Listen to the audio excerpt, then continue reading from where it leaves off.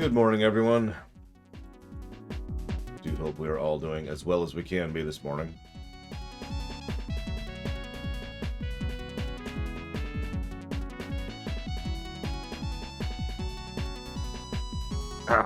My goodness. Okay.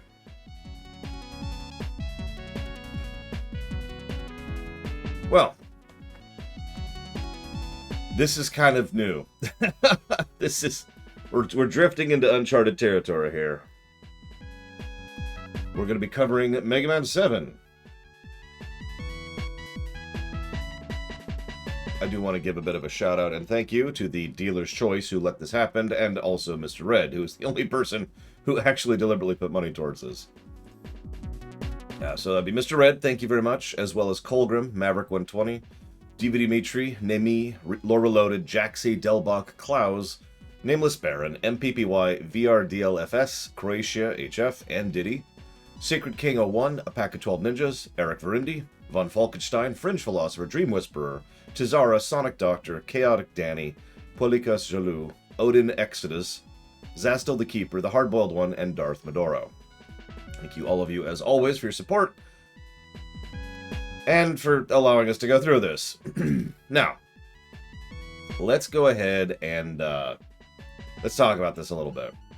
So if you check the review page on the website, you'll see a list of games, and it's a decent list. You know, we got this. But if you look at this list, you scroll down a little bit to April 18th. We had tried this brand new concept. It was something that was this whole new idea. It was called a classic run. It was the first time we'd ever done anything like this. And the whole idea was to go back and review an older game. Now you're probably thinking, well, didn't you do that before? No. If you look at every game we reviewed prior to that date, it was all new stuff. Stuff that either just come out or was only just a couple years old. You know, obviously we can't keep up to everything on up to date, but everything we played was stuff that was within a couple years of new. So we went back and we reviewed Super Metroid. Now, Super Metroid reviewed extremely well. It's still one of the best reviewed games I've ever covered, and that was awesome. And then we reviewed Donkey Kong Country, Golden Sun, and Mega Man 7. That was the bundle. That was the original, let's go ahead and cover some classic stuff. And later we stretched that out a little bit, covered a few other ones. No, you're just the one who is the only person who actually put money towards this deliberately, Mr. Red. And this led to this being a normal thing, and blah, blah, blah, blah. Now, the definition of a classic run has obviously changed since then. Nowadays, a classic run is simply any run that I've already done before, and is, let's call it what it is, a lore run light. But this run, Mega Man 7, it got a net positive. It was still, the old Mega Man 7 run had a golden score of 13.34. So, as I've said before, anything above 0 is good. But I remembered Mega Man 7 really fondly, and it didn't hold up to that memory at all. I was astonished by it. In fact, I was so astonished by it, I made an entire lorium about it. A whole concept on the page called Mega Man 7ing, which is when you go back to something that you remember liking, and it's not as good as you remembered it. So, yeah, there it is right here. I'll even link in the chat. A term referring to a media, can be a game, book, movie, song, show, or play, wherein you have fond memories of enjoying it quite a lot and expected to really dig it when you went back to it, but for whatever reason, it simply did not age well, or you simply didn't enjoy it anymore. This canon often is a subset of Sand Before Water. There's a nice little link there. We'll see how this holds up through an audit run. I actually have the old run right here. I'm not going to look at it immediately, because I just want to make sure it's there. So what we've decided is we're going to review this as if we never reviewed this before, and we're going to see how it holds up. As usual, we are specifically reviewing the collection edition. Unfortunately, it's not going to get a lot of benefit from that, because this is the Legacy Collection 2, and for reasons I was unable to divine, and I actually did look into this, there's not a lot of features to the Legacy Collection 2, and I don't know why. I don't know why this is a thing. So, yay on that. Now, Jesse Ward, I also can't change the resolution of the game, which is very strange, but whatever. So I'm actually playing a smaller window, too, so that should be fun. Thank you, Jesse Ward, as always. And And I'll put that towards Suiken and Tierkris. Because that's what you want, right? Suiken and Tierkris.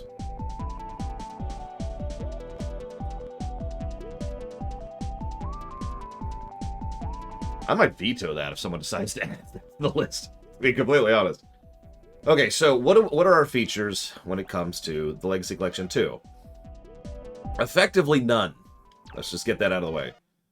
We can't even do so we've got this thing, right? Checkpoint save, but you can only do checkpoint saves at certain points, and I'm not even sure how that works. So that might not even be a positive, but that's as close to a feature that the collection adds. So that sucks. Oh, God, I don't know. I haven't even looked into it. If it's like Tierkris, no. Otherwise, probably yes, maybe, depending on if I can get hold of it. So, we have an intro. Actually, I'm sorry, I'm an idiot. Before we get into this, I want to talk about this game just a little bit. Because I feel like it explains a lot about why this game is kind of rough. Now, this is the only classic game that came out in the States on the SNES. And I say that very specifically because there was one other classic game that came out on the SNES, and that was Mega Man and Bass. Now, that game came out over here on the GBA, which is a inferior port objectively, and is actually just kind of terrible as a consequence thereof. Have a good day at work, Valerian. So that sucks. But that I only mentioned that because one of the reasons why I used to replay Mega Man 7 and Mega Man X3 so often is because of the fact that it was what I had. Remember, my mother, by this point in history, had forced me to sell most of my NES collection, which I'm still upset about, and I've never actually forgiven her for. And so I had my SNES and, like, my 4 NES games, none of which, well, only one of which was a Mega Man. That was Mega Man 1, as we've already discussed. So it's like, okay, so if I wanted to play classic Mega Man, I would be playing Mega Man 1 and hooking up the NES, or I'd play Mega Man 7. So this is what I'd replayed. And I replayed this a lot. Because it's Mega Man, it's my wheelhouse, right? That's how that's always worked. As I've kind of demonstrated as I've been going through 1 through 6. The other one I owned was X3, which was the first X game I owned, as we've already discussed in other videos. So it's like, okay, sure. But why does this game have issues? Now, let me be clear. I do think this game absolutely has issues. That is a problem. I don't know how bad those issues are going to be in audit, but I do think it has issues. Well, it's very simple. Who would like to guess how long of a development time they had? Now, this is a SNES game. This isn't the days of the NES, so, you know, we need larger development times in order to be able to make an SNES game. So how long do you think they were given to make this game? Now, while you're guessing, I should mention this is the exact same team with a proviso that worked on Mega Man X2. They had just made Mega Man X2, and they, like, the next day, they were like, okay, now we need to start working on Mega Man 7. Now, for reasons that are best left to the imagination, because corporate is stupid, they had a deadline. This is why they had a short development cycle. You know, they had to meet that deadline because Capcom is continues to be stupid. We got another Capcom is stupid in a minute here. And so this is reaching the realm of conjecture. However, I've seen interviews from people and programmers who worked on this while they're discussing the development of Mega Man 11, because some of the people who worked on 11 also worked on 7, where they talked about how they had to bring in an external company in order to finish the game on time. Like, they had to offset some of the programming and some of the code and some of the design to a completely separate company to reach that deadline. Now, based on evidence and based on the timing, it is very likely that this company is Minakuchi Engineering. If you don't remember that name, I don't blame you. They're the ones who made the Game Boy Mega Man games and, yes, Mega Man X3. So, immediately shoved into the game, immediately after finishing X2, bringing in the company that made X3, and let's be honest, they're not that great at making Mega Man games. Put in this one. Okay, yeah, that makes sense. That makes sense. Oh, and by the way, the deadline they were given was 3 months for a SNES game. Several of the people who were talking about this in all the interviews I just referenced all said the exact same thing. We're so sorry for this game. We regret this game. We wish we'd had more time to develop this game. We think this is not a good game, and it could have been so much more. 3 months is absolute insanity, by the way. Hang on. I got one more for you. Capcom's like, okay, cool. Let's go ahead and make an English release. Let's do a bad English translation and start. I shouldn't say bad. It's not good. It is an unpolished English translation. Which if you've played this game in English, you know that because you've seen the spelling errors and you've seen the grammatical errors and all that fun stuff. But so okay, so we're gonna go ahead. We're throwing together this English translation. Cool. You know what? Now that we've done the translation, now that that effort and time and money has been spent, let's not release it in the West. I mean, it's not like people outside of Japan even like Mega Man games, right? I'm never going to stop banging on this point because this is so stupid. And reminder, this is the exact same mentality that would eventually lead to the downfall of the X series, which at this point was, you know, like I said, immediately in the wake of X2. Thankfully, there was a bit of an outcry and a bit of a push from Nintendo of America and from Capcom America to say, what are you doing? Release the goddamn game. And so they were like, fine, but do a limited print run. So this is yet another example. I'm not going to pull the cartridge. I've got it back there. It's already on the shelf because we technically already reviewed it. This is yet another example of a limited print run game on the SNES that I happened to be lucky enough to get a hold of. Now, try to be shocked. Mega Man 7 sales were not that great in the West. They were still good, but they were basically everything they had because they didn't produce that many copies. So every now and again, I look at these decisions. Like sometimes you look at a decision and it makes sense. You know, like the idea of not jumping onto the SNES when it first came out. That actually makes sense. There's a logic and there's a reasonability to that, right? It's expensive. It's unproven hardware. We already have an existing fan base. Okay, that makes sense. We can understand that. But I look at some of the decisions Capcom has been making throughout the entire arc we've been going through this franchise, and I just look at you like, what are you doing? Why are you making these decisions? Anyways, so let's watch our intro in the year 20XDX. Dr. Wily is evil. Oh, sorry. Actually, a pretty nice rendering of the final boss, excuse me, the second to final boss of Mega Man 6.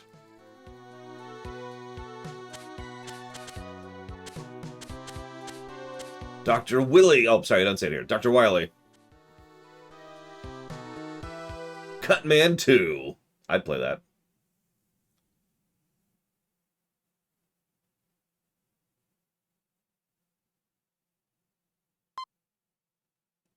Dr. Wily always knew his schemes might end in failure.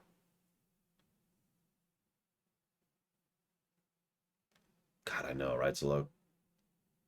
And had planned for just such an occasion. Which makes sense. Of course, he'd have backup robot masters to free him in case he ever got captured.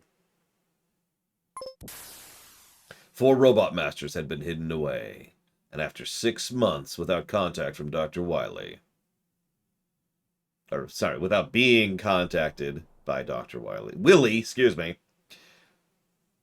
they activate and begin searching for their master.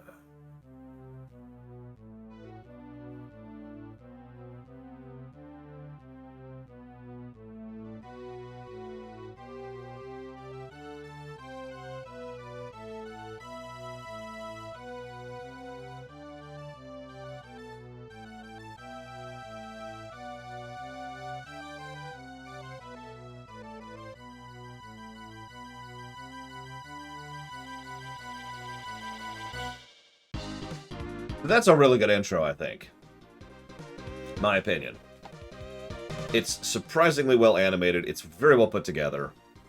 It's got some good stuff overall. Just it's good stuff. I like it. I like it. I'm with it. Plus to intro. No bonus pluses because, you know, the collection didn't add anything, but the intro is definitely a plus.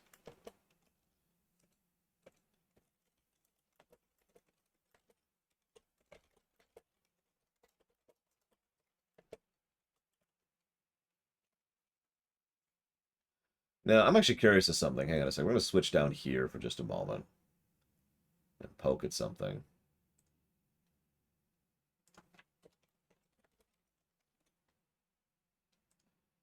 Like, the resolution is just weird here. I don't know what's going on with it. So we're going to try to see if we can do a slightly different resolution. Hang on. So this is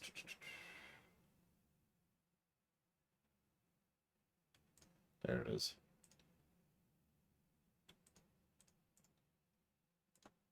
Sorry, because the resolution changed on me between the Legacy collections, so I'm still kind of dealing with that. Let's see if this fixes that any. So let's go ahead. Nope, it's still the same problem. That's just weird. Look at that. Look at that. Ah, whatever. We'll just stick with this. It's whatever. It's whatever.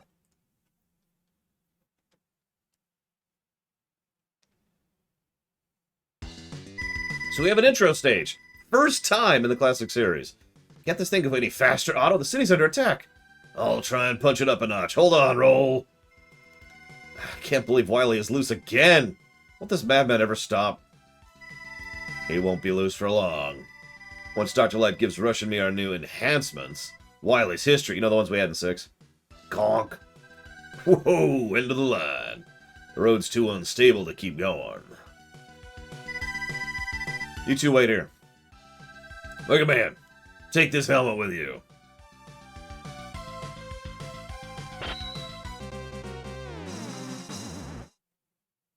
I mean, I'd wear it. It's a Met hat. Come on, think about it. I guess not. Personally, I kind of like the other one.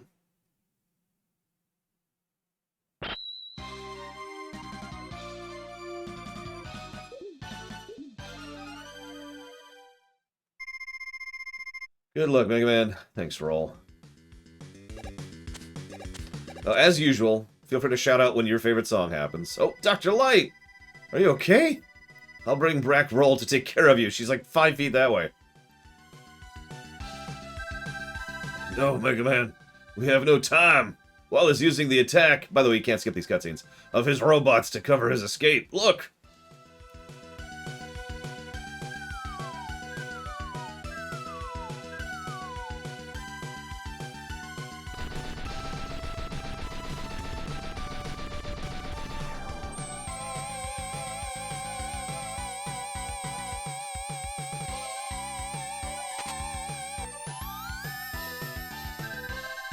You've gotta go now, Mega Man. Get Rush. Follow Wily's spaceship. We're calling that a spaceship now? What? Okay, our controls are completely wrong. Whoa, our controls are really wrong. Holy crap. Hang on. Let's fix all of that. Okay, so that should be attack. Whoa, no. That should be jump. That should be on. Jeez Louise, that's just terrible. Okay, there we go. There we go. That's better.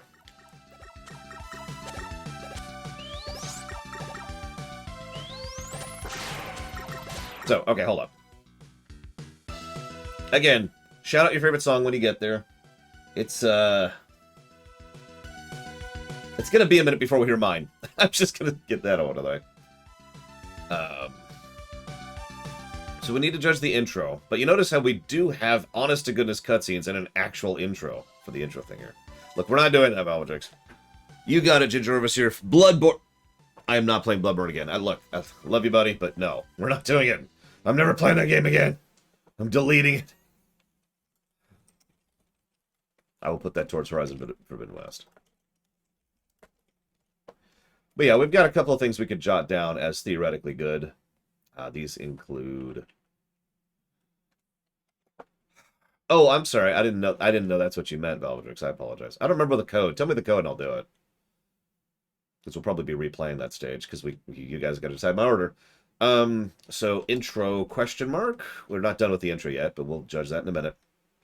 We've also got animations, interface. I think the interface is pretty tight in this one, so it's probably going to get that plus. Some usual stuff, controls, question mark, combat, question mark.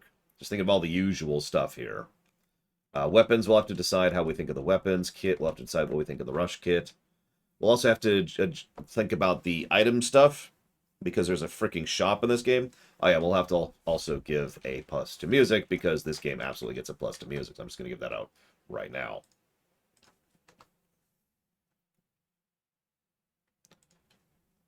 No and no, respectively, Canada Bangs.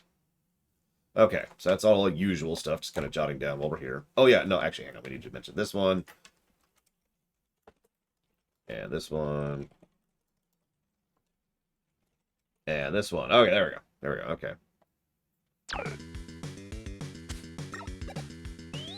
I do like the destroyed town here. So we're probably going to give a negative to audio spam. Because this game really wants you to hold down the charge, and I just want you to listen to this for a second.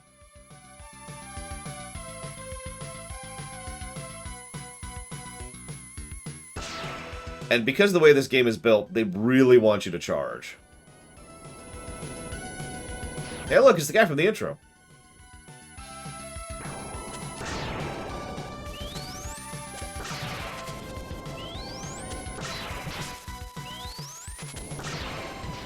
Real quick, should we kill Bass? Or should we die to him? He's a little smaller than I thought he was, but that's okay. That's okay. Yeah, for some reason they started going really piercing with the charge sound. I agree, and I don't know why. Like, it's a sound you're supposed to hear all the time. Why would you do that?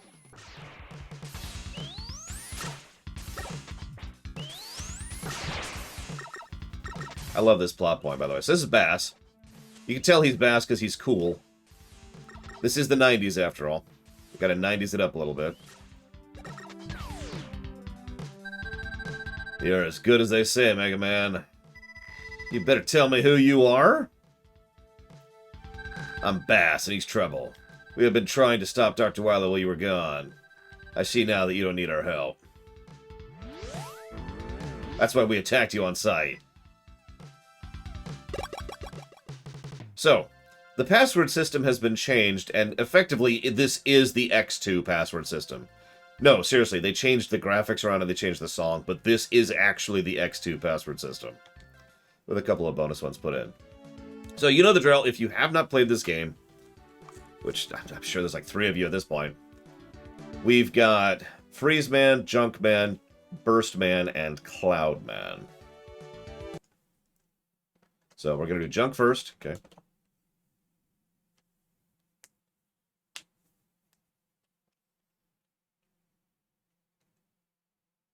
Yeah, this is the beginning of the 4 and 4 format.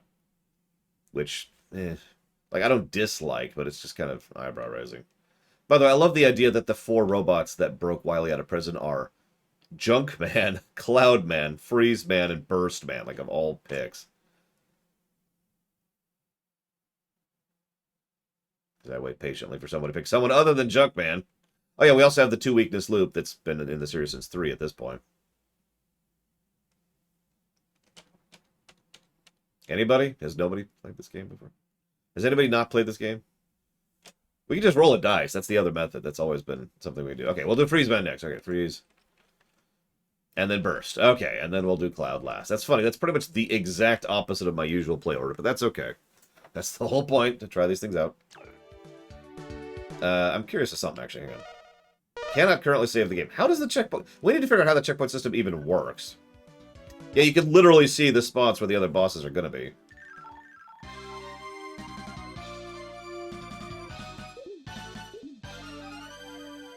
I don't remember the code, Mega Man 8990. I mean, I could show it off.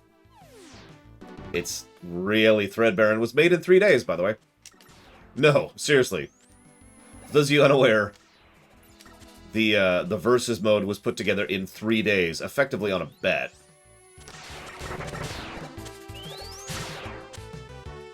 Hang on, we really want to... hello? What?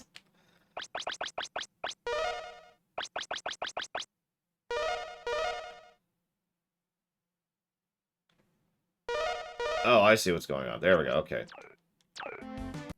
There we go. Hey, okay.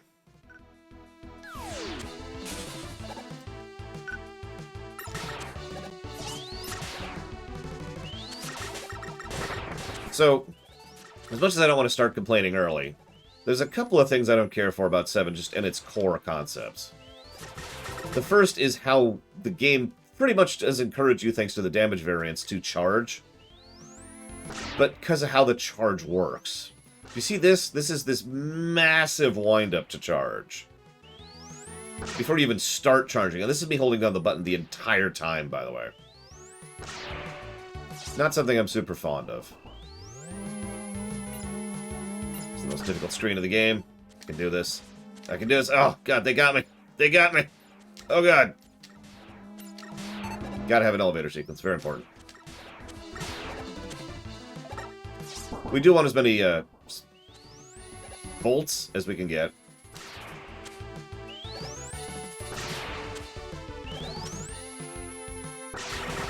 Another thing this game has is a lot of deceptively difficult jumps. Which I'm not sure I like. But we'll talk about that more when we get to the really bad ones. So, yeah, okay, let's go ahead and talk about this. Mega Man 7 is one of those weirdly hard games, but not really for good reason. It's weirdly hard specifically because it's really clear they didn't quite think about the arcs and jumps as much as they could, because, let's be honest, most of these stages probably didn't have the polishing passes that level design requires, because 3 months. So a lot of the jump arcs are a little bit weird when it comes to making them.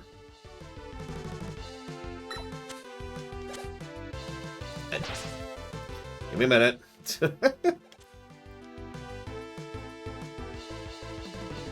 That's going to be a continuous thing throughout the whole game, by the way. The one I remember the most is actually in Freeze Man stage. There's a jump there that looks like it should just be a joke, and it's actually really easy to screw up and die from screwing up, so... We'll get there when we get there, though. Yeah, okay. I didn't know this game was made by the X2 and X3 teams until today, when I was doing research for it. Allow me to go ahead and professionally say that not only does that explain everything, but this game feels like it's made for wall jumping. Like, it actually does literally feel like they wanted you to be wall jumping on this game. Now, you don't have to. Again, you know, I'm not saying that you have to. That's the statement I'm making.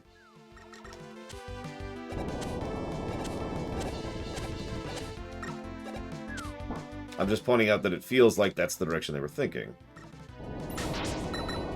And if I could... Okay, well, sure, that works. Thank you, Jesse Ward. I was just waiting for a chance to say thank you to Jesse Ward. Thank you again, Jesse Ward, for the sub. Very much. I assume that is also going towards Suikoden, which will never be funded. Or maybe it will, I don't know.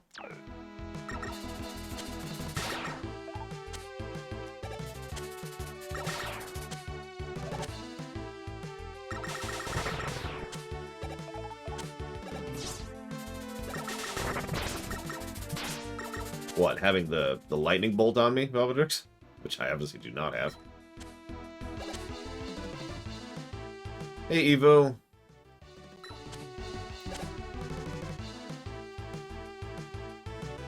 We will never make Suikoden 1 happen. Ever! I mean, I only bothered to buy it and make sure I had it just in case. No, you need the... Oh. Well, hang on. Let's see if we can try out this thing. Okay, let's see what happens if we do this. That's what I thought. That's... okay. So that's what the checkpoint save is. That does not get the plus for that. That's not happening.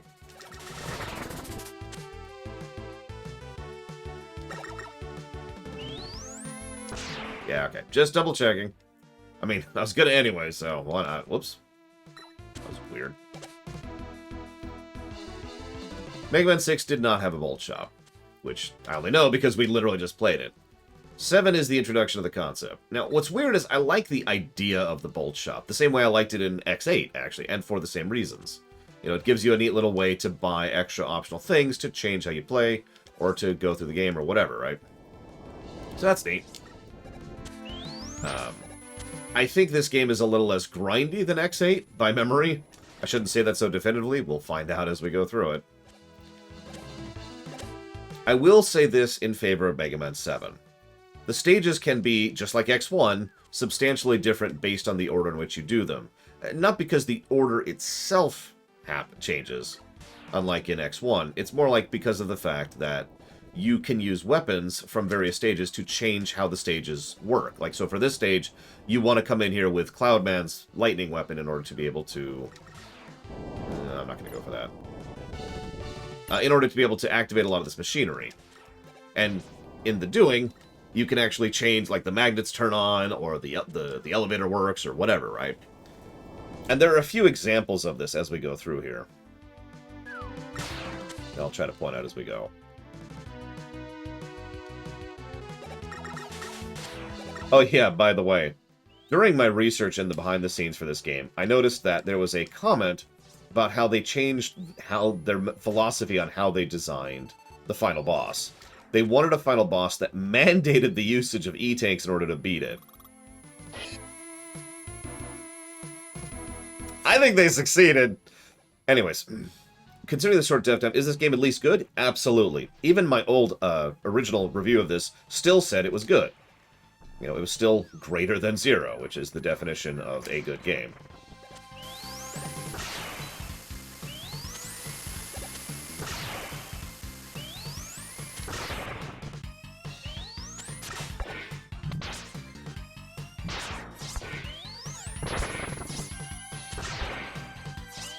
I mean, maybe he literally is, Jesse. I keep reminding you, this game was made in 3 months.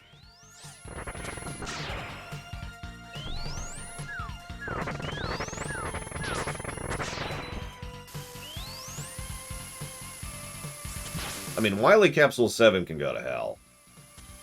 It's the only reason I put up the cheat flag on the original review of this game. I got all the way to Wily Capsule 7 and then died. And could not do it, and I was just like, well, I've been here for about an hour trying to kill Wily Capsule 7. I'm done.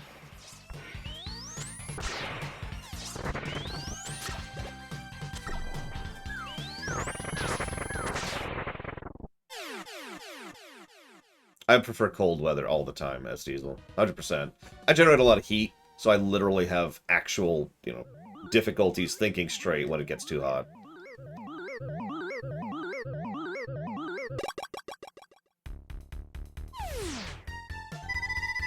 The junk shield will protect the user with rotating spheres, right?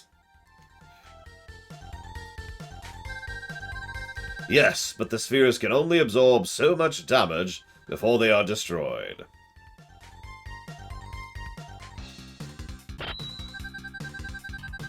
Junk shield.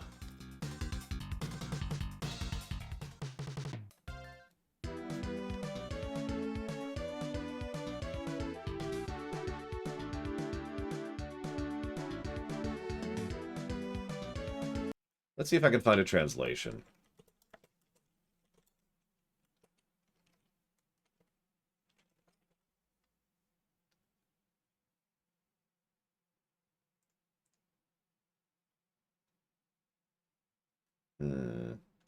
I probably can't.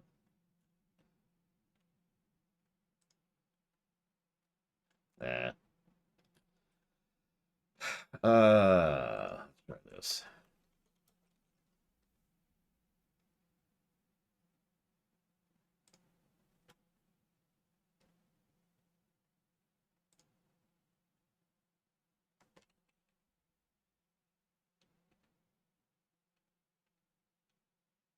Damn.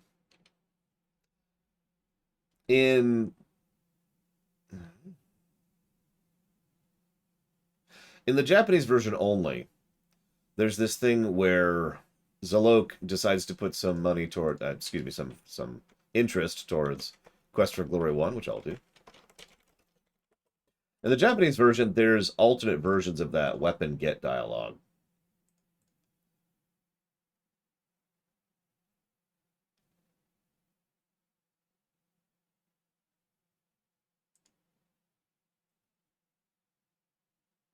Okay, here we go. I found it. All right, so here's Junkman. So what'll happen sometimes is either roll or auto will bounce out depending. So if we get roll for Junkman, it'll say, the junk shield surrounds me with scrap for a short time and then shoots itself out. And then roll says, this is making an awful mess to clean up, so don't you dare use it in the house. And Rock says, okay. If you get auto, aka Rightot, he'll say, the junk shield surrounds me with scrap for a short time and then shoots itself out. And Auto says, I hope none of my bolts are in the scrap. It's alright. I'm properly collecting all of your bolts. That's kind of weird. Anyways, I'll leave that up as we go through these. Who's next? Freeze. Okay. Freeze is actually kind of mean to do first. Just because of some things we'll talk about when we get there. I mean, maybe Lunarith, I don't know. I've had that problem since I was a kid, though. It's not like... It's not because I'm fat. It's because the fact that I generate a lot of heat. I always have.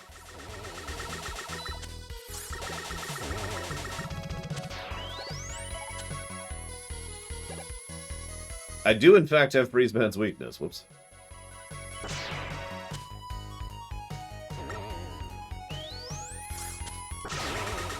Now, I don't mean to pick on this poor game. But Freezeman stage is probably one of the worst stages in the game, overall. There's very little thought or design put into it, and most of the platforming is either too tight, depending, or too basic.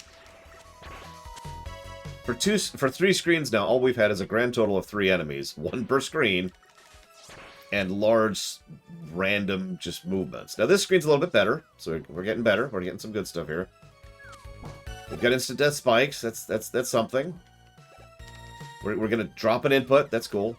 We don't have a rewind feature. That's always cool.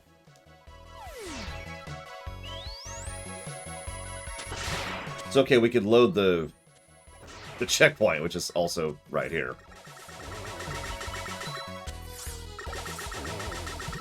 For the sake of testing, we should probably try out that. That's not great. That's the auto fire right there.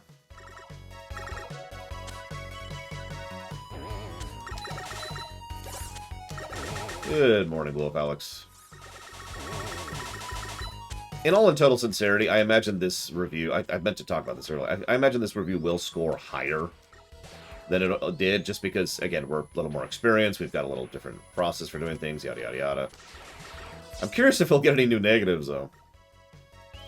Yeah, no, the camera is way too far in. It is pretty much the exact same problem we had with the Zero series. And it's a consequence of the fact that they wanted Rock as large as he is on the screen. That is the issue we're running into here. Which makes sense, again, when you consider short development time and the people who worked on the Game Boy games, which also has that problem in spades. Oh yeah, actually, you know what, we will probably be giving this game at least 1 positive. Hang on. I saw that, Justin. Whoop! Okay, hang on. You like really tight jumps, right? Jeez Louise. Okay, hang on. Let's just try it from over here. Nope. Nope. I really do need to make that. Alright, let's try this again. Okay, that... Alright, 1 down. By the way, you can hot switch, just like in the X series. So hang on. Let's rewind a second here. So where's our list? Where's our review? Where is our review? There's our review. It's on the other page. Alright. So let's give plus to this. Oh, I know, Leander. I do like the visuals of this game. Let me be clear about that. It's just, there's so little that they do with the screen because of how far zoomed in it is. I've already demonstrated that on the past several screens. There's a platform, and then there's a lower platform, and then there's an upper platform, and then there's 1 enemy, and it's so clear that they were having trouble fitting stuff to do on the screen because of how far zoomed in the camera is. Okay, so...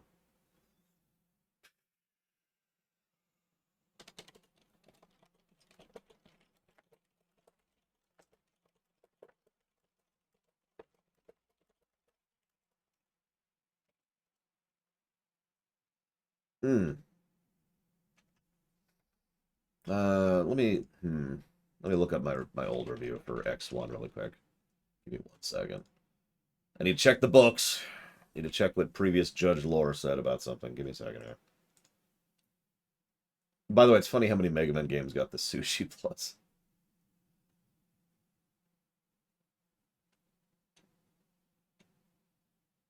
There it is. Okay, yep, that's what I thought. Alright, cool. So yes, plus to gameplay for the fact that you can alter the stages based on the order you do them in, based on the weapons you use. So that's cool. Definite plus for that. Probably going to give the sprite work one because it looks really good. We're definitely going to give the animations one. There's some very tight animations. In fact, we might give a second one to animations. We'll put a question mark by that. We're definitely going to give the interface one.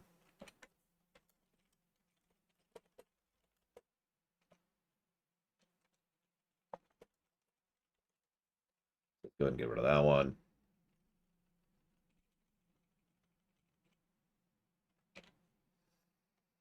We've already given A+ to music. There's something else I was thinking about. Oh, yeah, that's what I was thinking about.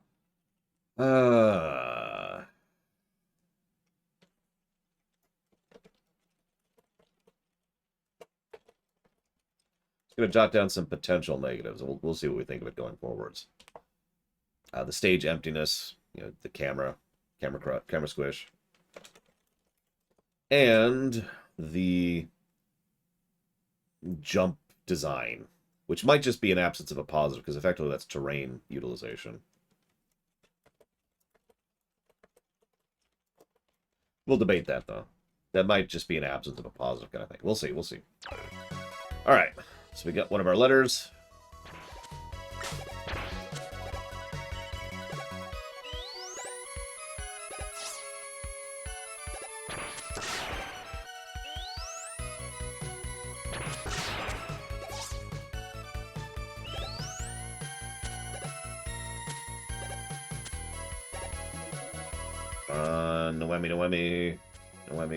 Noemi. Ah, I messed it up. All right, whatever. No rush for me. And death. Rush was so upset at me that I died. That's just how bad that is.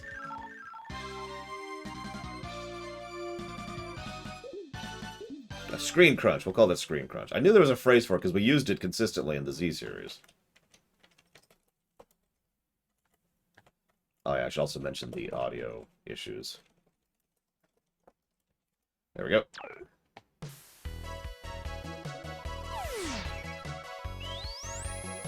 Listen, Mr. Ed, the moment I win the lottery, I'm going to be like, hey, that's not true. I'm going to tell like 15 people before you. But eventually I'll be like, hey, Mr. Ed, I got a job for you. I'll probably hire random, too, to do the editing. I mean, there's not actually a lot of Final Fantasy gods in general, so...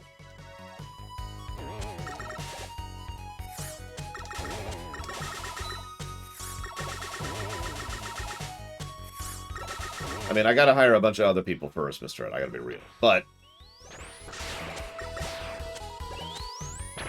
on the list, so to speak. Whoop, that...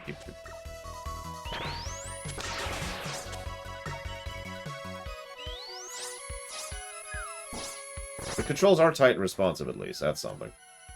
We have no Mega Man 3 problems here. I knew that was going to happen. I knew the second I said that I wasn't going to jump. Even though I did hit the jump button. It's just... I knew that was going to happen. That's the funny part.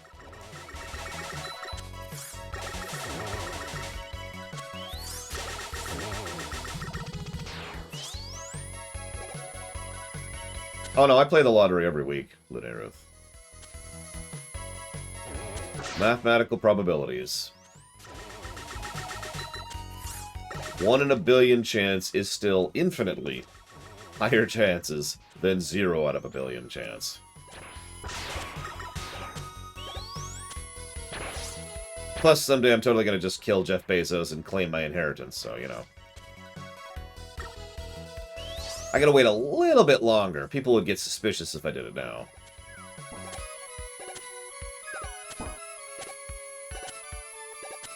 I could be Leander, because yeah, he feels slow. It probably looks slow because people have already commented on it in chat. Because there's just the movement, the pacing. It's not to Mega Man X7 levels, but it feels more in Mega Man X7's direction than Mega Man X8's. You know what I mean? I mean, who? Colin Plus? I've never even heard of this person. I'm sorry. It's definitely not my adoptive father or anything like that. Who I will murder to steal all his... I mean, to rightfully, legally, nope, inherit all his money. Man, I can still make this happen. No, I can't. Okay, hang on. Let's just do this. then do this. And then do that. By the way, you have extremely short iframes in this game. It's like 1/10 of a second, I believe.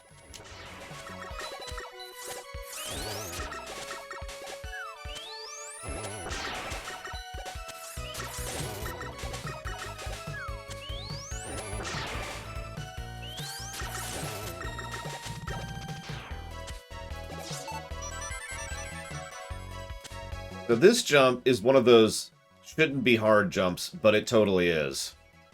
In fact, I've died doing this jump before because there's insta-kill spikes right there. Just give me a minute. Just give me a minute.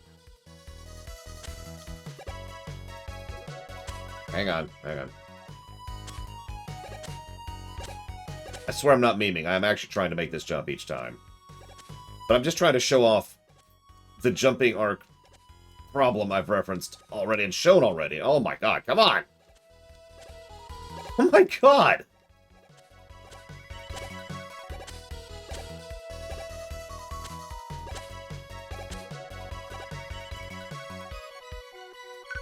So anyways, there is another way to do this.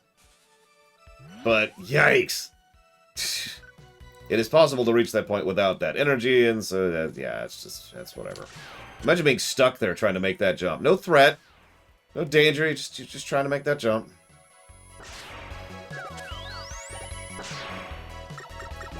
Probably Gingaman. It's probably the Taran effect. Those of you who've never played a Taran in Mega Man, or sorry, in in Mega Man Warcraft.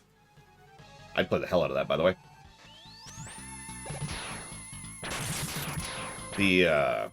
It feels like you're going slow when you're playing a Taran, because you're playing a Taran.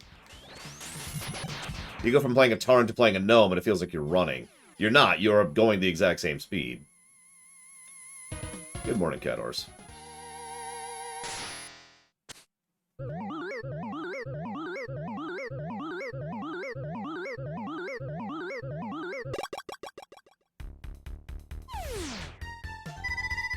The freeze cracker fires ice bullets, doesn't it?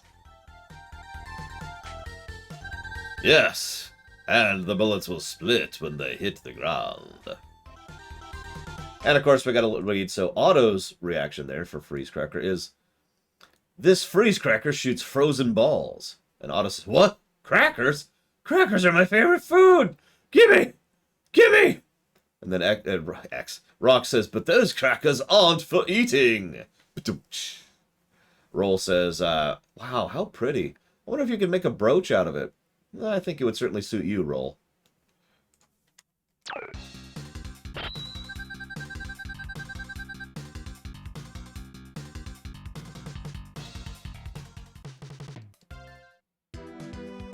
Who's next? First. But before we do that, wait to listen to the worst song in the game.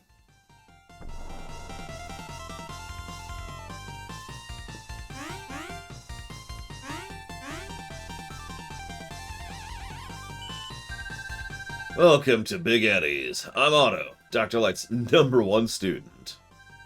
Unfortunately, I've lost one of my bolts, so I have a couple of screws loose. If you find my hyperbolt, I'd appreciate it if you bring it back here. Anyway, I'll try my hardest to make items out of any other bolts you may find. Select the item you want me to make. So we can buy 1-ups, E-tanks, W-tanks, the ability to exit a level, beat, which is not particularly useful in this one, and that's actually it for the moment. We'll come back to him. I just wanted to show that off briefly.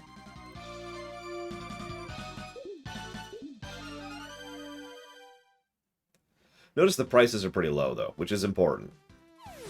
By the way, I haven't done this enough, so I just want to say that of all the complaints I have about this game, and there are several, the visuals are not one of them. Look at the background here. Just look at that. I cannot believe they made this game in 3 months. I mean, I can, because it's true. It's just, how the hell?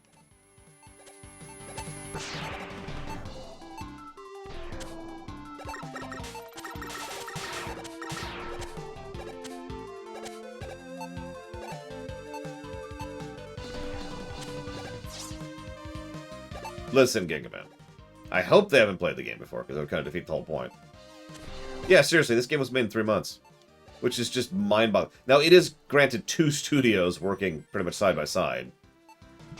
One of which, you know, has some issues. But still, as I said earlier, for as much as I think this game isn't as good as I remember, please remember that even in the old review, I still said this game was good. It just wasn't, you know, amazing, which is what I was remembering.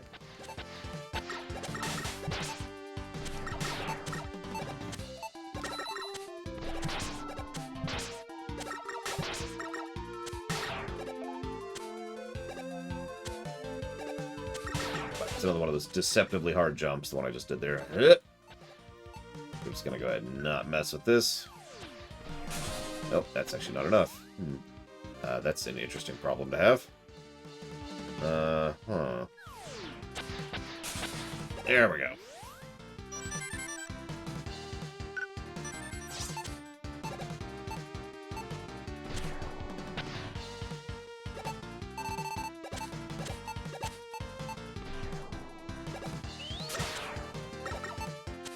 Oh, I should probably mention, this is, I believe, the first time the Classic series started doing the boss is super weak to their weakness thing, which the X series started with X1. You remember that? How, like, Spark Mandrill, right? And it totally interrupts his action.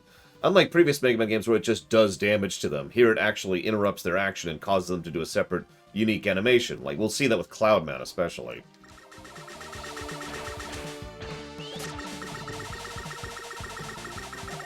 Now, whether that's good or not depends on the specifics, because sometimes it's actually worse to use a boss's weakness than to just hit them with the Buster because of how much it interrupts or stalls the fight. But in this game, it's generally considered a good thing. So this is kind of a neat little concept. We are now being shoved upwards in kind of a pseudo-auto-scroller. Let's kind of navigate that as a consequence thereof. This is the first stage I would be willing to give a straight-up positive to, by the way. Burstman stage is actually pretty legit.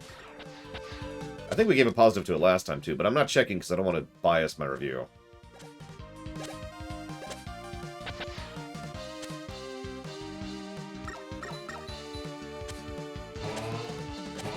Yeah, no, there's some good stuff in Burstman stage.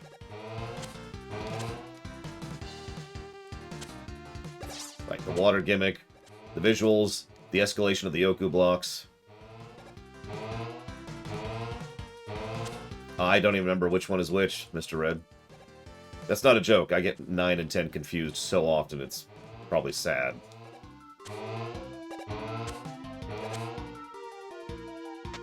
However, notice even the Yoku blocks there aren't terrible, and there is a recovery mechanic. There are platforms on the early parts of it you can fall back on in case you screw up the order. Now, this is actually probably my favorite section of the whole stage for some weird reason. Because it's the same reason I loved the airship stage in Shovel Knight. In fact, it's the same mechanic. You are slowly being driven up and down, and so you have to kind of guide yourself based on that. Like, you have no real control yourself of your Y-axis. All you have control of is your X-axis. So you have to decide, okay, well, I'm going to go over here at this point. Then I'm going to wait a moment. I'm going to go for it because I'm an idiot. I got to wait. 8.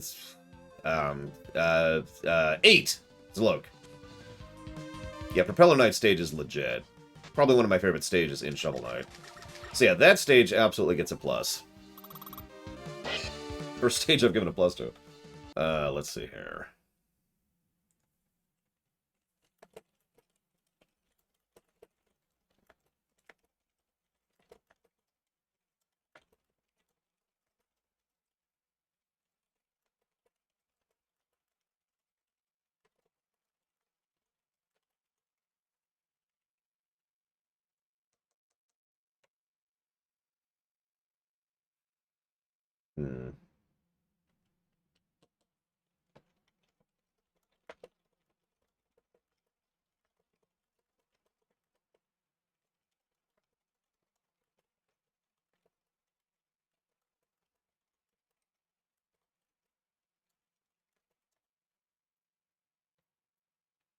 I mean, exactly.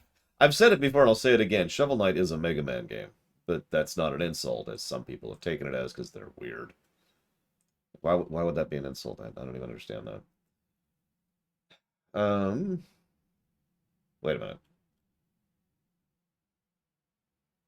Why do I keep missing donations? That's actually starting to get irritating. Why is it? This is not the first time that I have not been getting notifications for donations. I apparently have gotten 2 donations today. Hang on, I'm sorry, 1 second. How did I do that last? I'm trying to remember how I made that reset to the point where it actually showed the freaking donations.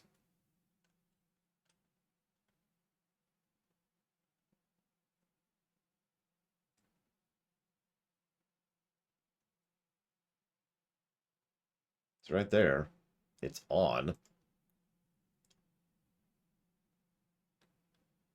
Let's do like this one minor change and see if that actually reboots it.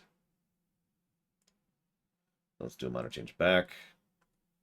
Let's do a test donation really quick. Just send a test donation. Nope, still no sound. Where the hell is my sound? Like, the whole point of having those little audio clips is so I can hear something in the background to tell me that there is a donation that just came in, so I know how to check it. Why is it not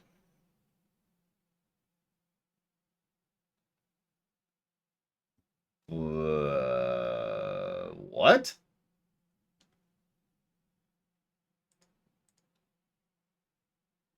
Hang on. I don't even know what's going on here exactly. Oh, you've got to be kidding me. Okay, hang on. I think I can fix this relatively quickly, but you got to give me a second. I apologize.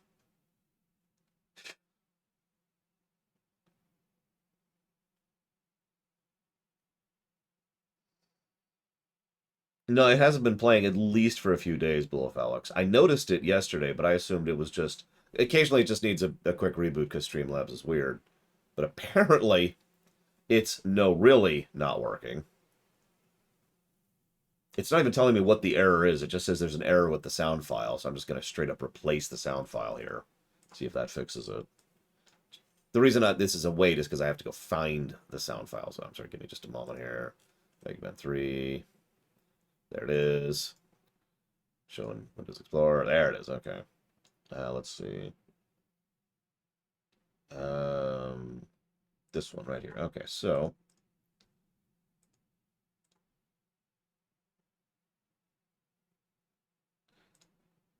hello.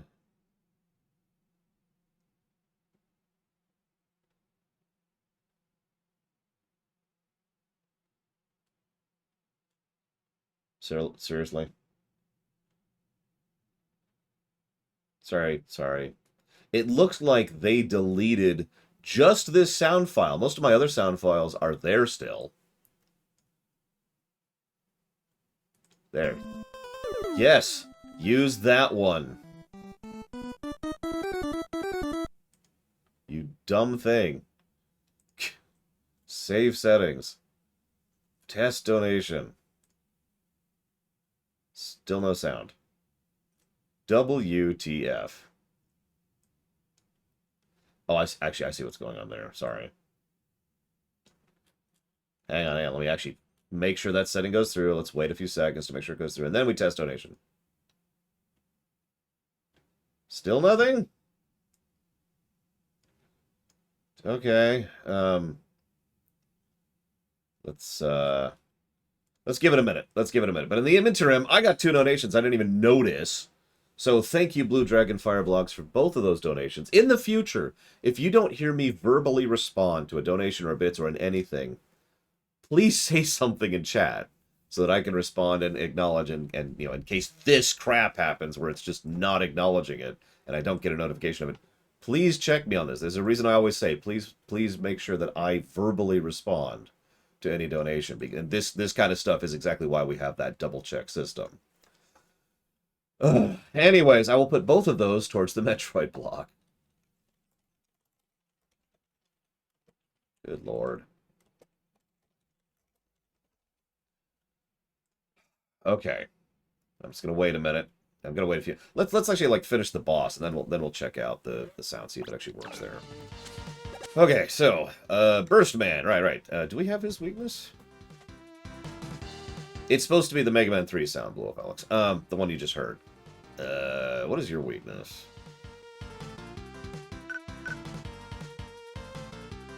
Actually, what's weird is Streamlabs is supposed to say something in chat too, which it isn't. And I don't know why it's not saying something in chat.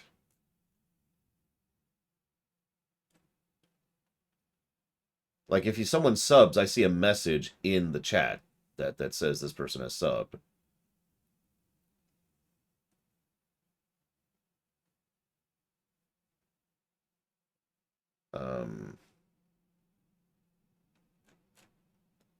Did they remove that as an option?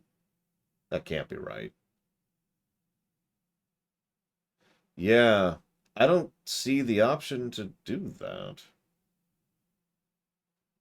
anymore.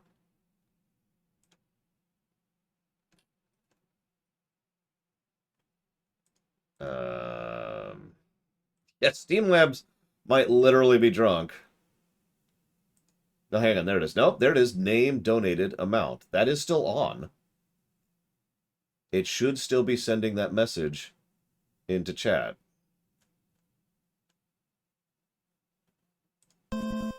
Okay, so the sound's working, although it's too loud. So we need to turn that way down. But at least the sound's working now for the donations. But there's still no text. There should be a message being sent to chat. For God's sakes. Whatever, let's just sit on that for a bit and hope it just kind of magically fixes itself. That's how that works, right? If all else fails, leave it alone for a minute. Sorry, I'm just kind of checking something here really quick. Yep, nope, there's no other setting for that. All right, whatever. Burst Man. What the hell's Burst Man week 2? Frost, I think.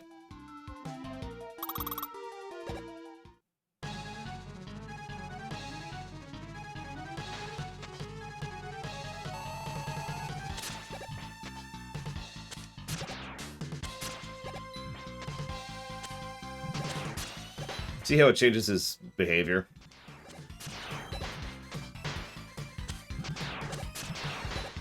But this is a little bit too ridiculous, so go back to normal playstyle. So he can instantly kill you. Because, you know, those are spikes on the ceiling. Okay, hang on. We're gonna go back to freeze because I don't feel... Hang on, what's my lives at? I don't know what my lives are at. No! That's okay. I accept death. There we go. Okay. I mean, no, Warp Core. Those are the two methods.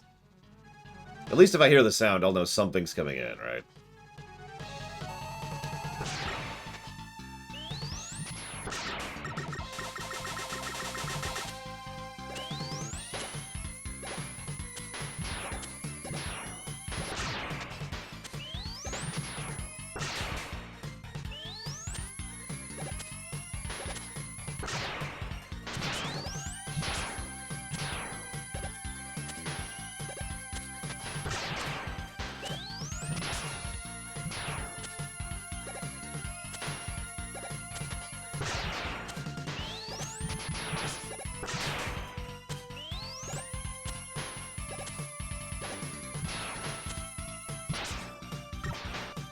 So he's actually kind of mean with Buster Only, which I'm trying to show off a little bit here.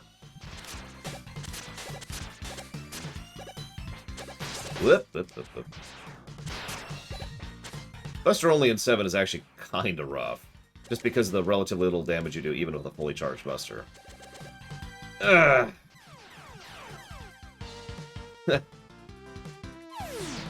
So, no more screwing around.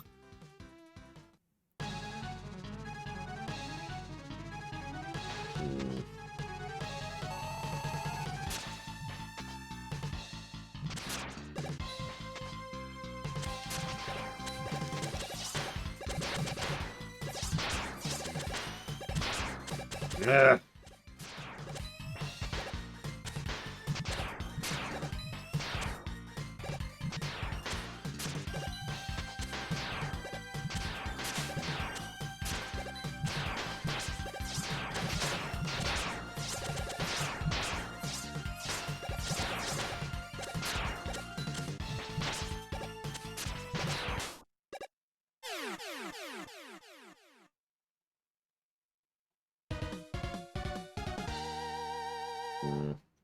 Not a bad idea. Gonna try something really quick here.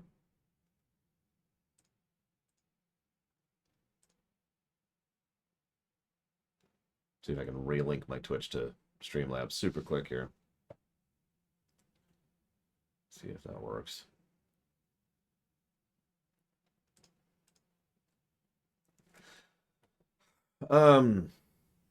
I should give... Yep, no, I should definitely give pluses to gameplay. And so I shall.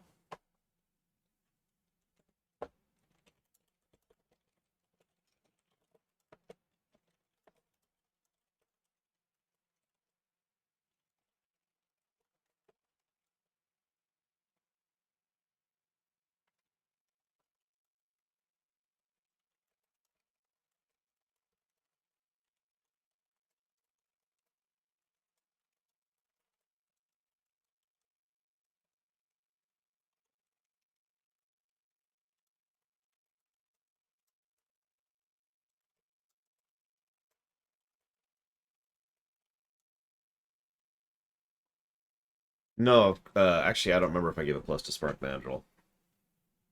There's only one way to find out. Let's pull up the review. The other review. The other review. Hello? Game. What the hell? There we go. The review.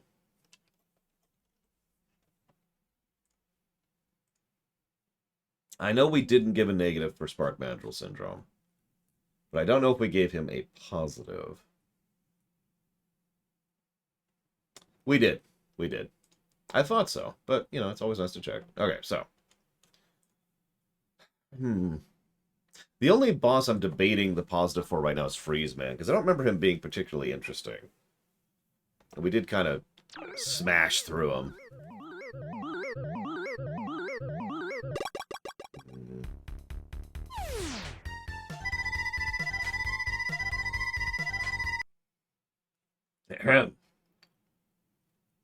Danger Wrap. Danger Wrap could shoot out an unwrapped bomb. Ah, that's right. There's a load of the doctor's garbage that was troubling me. So please blow it up for me. Roll? And Otto says... One moment. Danger Wrap can shoot out an untrapped bomb. Fireworks? They shoot with a dawn and go with a paw. Hurry up and send them off. Okay.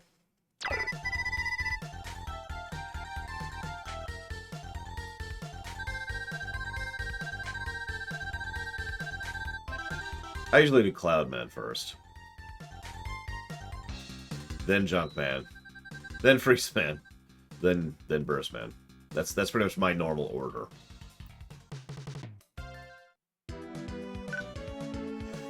Oh, excuse me. Ugh. We're gonna have to decide how many pluses or negatives we give for the optional stuff in this game, too. Because there is a surprisingly large amount of optional stuff to find, and not a lot to indicate that it's there, or that you have it, or that you don't. God, I love the visuals of this game.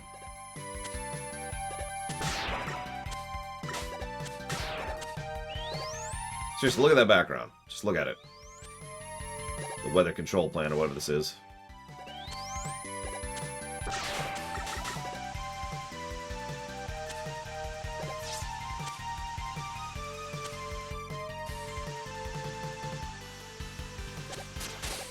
We can also make it snow.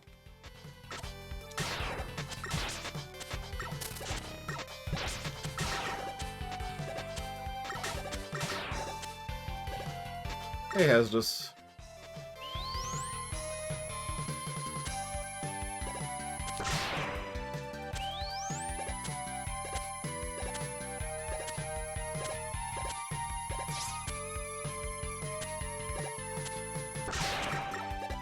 You can also make this harder than you need to if you decide to electrify these clouds, which I'm not sure why you'd want to, but you can.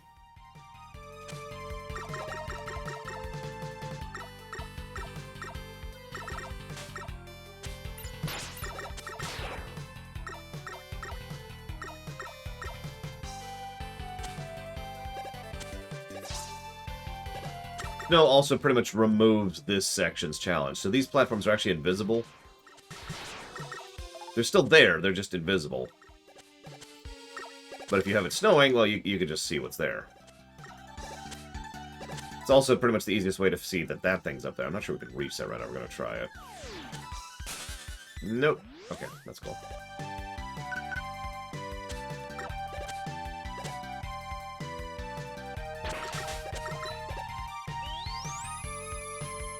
What I'm more likely to do, and I already looked up X1 for this, is I'm more likely to give A+, which I actually already have, for the weapon interactions in general, how they affect the stages. Because I think it's good design. I think it's some cool stuff. I'll try to show off at least a couple more of them as we go through this. We need to do at least a little bit of backtracking. Speaking of which... like, some of the optional stuff is pretty obvious.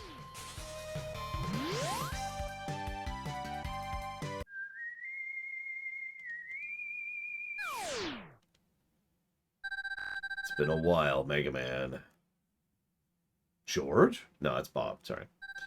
Here is a little information. Your weapons can be used to discover hidden areas. Try using the flame weapon in the woods. Thanks, Blues. I mean, George. I mean, Bob. I mean, whatever your name is. Elevators. I mean, ladders in this game.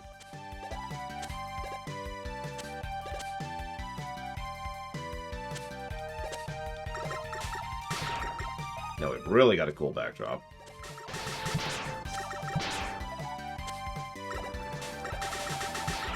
Airman reference. A little more complex, though. Because it's both directions, not just one. And there's a pause period in between. Oh, that was actually a little bit of a tight jump there. On my, there we go. Okay, and we're done.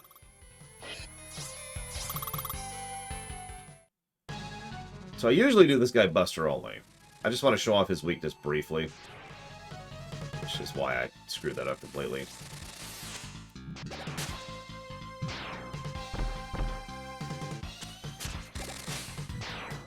This is Spark Mandrill syndrome, right here.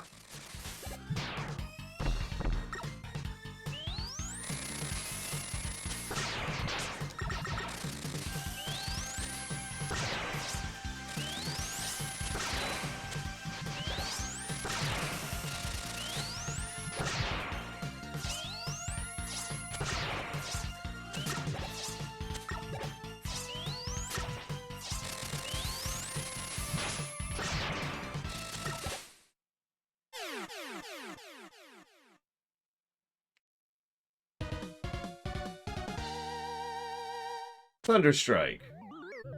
Thunderstrike fires an electric bolt. I don't understand what I'm reading here.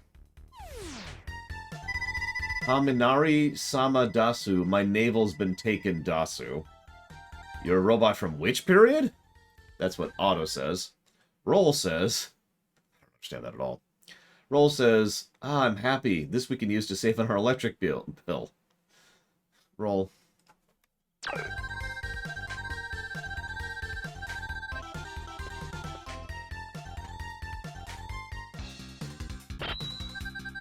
So, one of the other things that became standard policy for a while there, and we'll be seeing this in a couple of games, is after you do the first 4 stages, you have a middle stage. Welcome home, Mega Man.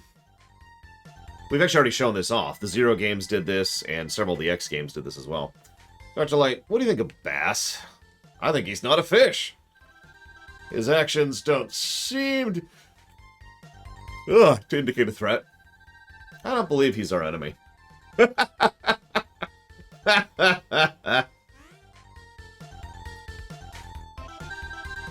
What is this? Bass is attacking and killing people. I mean, Wily is attacking the Robot Museum because Wily has a thing for Gutsman. No, seriously, the reason Wily is going to the museum is to kidnap Gutsman. I'm not joking. Second favorite song in the game, even though it's just a bunch of remixes.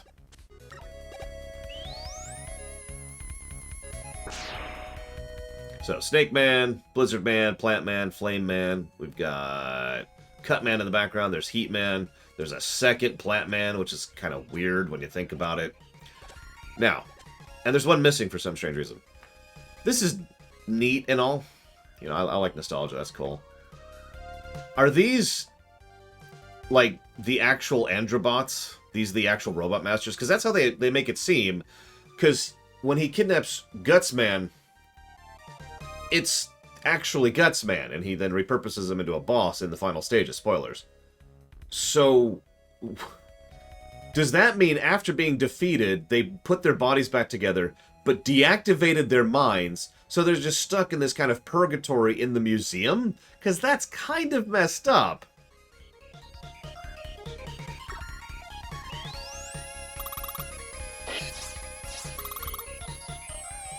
And there's Skullman, Ringman, and of course, Gutsman. If it's just their corpses which are being put on display, that's not... I mean, that's a little better. It's a little less bad. Here's Clown Man's predecessor.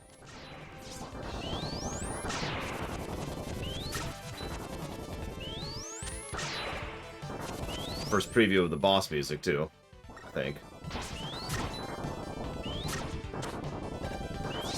I mean, I don't know about you, but, like... That's just, I don't know, that's just kind of wild. That's like taking C-3PO's body while he's been disabled, you know, because you could do that. They did that in the original trilogy. They just turned C-3PO off several times. And just putting it in a museum.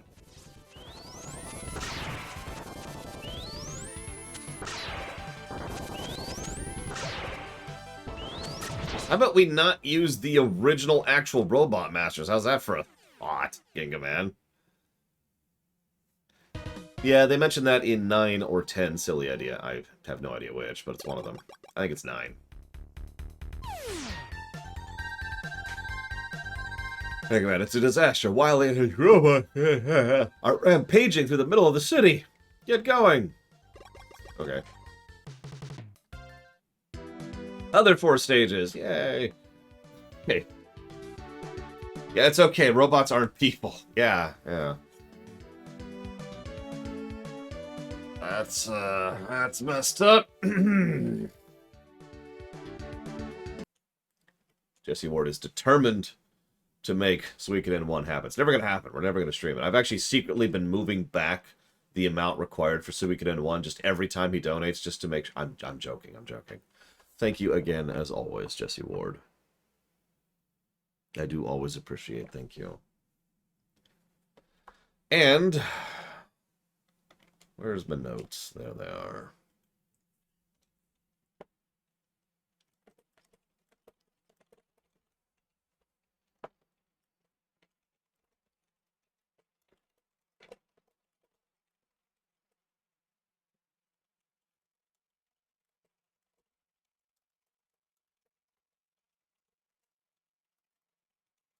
Yeah, there's a horrifying thought. What if when they're planned for deletion or whatever, they rather than just scrapping them, they disable them or delete them and then shove them into the museum? Like, just think about that for a second.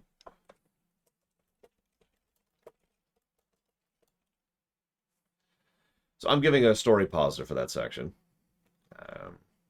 Well, no, I'm talking myself down from that. Hang on. What we're going to do is we're going to do this. We're going to start building an aggregate, because I think I can think of another few things that'll be part of an aggregate. But we're giving an aggregate positive for that section.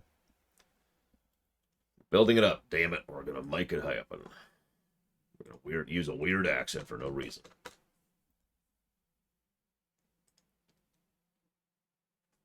Oh, yeah, we're actually up to... Whoops, what the hell? There we go. Oh, whoops, we're actually up to here, sorry, in terms of that. I need to look at my review on something, too. Sorry, I gotta look at my case law here for just a second. Give me a moment, please.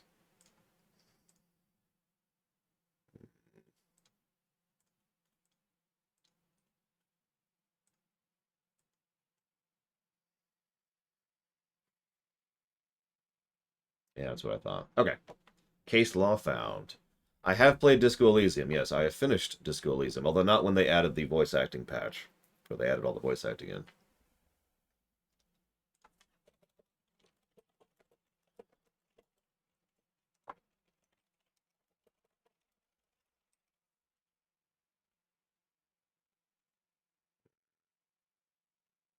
Okay, so yes, we're actually up to here on gameplay. Okay, back into it. Has anybody not played Mega Man 7 other than Gary? And if you're Gary, quick, say, like, one of those 4 corner bosses. Anybody who hasn't, you know the thing. We've got Spring Man, Slash Man, Shade Man, and Turbo Man. Okay, so it looks like we're doing Spring first, Spring Man first, and then Shade Man, and then Turbo Man, and then Slash Man. That's okay.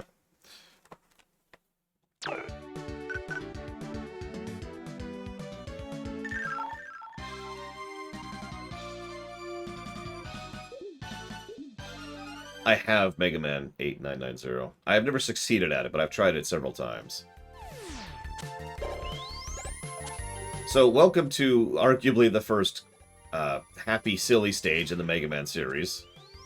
This is something that would become a weird trend. Like this, you know how there's usually plant levels, and there's frost levels, and there's fire levels? The silly level just kind of became a thing for some reason. I'm not actually sure why.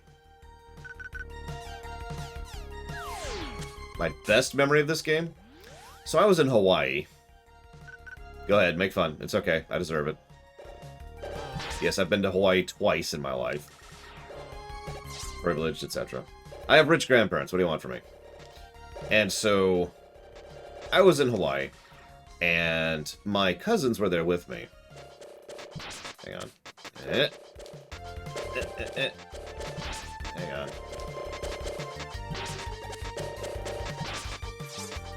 There we go. And there we are.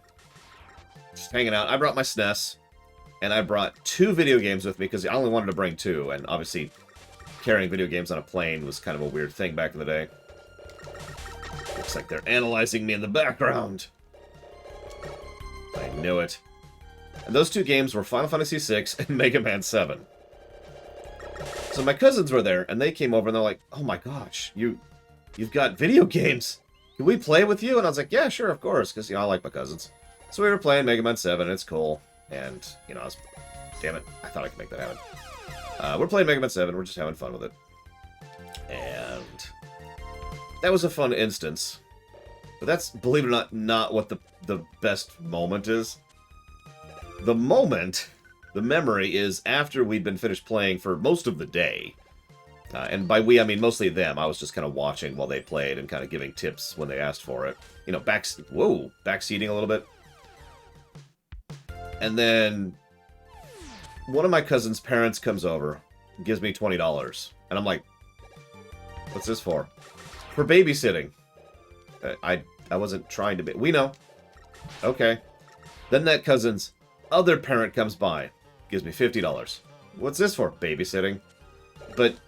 she already gave me money. That's okay. Okay. Then, you see where this is going. All 4 parents eventually, independent of each other, paid me a weirdly large amount of money for babysitting their kids for one day. The thing was, they were rather tired of them, is the nicest way to put that. And they were really wanting to have a day to themselves, to just relax in Hawaii. And so the fact that I took their kids off them for an entire day was something that they just absolutely took. And they just went out and lounged on the beach, you know, hit the luau, and actually vacationed for a bit. No judgment, you know, I get it. It's just, that's always stuck with me for some weird reason. Yeah, I thought so. So if Rush gets hit, he does that.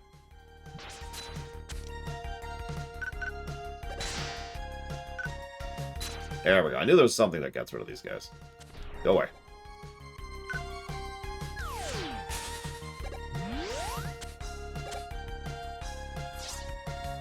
Sorry, you're probably wondering why I'm doing such weird things. Remember that the jumps in this game are kind of off. and pretty much always harder to do than they look. Every single jump in this, almost every jump in this game is just weirdly difficult.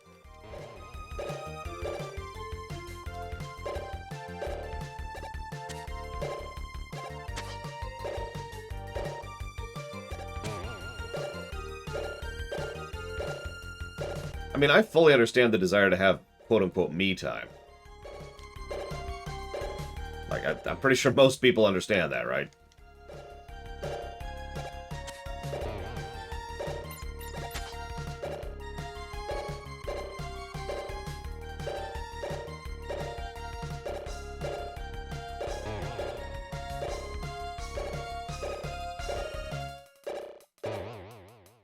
Oh my god, this jump. There we go. There we go. And it was all for a one-up.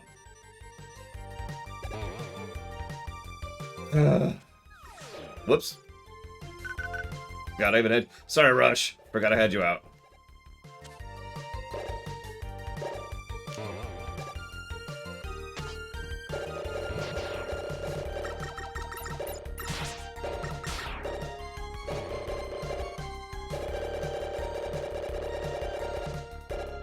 First female met confirmed.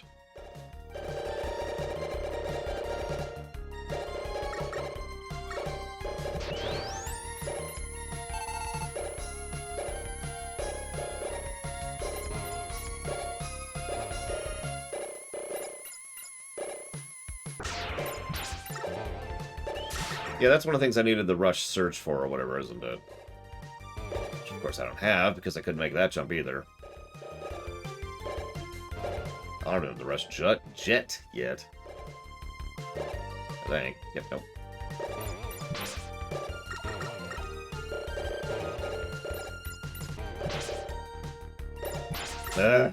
Fine, hang on. We'll go do the weird thing again. Oh yeah, this game is totally getting the Ninja Gaiden negative, by the way. It's pretty bad in this one.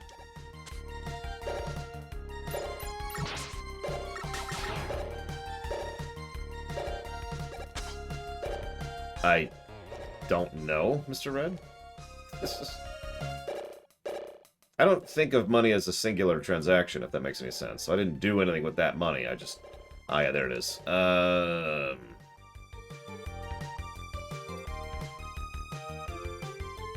I think I need Slash Man to get that. Oh, no, I know what to do. I remember this. There we go. Yeah, no, we're good.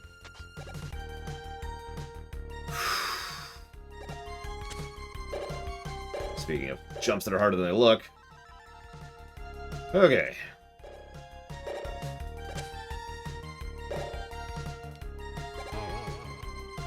Damn it, Jesse. No! Ah! This is me right now, as Jesse's donating to me. So I'll actually show off what that is, don't worry. Give me a second.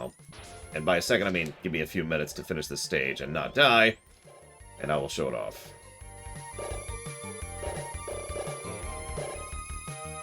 my god, this game. Actually, no, I didn't, Zactef. I thought you meant to remember the 5th of November because this happens to me! Whatever. The day in which the Patreon notices go out, which they did, consequently. Hang on, let me add that to the Sweek It in One pile here. And thank you again, as always, Jesse Ward. So anyways, let's go ahead and add that negative for the Ninja Gaiden problem.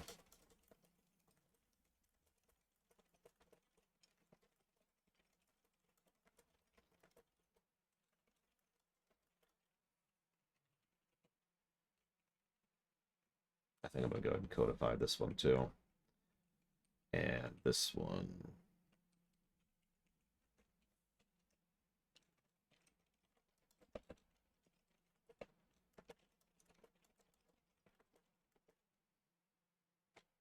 I was actually wondering, because I noticed you do that, Jesse Ward, and I was wondering at the mentality behind it.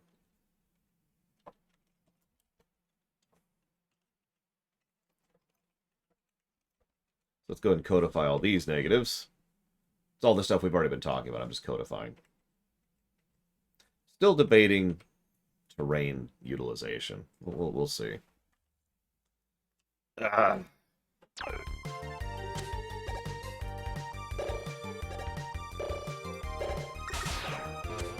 Well, you know what? I will take that as a good thing, Ginga Man, because it's one of the things I tend to enjoy about my streaming is when someone says, hey, I really wanted to play X because you streamed it.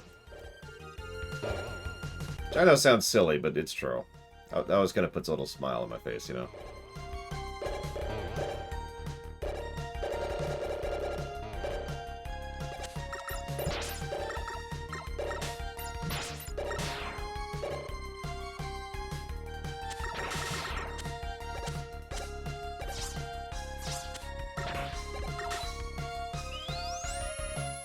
We don't have Springman's weakness.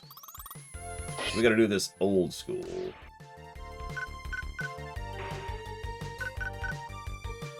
Checking something. Okay.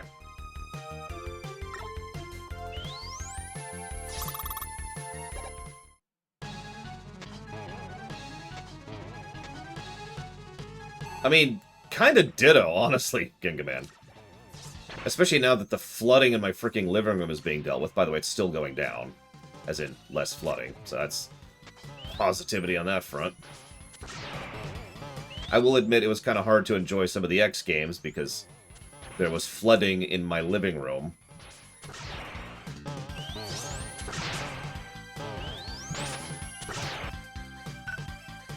Gonna go ahead and burn an E-tank.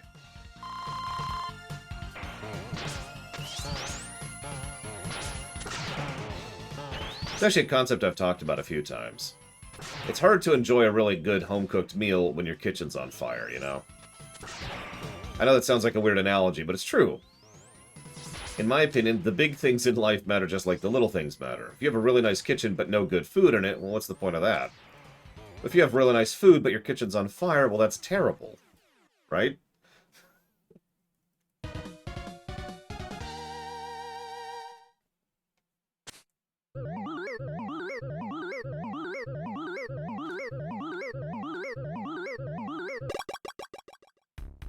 Oh, right. Let's pull up the other quotes here. Otto says... Where's Boing Man? Here we go. Wild coil launches springs forwards and back. Go forward and back, and go forward and back. If I use these springs on both my legs, my jumping power would increase, and Super Auto would be complete. Roll says... springs? I wonder if they could be used to repair the doctor's bed. And Rock says... Nope, that is impossible. So I gave a negative for audio piercing. This is one of the examples of what I mean by that. Like, when Rock talks, it's just unnecessarily piercing, and there's no skipping this. In fact, in the interest of honesty, I should probably jot down an aggregate negative for unskippable cutscenes. Not a full one, because there's only so many cutscenes. But you can't skip a lot of these. In fact, I don't think you can skip any of them. And, yeah, it can get irritating on replays. Who's next? Shade Man.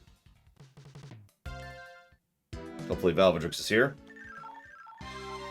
Uh-oh, I screwed it up. No! What? No! Hang on. I have an idea. We're gonna die. I do love that intro.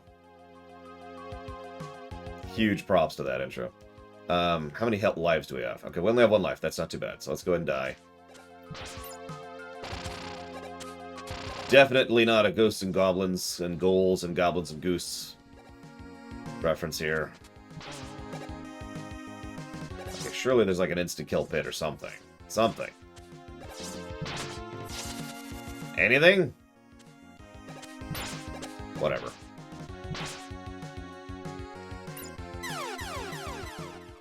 Yeah, just think, the next game we're playing is a Metroid game, Ginga Man. There is no rewind feature in this collection, Warpcore. Which is just aggravating on every level. I do not know what they were thinking with these collections.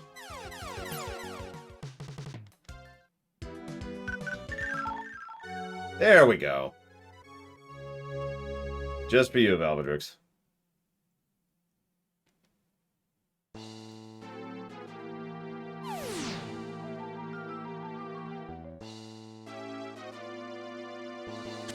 Oh, shoot, I meant to show Dream Whisper something. I need to go... Don't let me forget to buy stuff after this stage.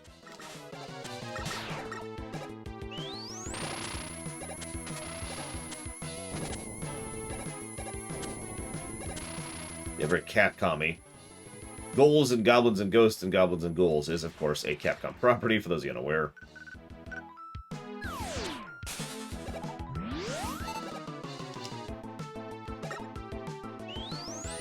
Thanks for the reminder, Shadow Machine. Appreciate it.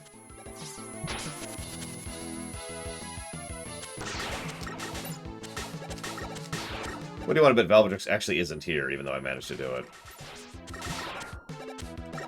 Ah, well, that's okay. I accept.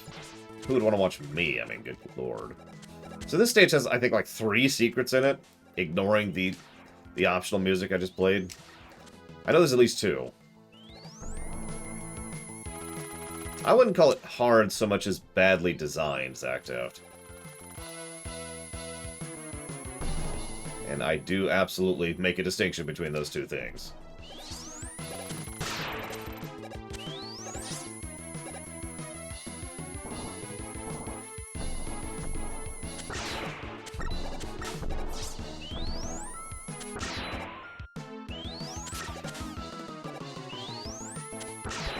So depending on how you kill this guy, changes which route in the stage you get.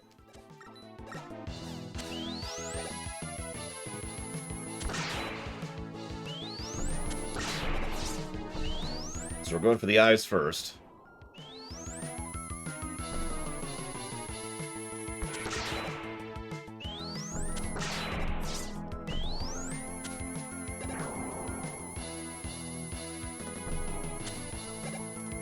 I admit, I can't even look at this sprite anymore without thinking of Bob and George.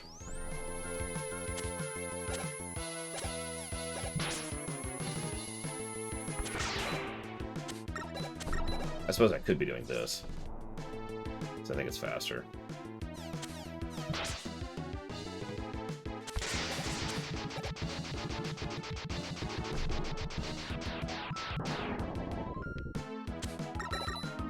Yeah.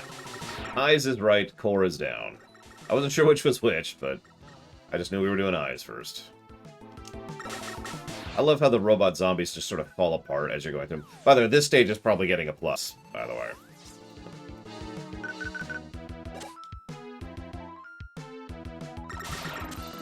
Oh, he looks surprised the first time you spawn in. Like, oh my gosh!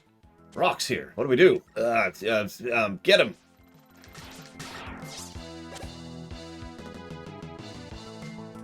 I feel like I missed something. Oh, just a 1-up. Although I should probably go ahead and grab it. Actually, it's a Ghouls and Goblins song, not a Castlevania song.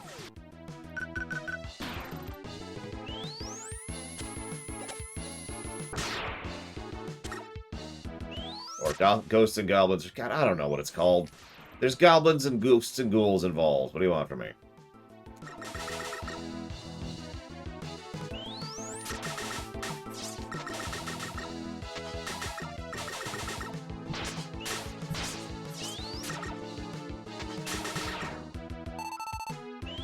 Uh-oh. The moon's away.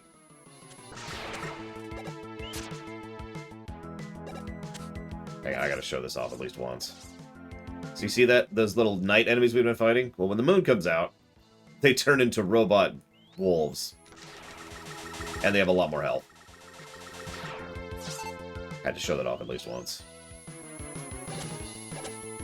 What the heck are undefined monsters? Although I guess that's the question, isn't it? And then, of course, we've got Dracula Wily in the background there.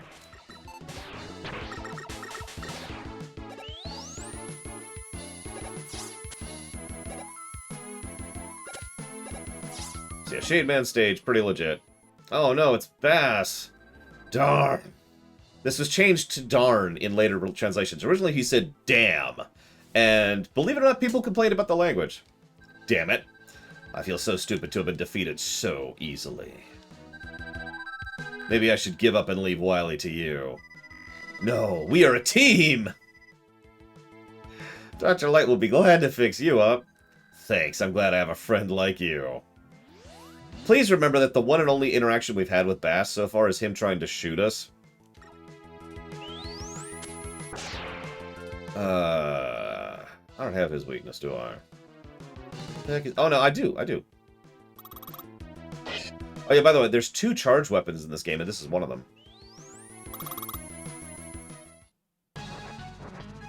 Shit, man wants to suck your blood.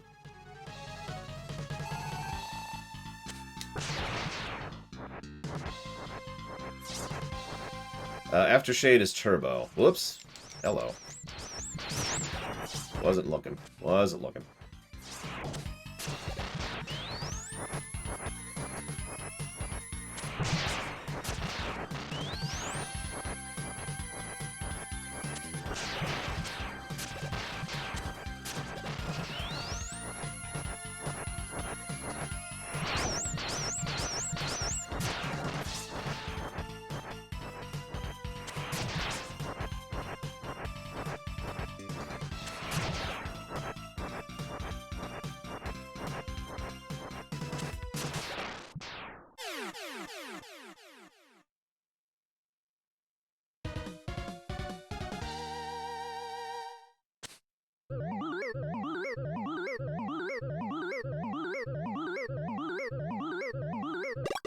I mean, considering that Cap actually served in World War II, why not, Zacto?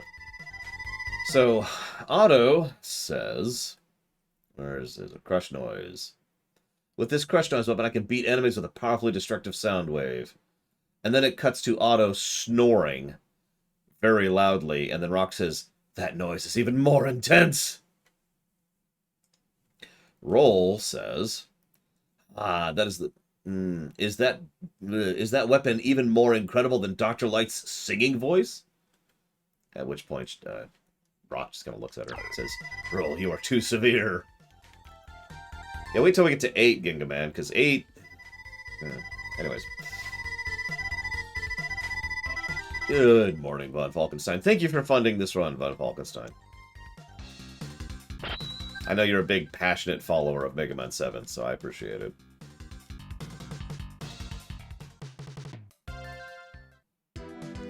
You did. You put money towards Dealer's Choice. And that's how that works. So that stage absolutely gets a plus. I mean, right? That's a great stage. It's one of the other really good stages in Mega Man 7. I think I usually do Spring, Shade, Turbo, Slash, which is funny because I just realized that's literally the weakness order. But anyways, yeah, Croatia, you paid for it too. Okay, so, what's his name? Shade Man.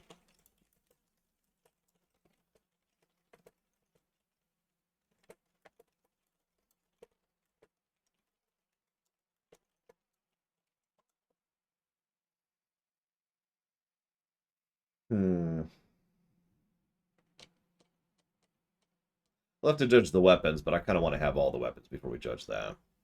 And I need to buy stuff, so I need to do that in a minute.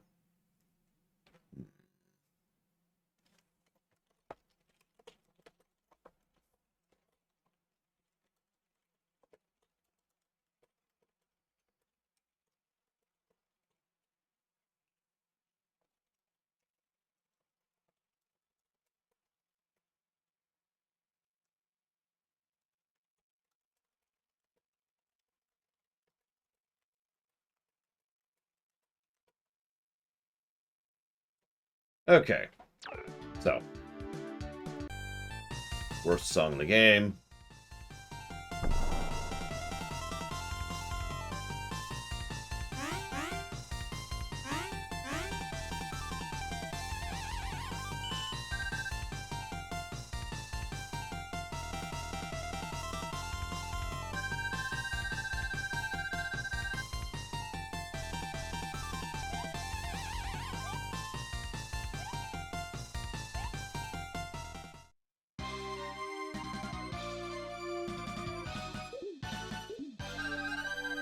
Now I can work at full power.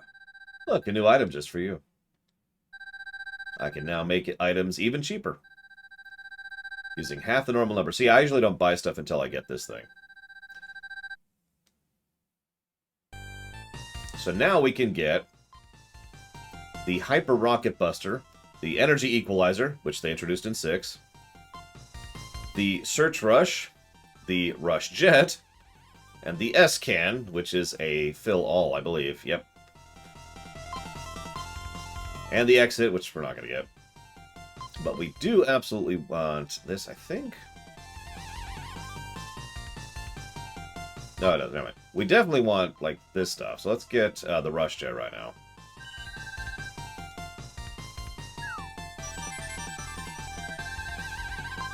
I want another rush jet. Don't be greedy. You can't carry more rush jets. But I want another one. Rush search is interesting. And that's all I'm going to say about that for right now. Looks like we can't really afford anything else, so we're done for now.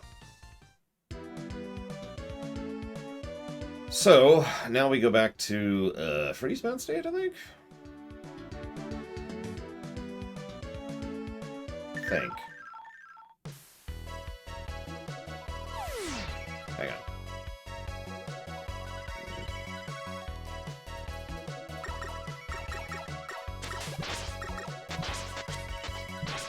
Gosh darn it, get out of my way. Out of my way. Out of my way.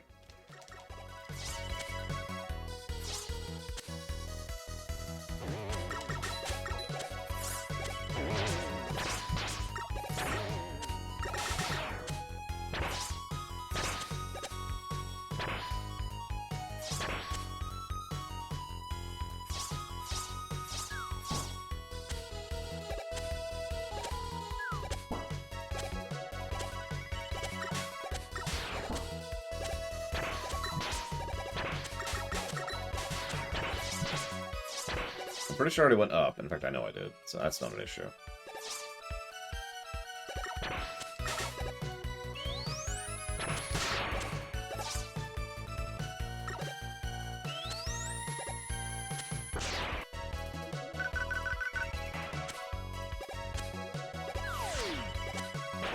Works pretty much exactly as it did in 4 and 5 and 6, by the way, just straight up.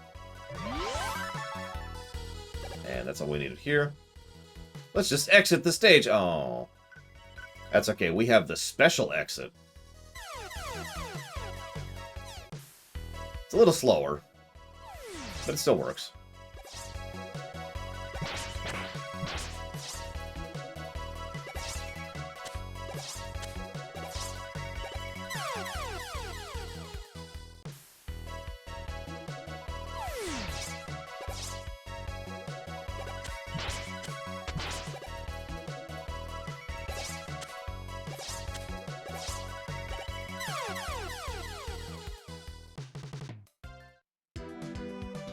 Alright, so we got that.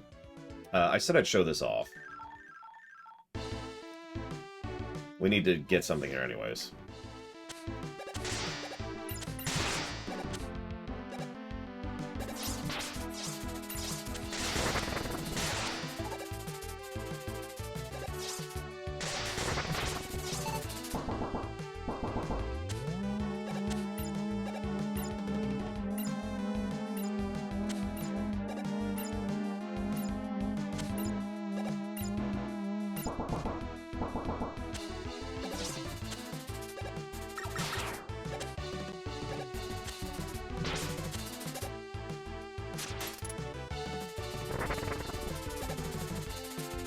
There's a lot of hidden passageways and stuff like that in this game.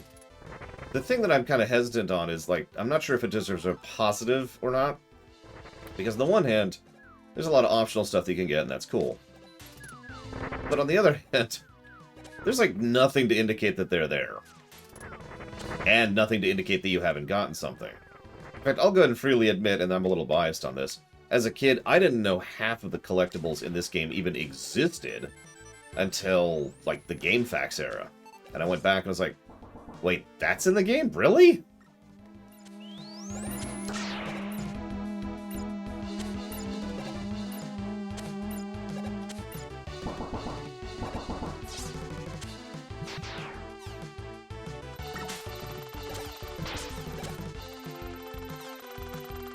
If I was to give it a positive, what I would probably do is give it a positive and a negative. Positive for the optional stuff you can get, negative for the total lack of any kind of exploration indication. You know, no guidance or flow of exploration whatsoever. You know, the heart that's right behind you problem. Okay. Cool.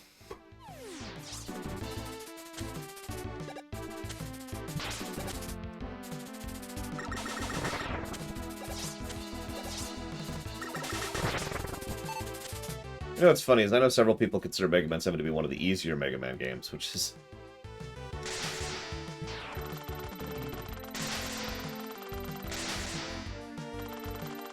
So you can turn that on or off. Completely changes the nature of this entire sequence.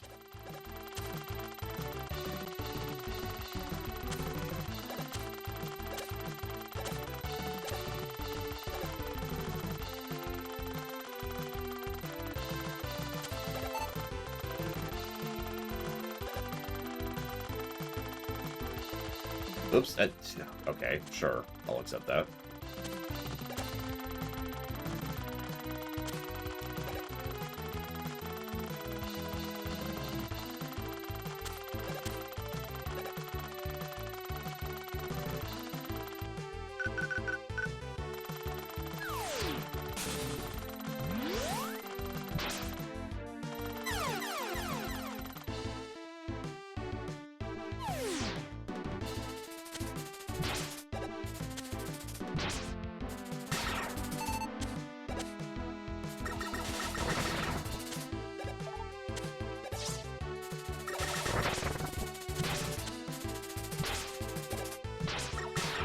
Oh my god, what are these, cockroaches? Jesus.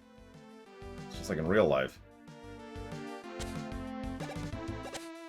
Oh, for God's sakes.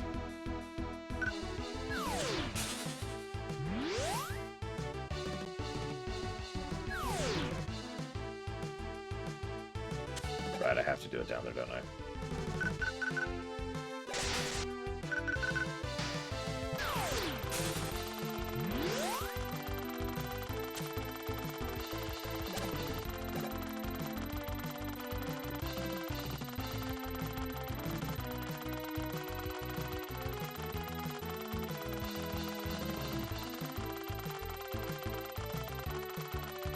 Yes, we did, Gingaman. And then we died. Like you do.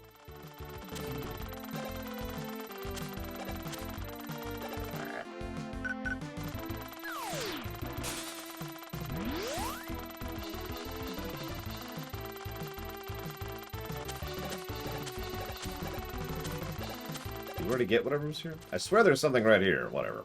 Maybe I'm misremembering.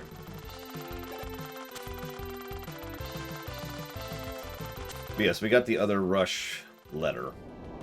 Oh yeah, that's a rush search spot. Right, right. God, of course, now I can't...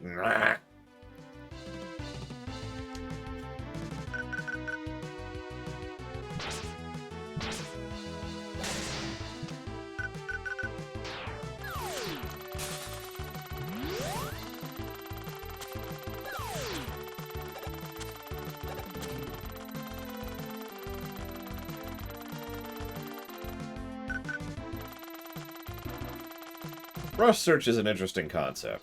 The way it works is, you can use it at several specific spots and it gets you something specific. You know, there's effectively a static drop at that spot. Or you could use it anywhere and get a completely random thing, some of which can be useful and some of which can be very, very not.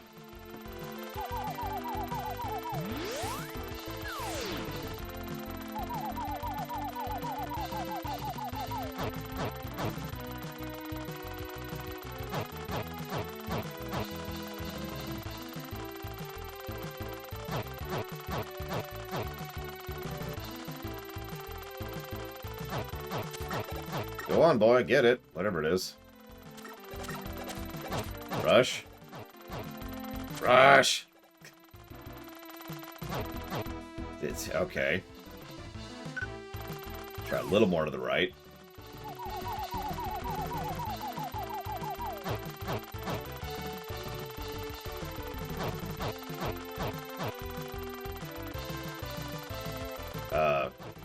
Rush? Are you gonna dig up the item that is there? What the hell are you doing? I've never seen this happen before. What? Hang on.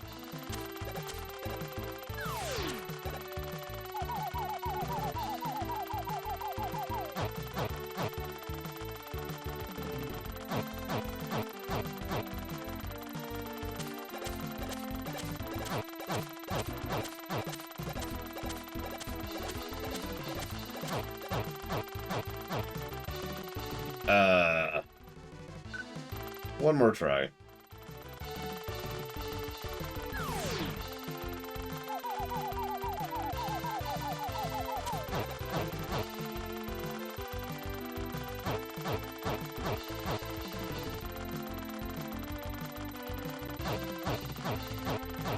Okay, hold up. What the hell? To Google. What do we got here?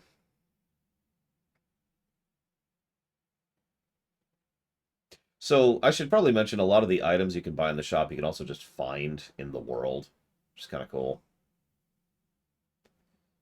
Which is what we're trying to do, of course. But we seem to be having issues.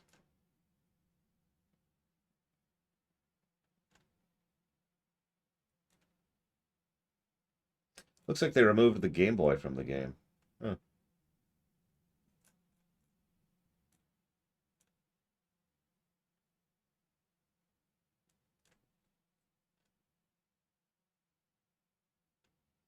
Wow. You know what? Okay, hang on. Let's just... So, yeah. Let's just die. I accept death with you, my faithful hound. Ugh. So, I know that they removed some of the collection, or some of the search stuff in the collection, so I'm wondering if that's related. Alright, so, I'm gonna go to Freeze Man stage again. I want to really emphasize why I think that this either is negative worthy or does not deserve a positive. Take your pick. I have made that jump before, I just can't seem to make it this time. I've tried 3 times now. You know what they should add to Classic Mega Man? Armor pieces. Oh, and the ability to hit the walls, and the ability to dash, and... Wait.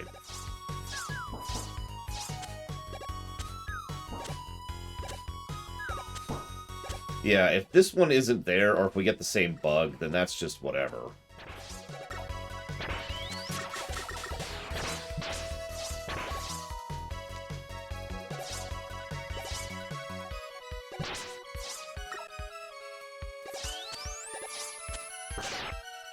Might as well. Just get this over with.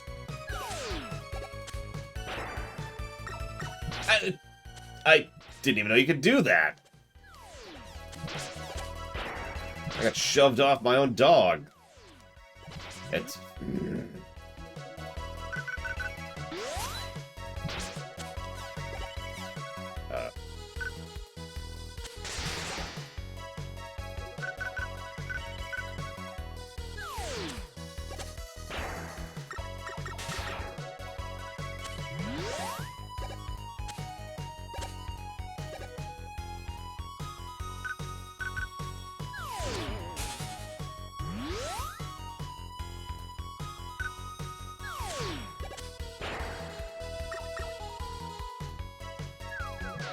What?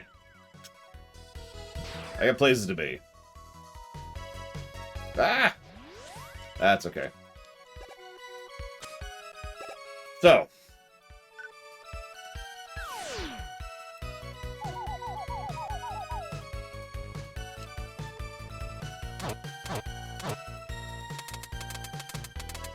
Well, he's actually digging here, so that's nice.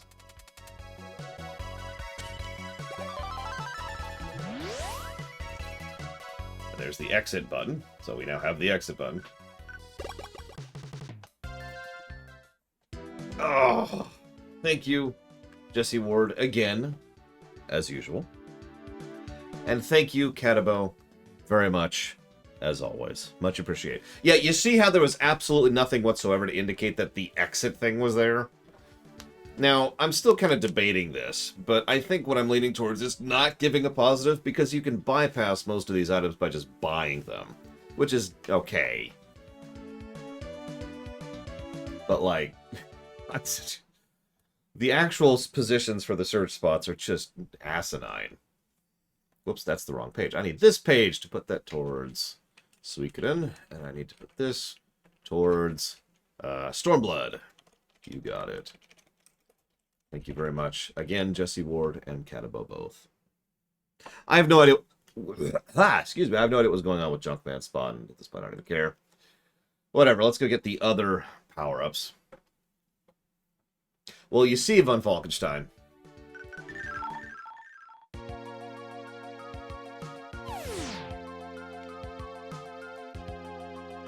And here's the original music.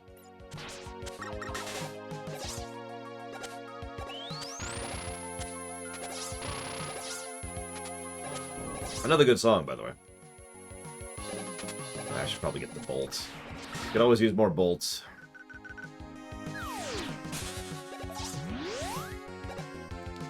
That's kind of what I'm leaning towards, Gingaman, and admittedly, I'm a lot less positively inclined towards this game than you are, but I still agree with you. It's not necessarily bad, however, I think if these items were not available in the shop, this would actually build out to a full negative. My opinion. As is, it's a waste of bolts to get them on the shop in order to avoid looking up a walkthrough because there is nothing to indicate where these stupid things are. I mean, the closest thing we have to an indication is the one on this stage, which we're about to get. And even this is not what I would call a good indication, you know? We have to take the second path anyways. Yeah, you know me, I tend to like it when there's stuff in the game to imply or to indicate where stuff in the game is. If I have to go look up Bulbapedia, we have a problem.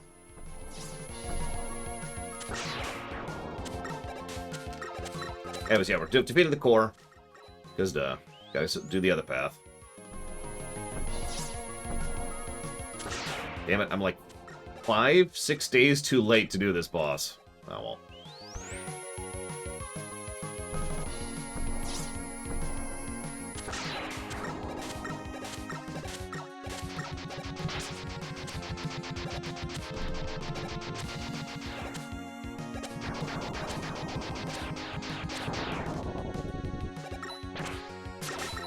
So,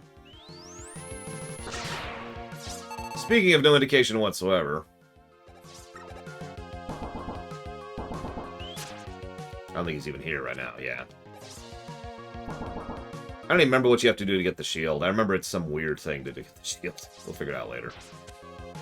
Or we won't get it, one of the two.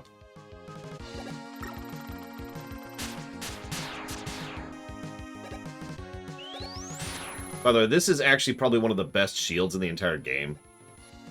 We'll debate whether we give a weapon positive later, but I really think the junk shield is awesome. Because the way it works is, unlike previous shields, which is effectively just one box, for lack of a better way to put it, and that one box, that one thing, is what keeps you from being hit. In this case, it's actually 3, and they just kind of rotate around you. Each one of them has their own hitbox, hurtbox, etc. And, okay. Sure. And each one of them, can do damage separately to enemies. And so if you lose one, like, if you get hit, you don't lose your entire shield. You just lose one of your shields. And you can always shoot it out like that. They also take multiple hits.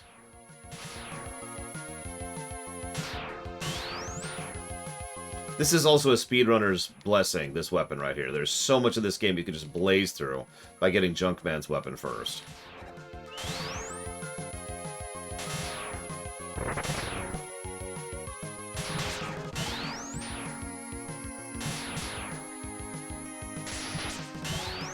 No, I think you have to get both Proto Man hints, and then that makes Proto Man show up here, or something like that.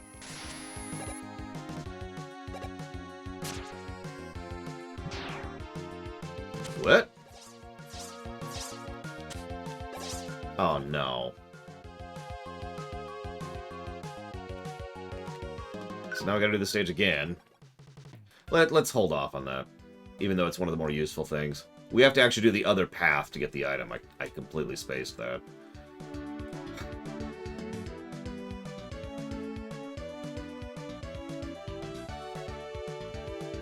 Hang on.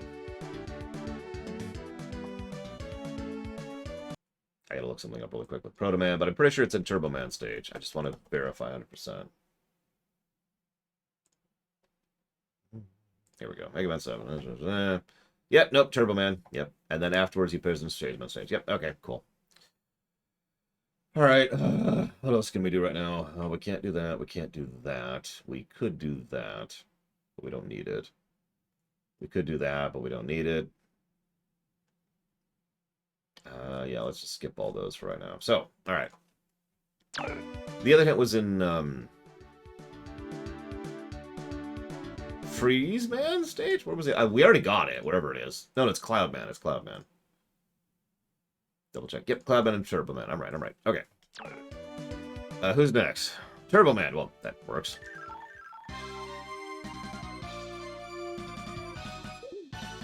There's actually two things I wanted here.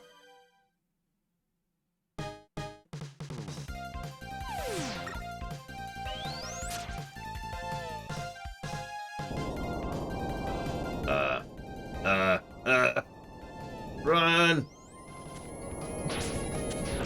Now, funny little thing. I'm just going to show this off here. If you get behind him, he kind of goes into reverse and starts backing up after you. I love that animation. Little stuff like that is one of the reasons why I want to give this game a second animation positive. There's really good animation in this game in general, but there's several details like that. And I cannot believe they made this game in 3 months. I know that's just the watchword here, but yikes.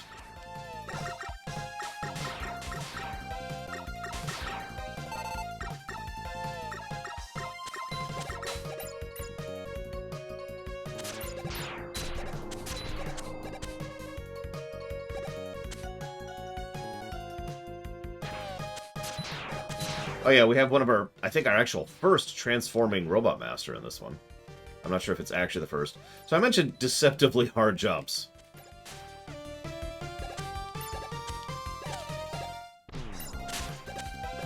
This jump right here is really easy to screw up. Believe it or not. It is amusing how easy that jump is to screw up. I don't remember what down is, so we're going to do that first. Oh yeah, this guy. Hey, gay man. And hello, Diligent. Junk, I think?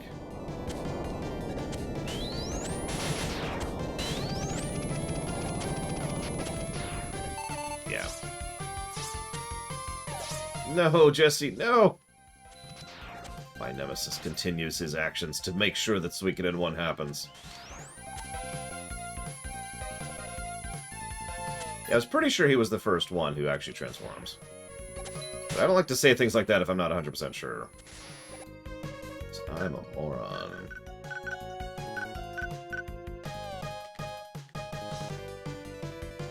Yeah, I can't wait to cover Mega Man 8.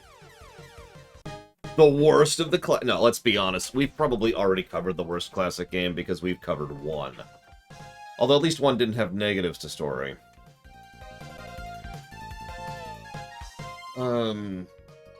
Where's my notes? Hang on, where's my notes? And thank you again, Jesse Ward. As always. And thank you, Eternal Shadow of Korax. Much appreciate as always. Thank you very, very much. Much obliged. I will put that towards Dawn of War 1. And I am doing better. Thank you for asking. It's funny what not having a swamp in your sleeping room will do for you.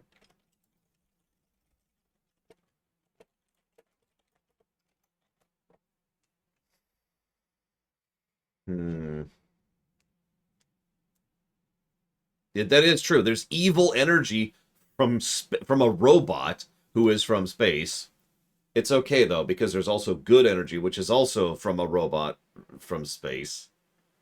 I'll talk about this when we start 8, but I was so confused when I played 8 for the first time. Oh my god. I was just like... What? Huh? Anyways. I knew it, Jesse Ward. That explains so much. All right, hang on. So we talked about that. We talked about that. He goes there. That's a wash because we already did our precedents on that one. We already have a case study on that one.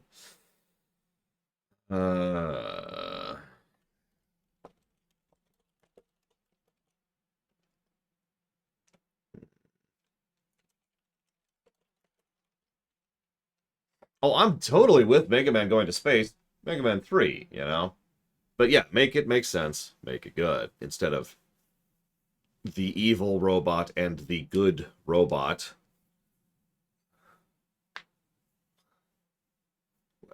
Anyways.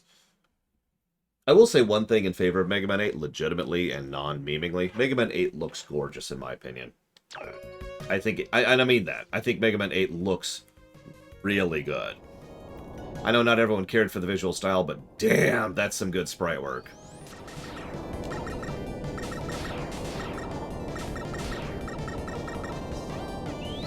Oh, right. We actually gotta kill him.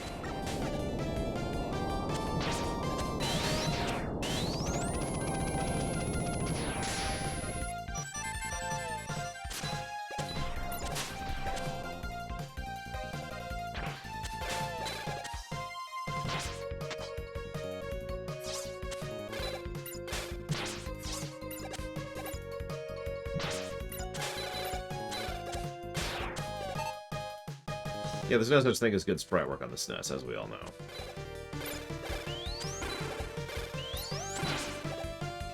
Fine. Go away!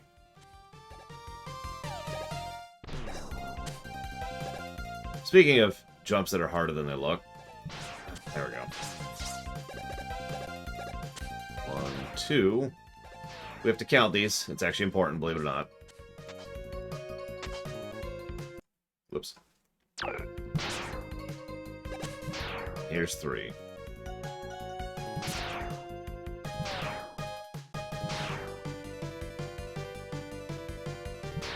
And there's 4.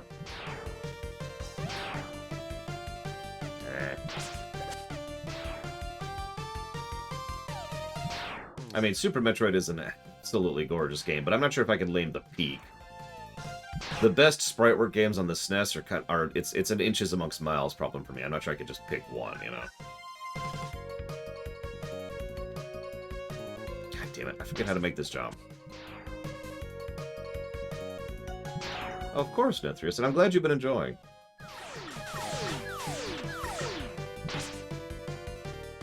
How do I make that jump? How do I get over there?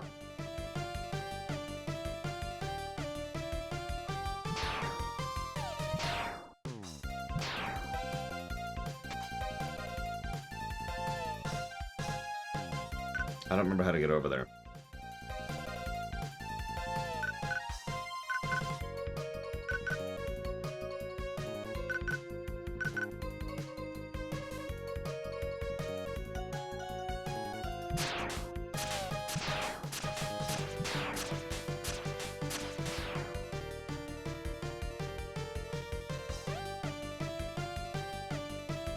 Yeah, I guess I need the rush adapter, because I can't make that jump. I've tried already, look. It just doesn't happen. Oh well, whatever.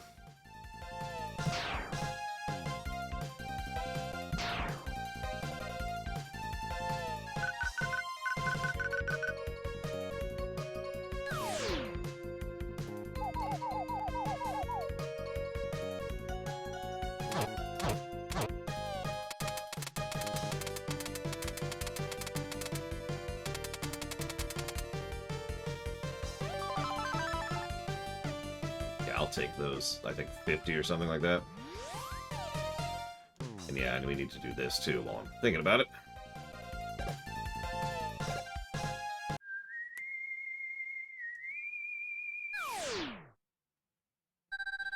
Have you collected the RU, S, and H circuit plates? Collect all the plates and they'll create new equipment for you. Yeah.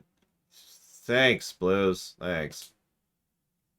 Very useful information. But at least we can fight him now. Speeders, what are we missing? We're missing the U. What the hell's the U? You know, can someone Google the U for me, please, so I don't have to get up yet another tab and try to figure out where the U is? So I obviously don't remember where it is, because I'm stupid. Thought I remembered where it was.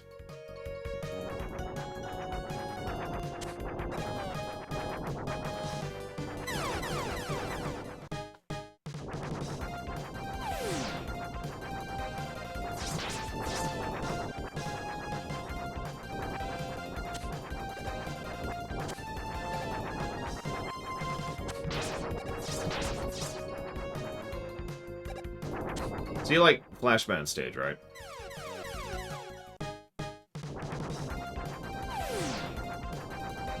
Oh, yes, thank you, Cadorus. I know exactly where it is. Cloudman. Yep, it was the thing I didn't have the ability to reach yet.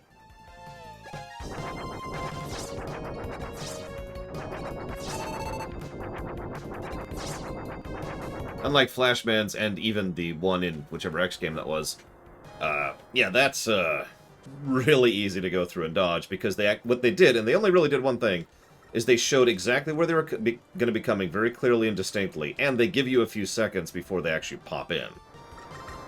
It's a relatively minor change, but that one change turns that from being a memorization puzzle into a reaction puzzle. So, no negatives there. This is a reference or a meme. I don't know what it is. Don't ask me. Okay, fine. We'll use your weakness.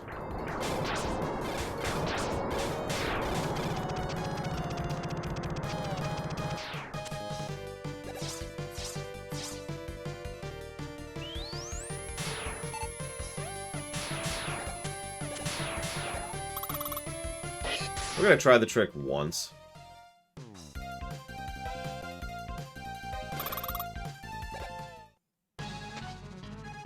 Too high. Oh my god! I have never successfully done that in my life. That is a pixel-perfect, frame-perfect trick.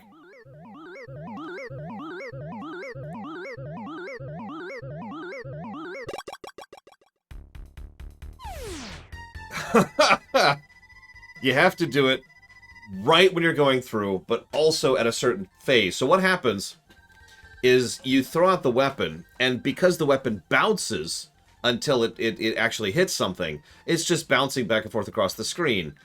And so the way the game is coded, so when their health is filling up is the first time they exist as an interactable object. So they come down, they do their pose, but they don't actually exist yet.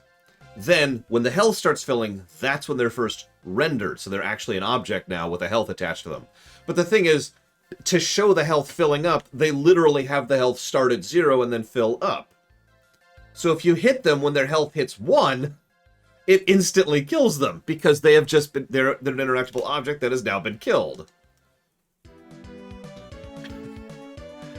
So, yeah, that is an extremely hard trick to pull off. I cannot believe I did that first try. And again, I have never done that. I've never successfully done that in my life, and I've tried many, many times to get that.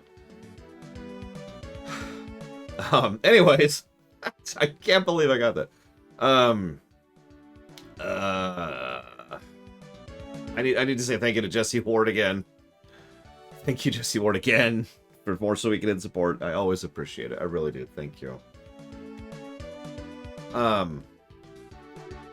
I need to jot that down for So Weekend, and I need to go do that. Yeah, there's like 4 bosses in the entire franchise you can do that to. It's not a large list. So let's go back to Cloudman really quick. Just kind of race through this as quick as we can here. I mean, you saw my reaction too, and I was going for it. I actually thought I'd missed it because, so the reason I say it's both frame perfect and pixel perfect is it's frame perfect to get the shot in, but it's pixel perfect to get it at the right level. And I thought I screwed up. I thought I got the shot in, but the shot was, yeah, you can make a thunderstorm happen too. I thought the shot had got in, but was at the wrong height to hit him. So the fact that I got both of those is just absolutely mind-blowing. Wow.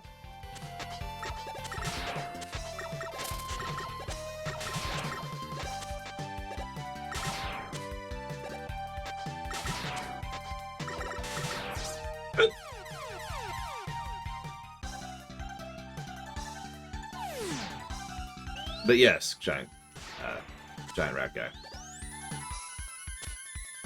This is the first time. There are a couple of remixes in this very soundtrack. I think we've already heard one of them at the Robot Museum. And I think the boss music remixes some of the music from Mega Man 3, I want to say. And the stage select screen is a remix of the stage select from Mega Man 5. But this is its own unique song.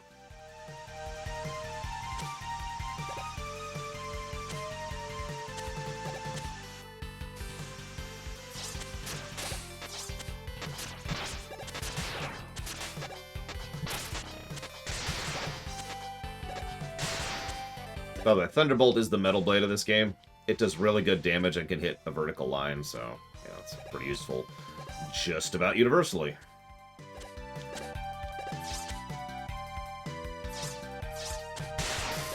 Whoops. Oh, that's a problem.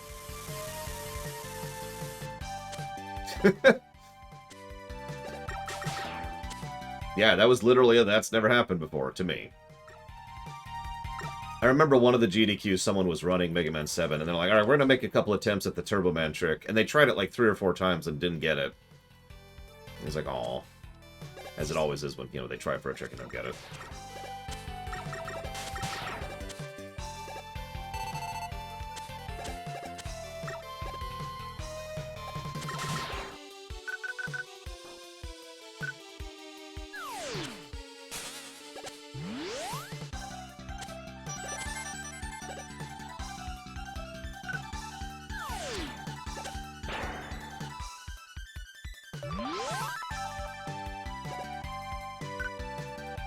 Oh yeah, so now we have the Rush adapter. I should at least show that off. It's this thing! It's back! It's more awesome than ever. So once again, infinite ammo, but instead of having the degree of control like Mega Man 6's does, you just get this one little dash in the air. However, you get the punch thing, so it's literally a combination of the suits from 6. It's just kind of worse than both suits from 6. It's just kind of a weird choice, if I'm being honest. It does help with some of the platforming, and it is neat. It's just interesting that they went this route with it. Anyways, okay, so we got the adapter, so now let's go back to Turbo Man stage.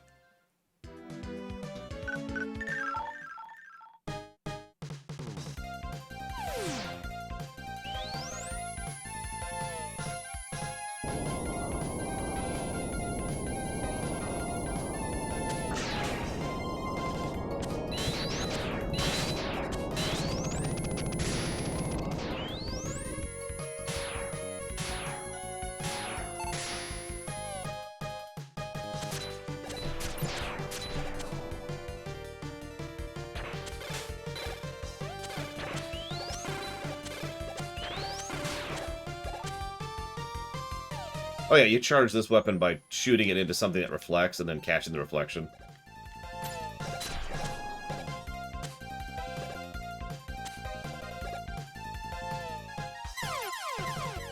Harder than it looks.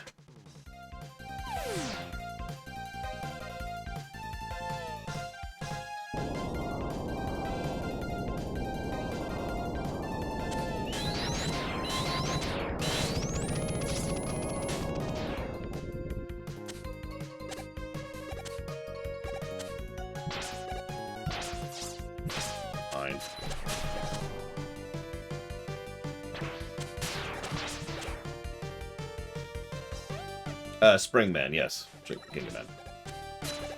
One of the reasons that, you know, doing Springman first is valuable. It's pretty much just to get that. Ooh. That was actually close. Yeah. You know what, actually.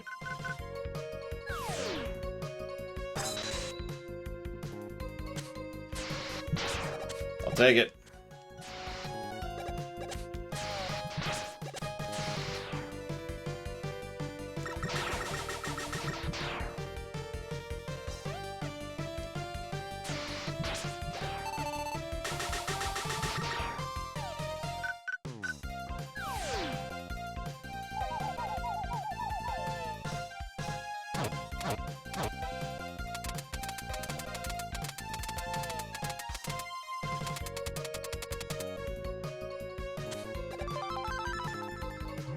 So now, we have an even stronger version of this thing.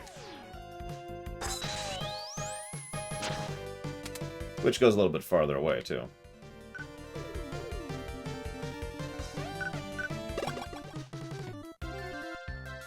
Well, I heard it.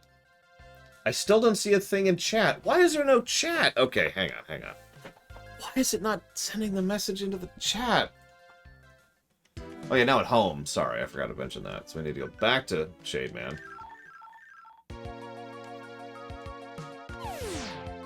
Well, thank you, whoever that was.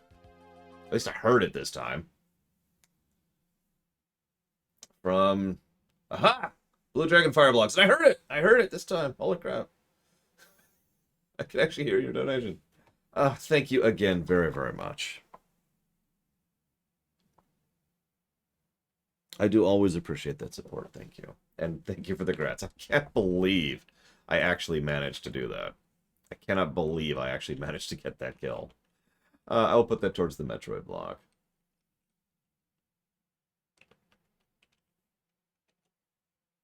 Probably not, Giant Rat Guy. There's a kind of a cooldown thing on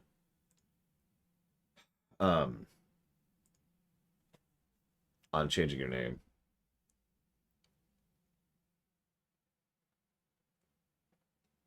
I know what I can do. Hang on, I have an idea. I have an idea. Let's try to literally reboot something with regards to Streamlabs. You gotta give me a minute because it's gonna take me a second, but I can do this. I can do this. I have the power. I have the infinite capacity to do nothing, really. But I hope I have the power. Maybe I don't. God, I hate how they keep changing the menu on Twitch. Just leave it the same. I knew where everything was, and now I don't know where anything is. Hang on. Let's try this. Here we go. He really did move it on me. Okay, so let's do... Where is it? Where is it?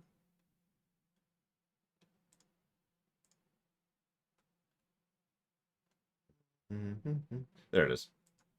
There we go. Okay, we have disconnected that. Now, we can go over here and hopefully reconnect it. And hopefully reconnect it.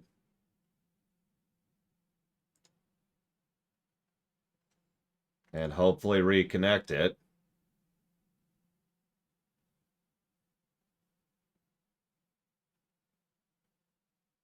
Are you freaking kidding me? Well, whatever. We'll see if that's working at some point. Whatever. Just whatever. Moving on.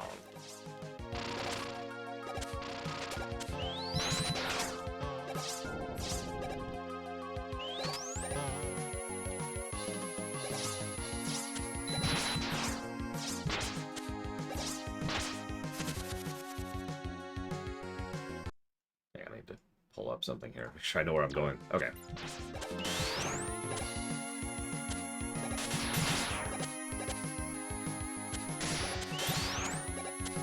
You know what'll really make me happy is if I beat this game without cheating. Because the previous run didn't have that. The previous run used save states to deal with the final boss.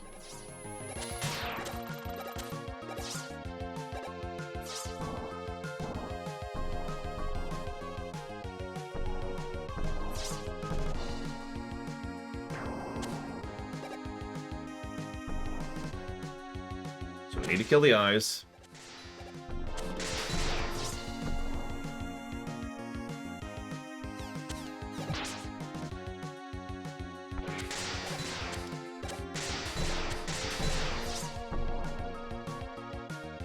I mean, I'm pretty sure the only person in the world who's actually bothered by putting up the cheat flag is me, but, you know, whatever.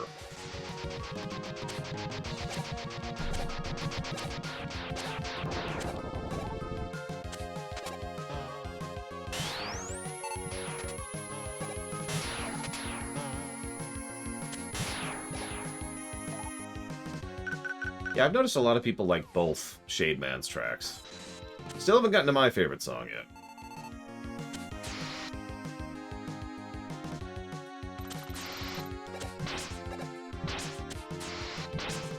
Do you mind? Ah, apparently you do. Okay, fine.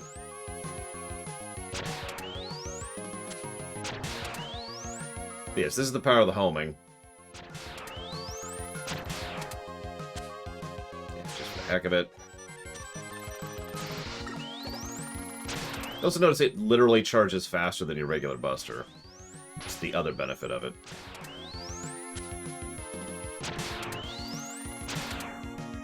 Yes, Hardman has finally met his due.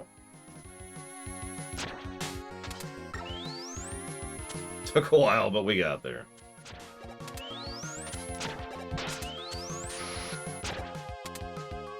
Rather not die right now. So let's not.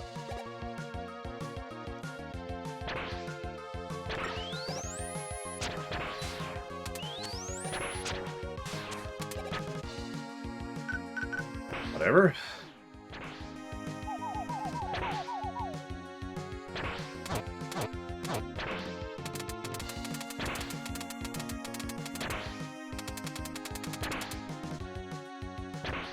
Energy equalizer. Pretty important. I think that's all of the items. Double checking. I mean, we could get giant bolts, but yeah, no, that's all the items. Okay, cool. We still need to go kill Proto Man, though, which is,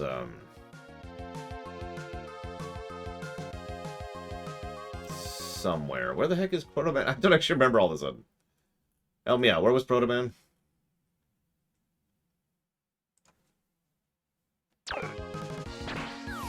Whoops. Wily is Dracula. It is this stage. Okay, I was right. Okay, I felt like it was this stage. I was right. But I think it's the other route. Which means we would have to do this stage yet again, which I think is up to 4 times doing the stage. Yep, okay, so hang on, let's go ahead. Get a donation that still isn't showing up in chat. Thank you for testing it, though. This game. Well, at least I can hear it. That's something. That's still really irritating. The chat is so much more useful for tracking those. I don't know why it's not showing up in chat. Thank you, Blow Up Alex. I do appreciate it. And I will jot that down for Trails in the Sky, too.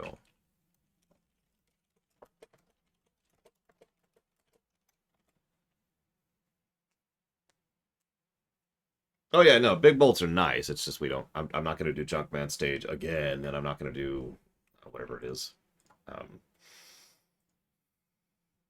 Looks like Springman stage again. I am going to do Shade Man stage again. Because I just love doing Shade Mans. I just love this stage so much. I have to do this stage. You don't understand.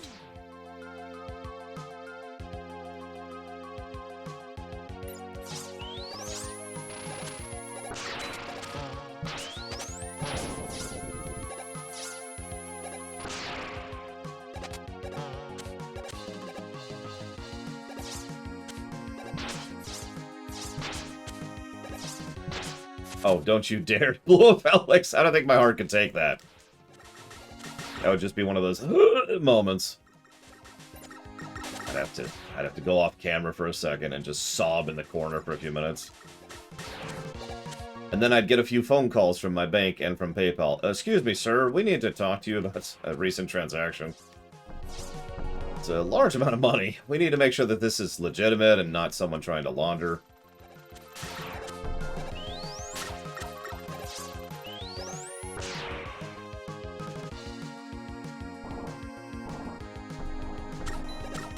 Whoops.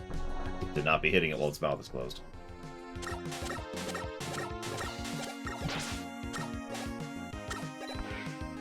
Hey, Ross.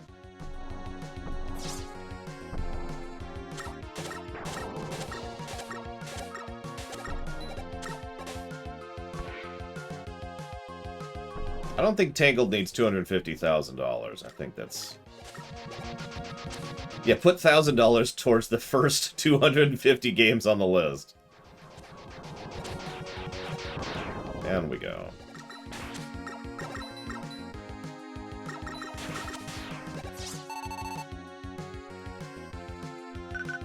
The funny thing is, the other thing I could get is right here. Because of course it is. You know, ironically, $250,000 would not buy me a house, although it would be a down payment. A fairly substantial down payment. Okay, so let's kill Proto Man really quick.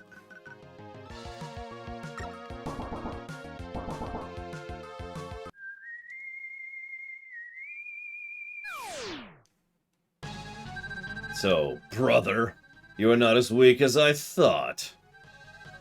Let's see which of us father made stronger.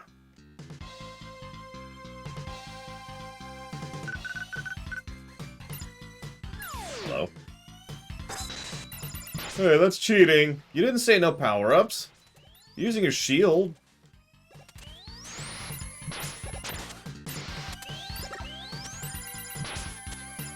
I do love how Proto Man tries to straight up kill you here. I mean, I could get a crummy house for 250 grand. That would be worse than my apartment.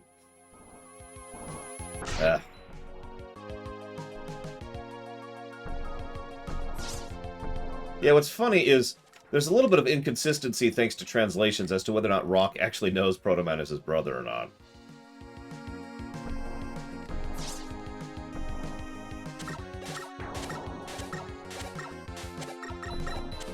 And some of that inconsistency comes to right here in 7, where he flat out calls him his brother and refers to their father.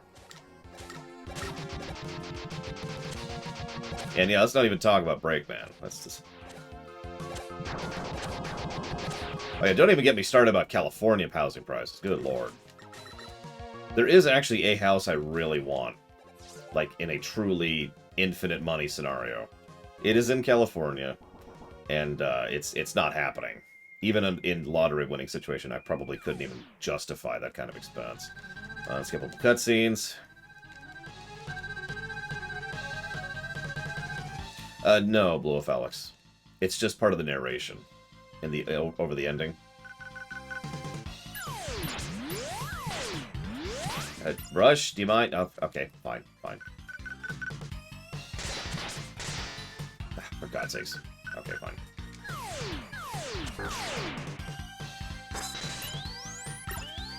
How did you know it was Streisand's house? Which I definitely know what that is, and definitely don't understand what you're referencing.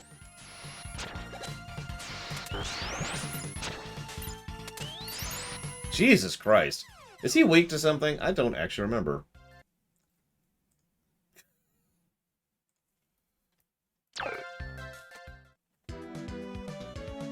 And to be honest, I usually don't do this because, you know, duh, right?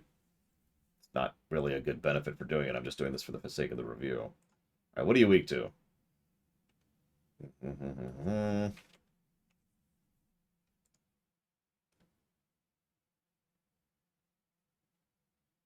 He's okay. That's not helpful.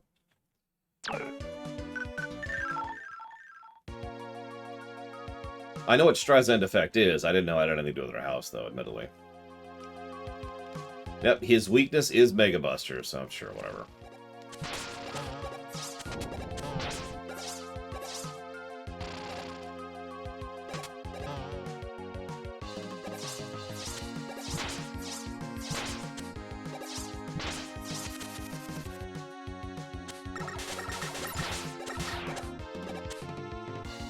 No, Triaxia. I became aware of how much those were schemes when I was a child. Because I remember Amway.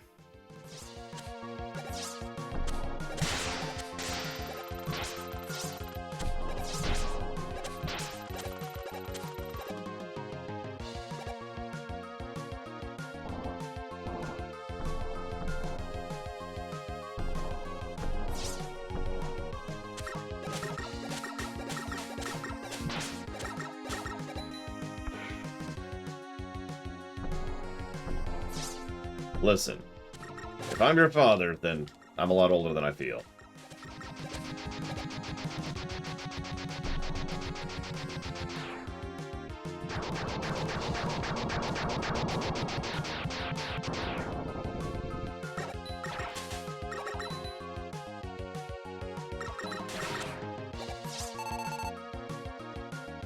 Take two.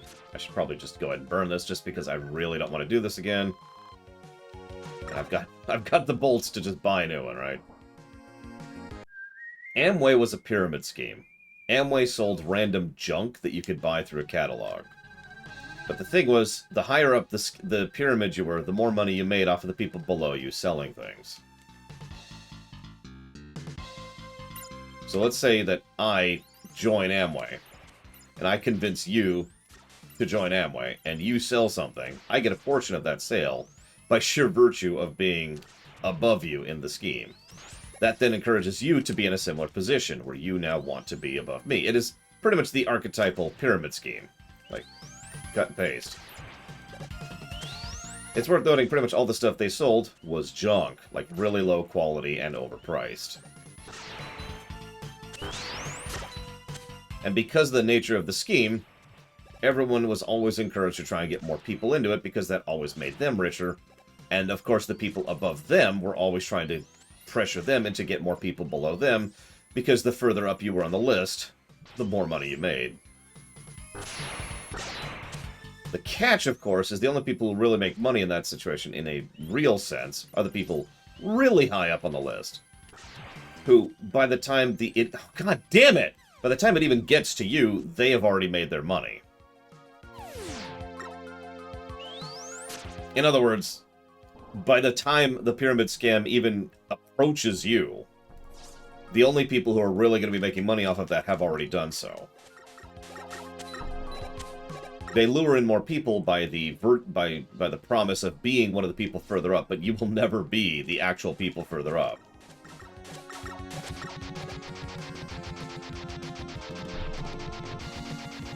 Oh yeah, that's another thing. They wanted to push Amway on other people. Just, oh my god. As in people who are, like, friends and family, which is just, yeah, sure.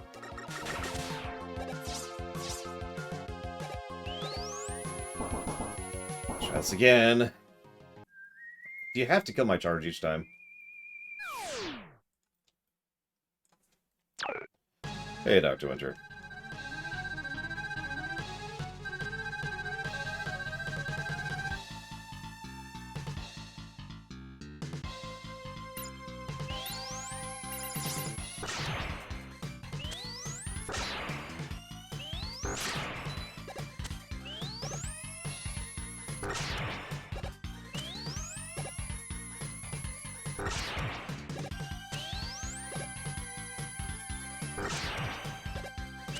I mean, there's a reason they're called pyramid schemes.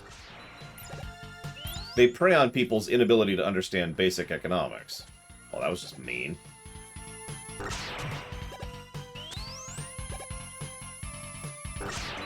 Because it's one of those simple facts versus complex facts kind of situations. On the simple facts of the situation, a pyramid scheme is easy. Money. Like, you get to sell stuff, and you get to keep a portion of the sales, and you get people under you who sell stuff, and you get a portion of their sales. And it's like, sweet! It's just actual reality doesn't work that way.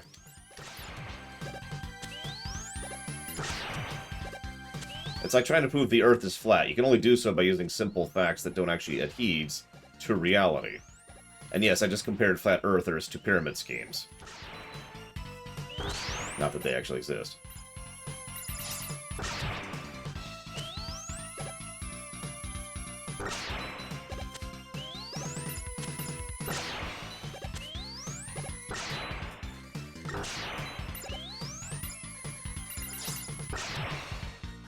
Ah, finally.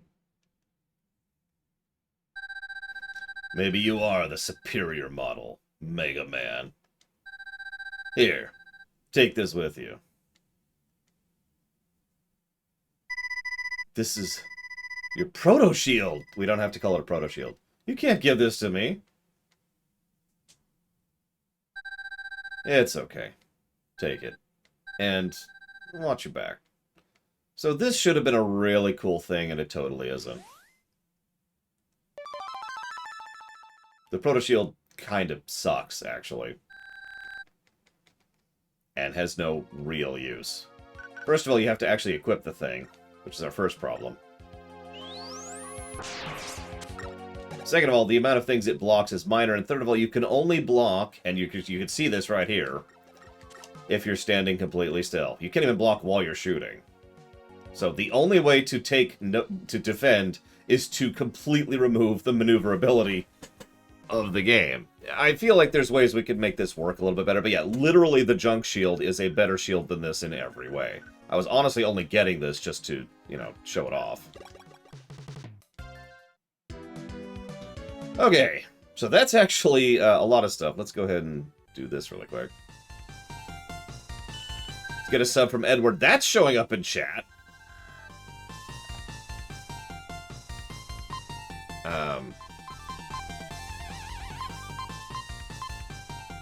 thank you, Edward Bedore, very, very much. And thank you for a full year of support. You are awesome. And welcome to the Year Club. I will put that anniversary sub towards Deus Ex Human Revolution. Done.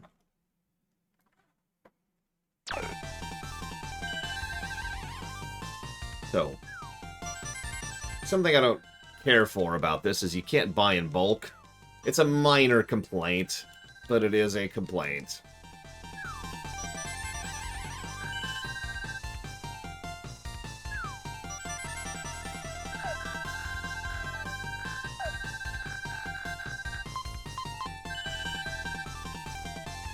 Just buy some tanks here. Okay, so last stage. I think we're done with all the optional stuff. So we can pretty much officially judge all the optional stuff here. So we've got the jet, we've got the worst jetpack, and we've got the worst punch. And we've got the rush coil and the rush surge, which is kind of terrible. We've got the exit button, we've got the equalizer. Oh, and the shield, which is garbage. So... I mean, that's enough for a kit positive, I'm thinking. Even though there's some with regards to that.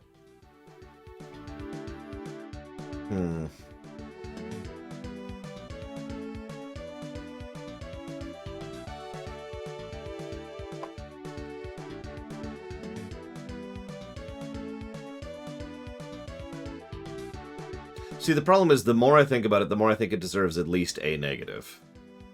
And it's basically for everything combined. For having to either backtrack the stages in order to get the items, because you can only get the items in a certain order, or having to backtrack through the stages in order to farm the bolts, in order to just buy them, or the fact that you have absolutely no idea and there's no indication of where several of these things are hidden. Just... There's several things where I'm just like... And it just feels like it was made far more aggravating than it should be. So what I'm going to do is I'm going to give a plus and a negative. That's what I'm going to do.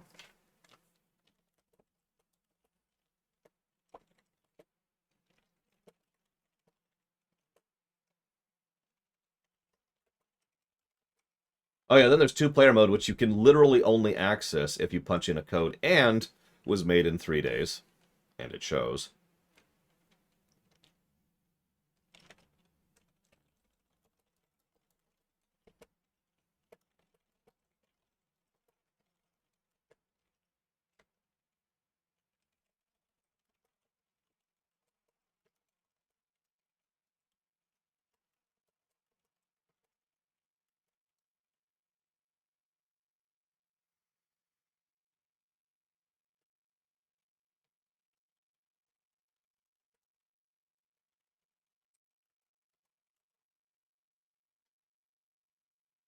Yeah, it's just... I should probably show that off at least at some point, but yeah, it's just... What the heck were they thinking? Alright, so... We're up to there right now. And...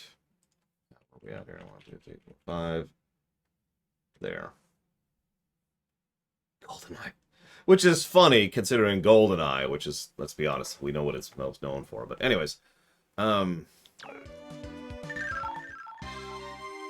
yeah, that's what I'll do.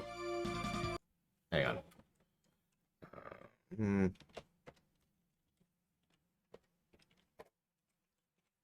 I'm going to beat the game, and then I'm going to show off multiplayer right at the end. Because I think that's going to be the easiest way to make sure that we do that all sequentially.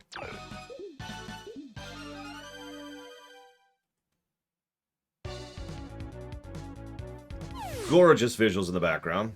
3 pluses to gravity. Wow. 3 pluses to gravity.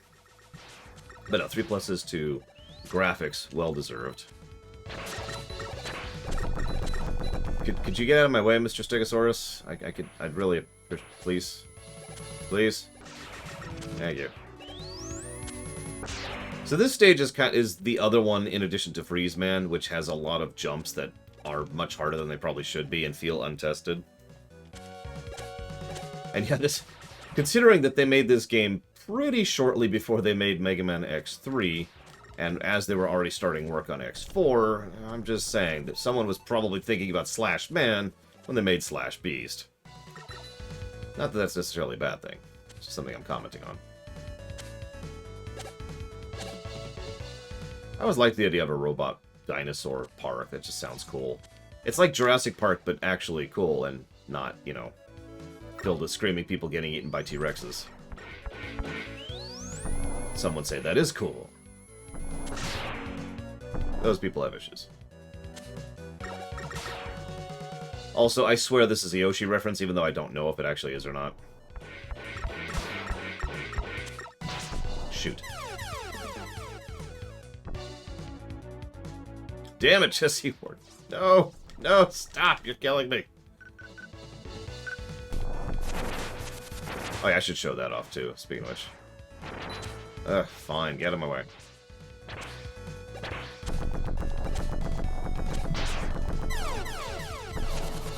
That Stegosaurus really wanted to kill me. Thank you again, Jesse Ward.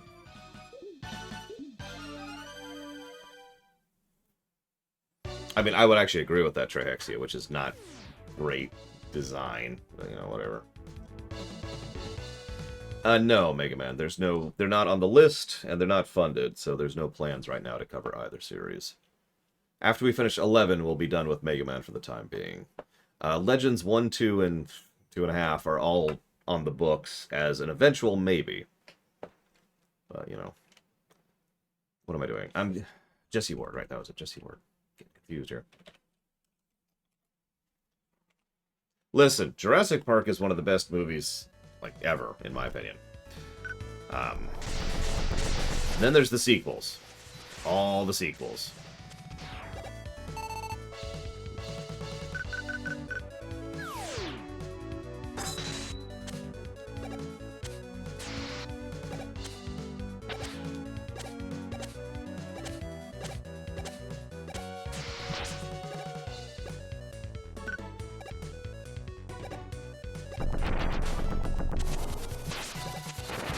Well, it used to say, like, Jesse's Ward or something like that. Or maybe I just slurred it a little bit because I'm a moron. I don't know. It's one of the two.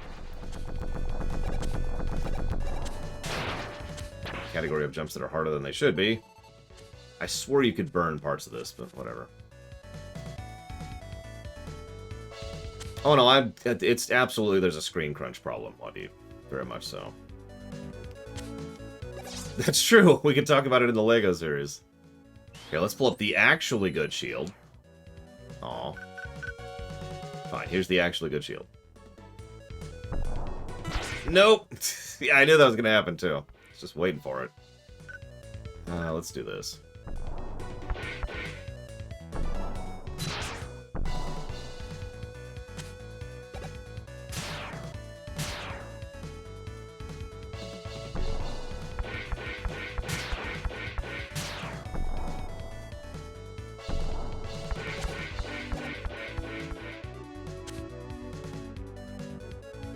So what's your favorite dinosaur, really quick?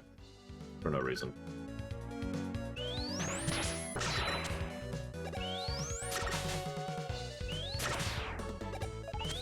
I mean, if I was going to spend $1 billion, I can think about things to spend it on, I'm just saying.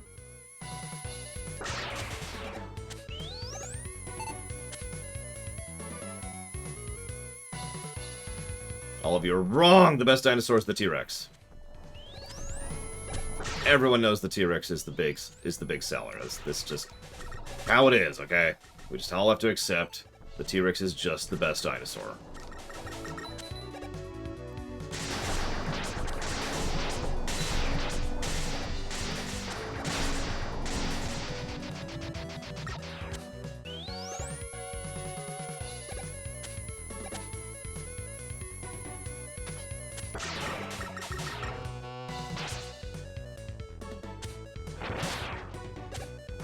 There we go. I knew you could burn something in this level.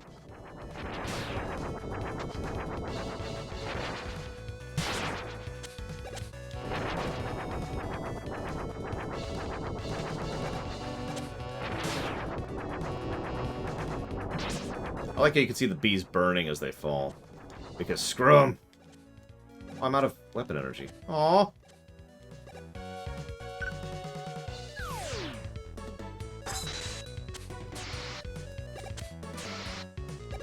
I mean, I always thought the green one was kind of the best dinosaur, but that's just me.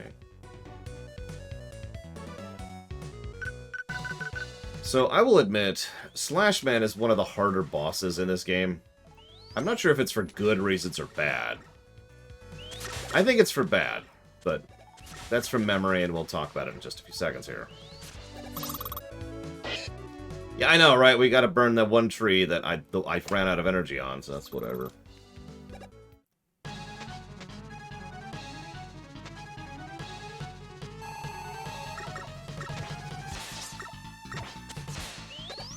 So the reason I say this fight sucks is because that is random, and then he hits you. There's no indicator. There's no nothing. You just... And you can't reflex it. And if you're trying to slide back and forth like I was just doing, that happens.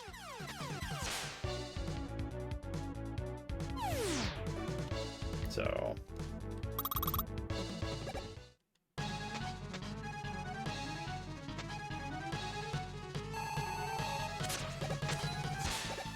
I mean, tomato may or may not be a fruit, but I'm not going to put it in fruit salad, Regular Hunter. That's my answer to that. So this is how the loops coincide, by the way. Slash is weak to freeze.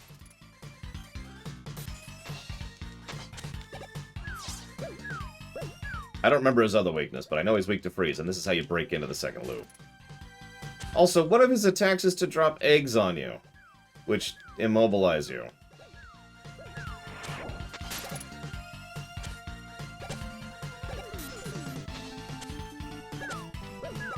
There's another one I hear but don't see. That's really starting to piss me off.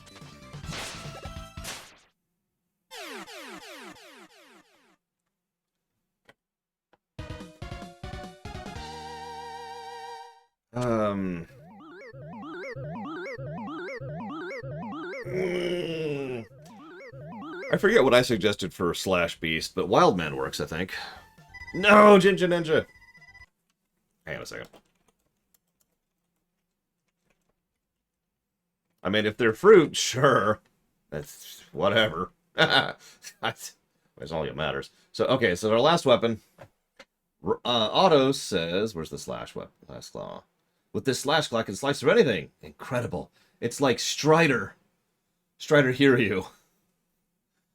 Haha. And then Roll says, well then, since the trees in the garden have been growing to excess, you can cut them down. And Mega Man says, I'm no match for you, Roll. And it's true. Mega Man is no match for Roll. Thank you. Whoever donated, I heard a donation. I didn't see it. I've already tried disconnecting and reconnecting Streamlabs to my accounts. I have no idea why it's not putting it into chat. That's really frustrating. Anyways, thank you, Papaneeks, as always. It was Papaneeks! And I'm putting that towards Star Wars Bounty Hunter. Done. And thank you again very much.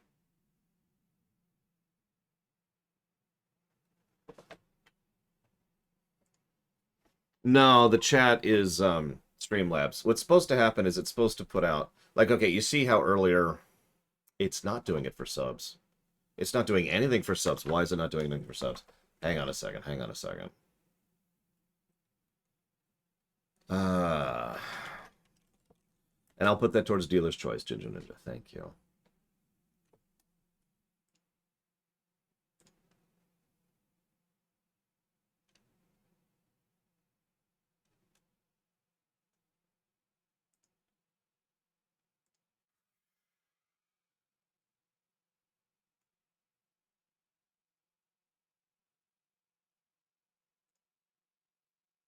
No, it didn't, Hazardous. I mean, yes, there is a chat notification, but that's not the Streamlabs chat notification, which should be up and on.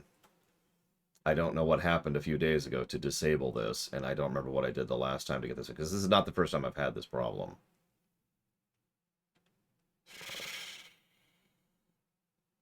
Around and around.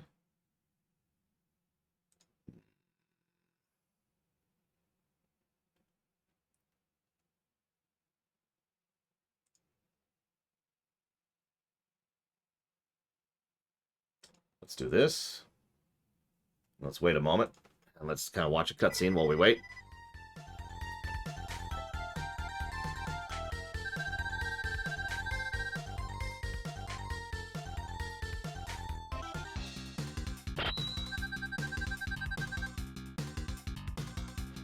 then let's have a cutscene.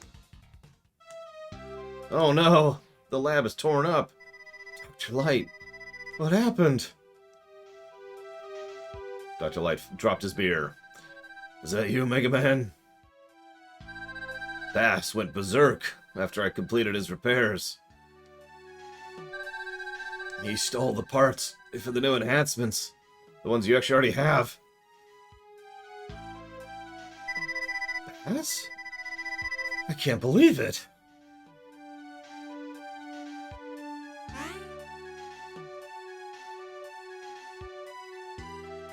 Believe it, Mega Man. Bass and Treble are my creations. I built them at some unknown point in time prior to Mega Man 6. I knew you would be stupid enough to trust him and allow him access to the lab. Which, yeah, why did we do that? Now, they will use the enhancements meant for you and Roll, or whatever. For you and Rush, sorry. Roll doesn't get a robot battle body for some reason. Ha ha ha ha ha ha. I'll make you pay, Wily.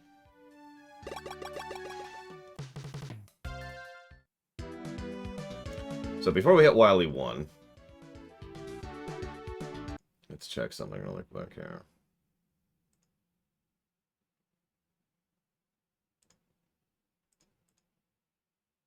Okay, let's do that.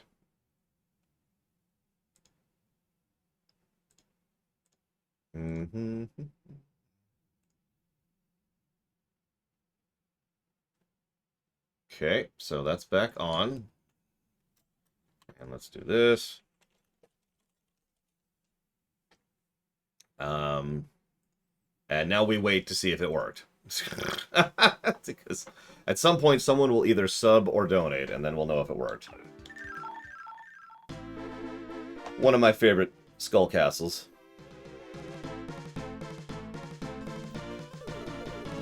It worked! Okay, I need to remember that for next time. Cloudbot. I need to remember Cloudbot for next time. I can see it in chat, finally. This is my favorite song in the game.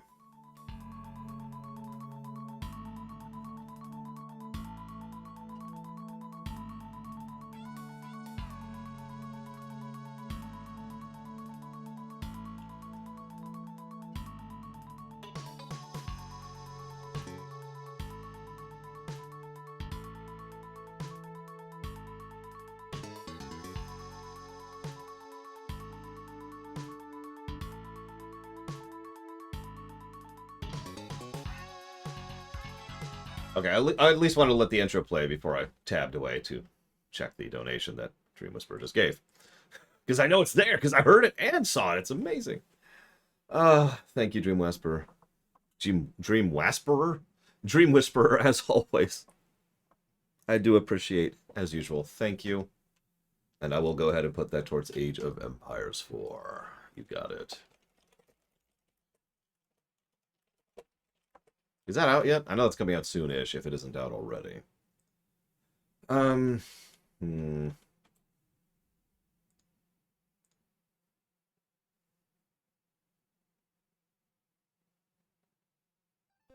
Ah!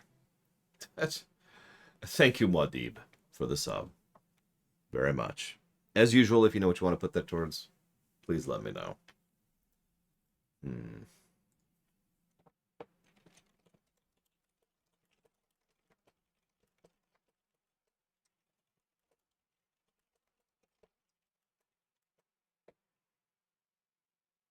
Probably Noel. Ride to Hell Retribution. You got it.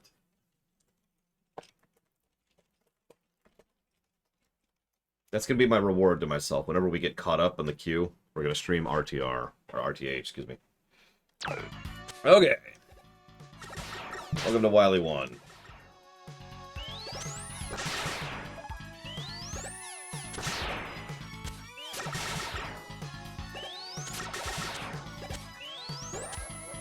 No!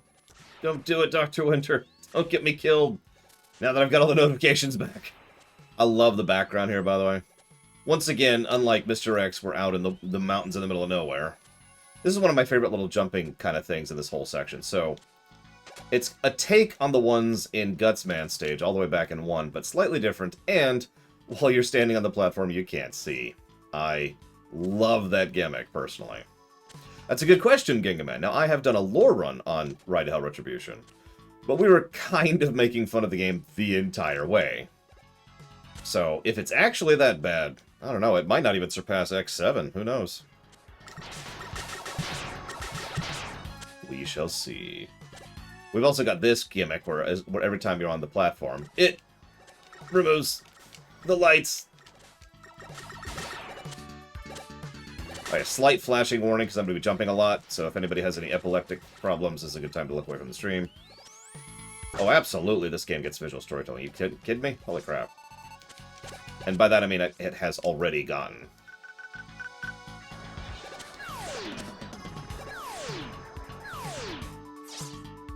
Are you kidding me with this? Well, it's too late now, whatever. Anyways, thank you, Dr. Winter, for the bits. And I will put that towards... Whoop! Hitting the wrong button and nearly losing my game because there's no saves. That's okay, we could have punched in a code if we had to. Dr. Winter, 169, 1 Ride to Hell Retribution. Okay. As I've said many times, if you have not watched the Ride to Hell Retribution lore run, I do recommend you do so. And I'm not joking about that. It's one of the better lore runs I've ever done.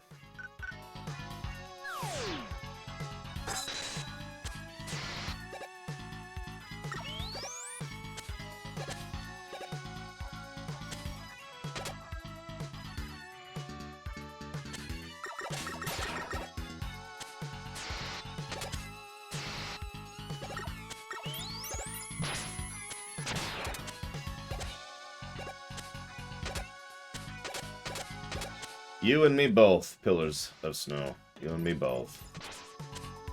One of those sad realities is, while we all meme on Ride to Hell Retribution for being bad, because it's bad, it might not be as bad as the worst, and that's just a scary thought to me, personally. Whoops. Almost didn't make that happen. Yeah, we're not going for that. Let me just check the best here. Oh. You are far too weak, Mega Man. Wily may fear you, but I do not. I mean, improper usage of edgy sexiness certainly would qualify as a negative, I would say. Let's be honest, the sex scenes are going to get 3 negatives pretty much guaranteed. We might even get more than 1 for that. Veto, Mr. Red. I don't know what he's weak to. Let me Google it, because there's no Besture in this game. Let's look up Forte. I mean, Bass. I mean, Bass. I mean... Ah, right. Actually, forgot about that. We'll decide when we get there, Mr. Red. We'll decide when we get there. I'm sorry, who's Android 18? Yeah, no kidding, Blow Up Alex. It's bad edginess, in addition to having no substance. Like, it's clearly not thought out, in addition to all the other problems it has. Round 1 goes to you, Mega Man, but I'll be back. Okay. Got it. Someone from DBC. Who's Krillin?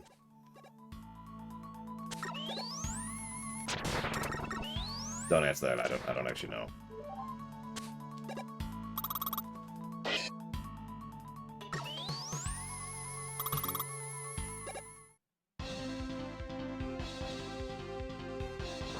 Gutsman! Holy crap. I'm so happy to see you, Gutsman. And the fact that you're still weak to Cut Blade. Actually, he was weak to bombs back in 1, but whatever. He actually hurts like a truck in this one, which is appropriate because he's Gutsman.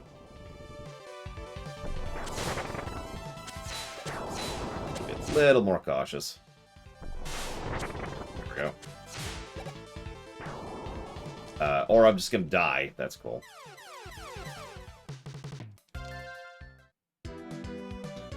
You know what? I'm okay with that. Because I want to go do this stage. Gutsman's just like, I'm tired of this. Stop making me do this crap.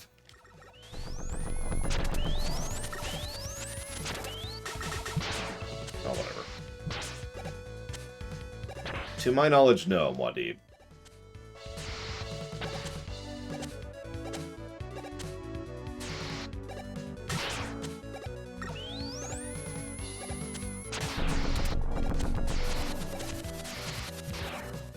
That's an interesting maneuver, but I'm not going to question it.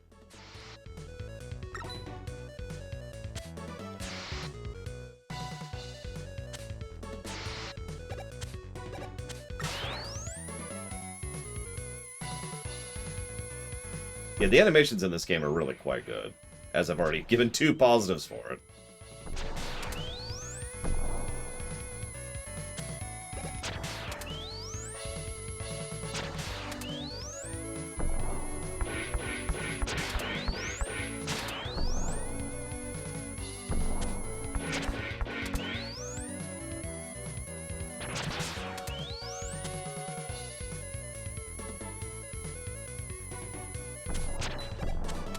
Fine.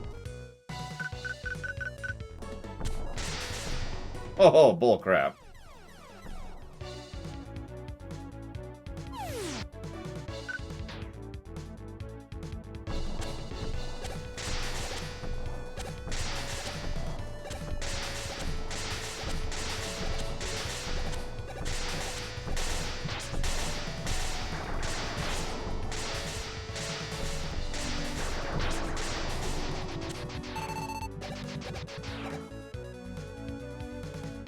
I don't think I'd call that dumb. Maybe just not use a magnet, or maybe it's a magnet, but like it's just a really powerful electromagnetic kind of thing, you know? Like that that thing in the Brave Little Toaster, you know? Damn. Hey, there's the ladder that I knew was there. Sigh. I'll save you, Beat.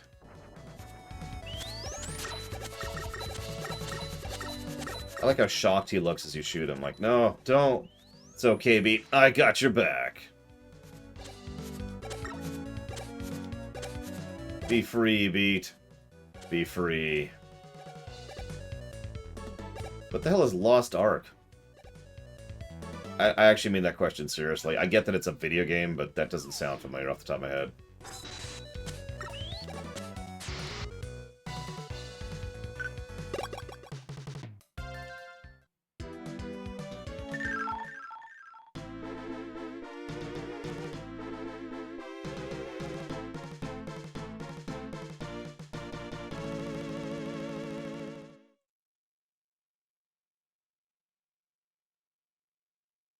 Ah, gotcha.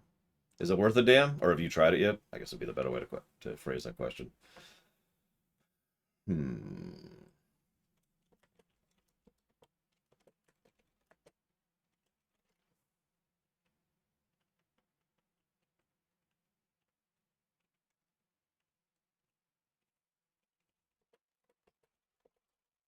Coming from you, that is a really not big endorsement, since you tend to tolerate things that are a lot more grindy than I would usually tolerate.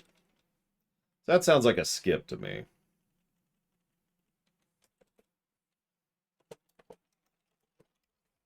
I don't know if I'd say I play cool games, but I definitely play better games. No, I totally mean that. Hmm.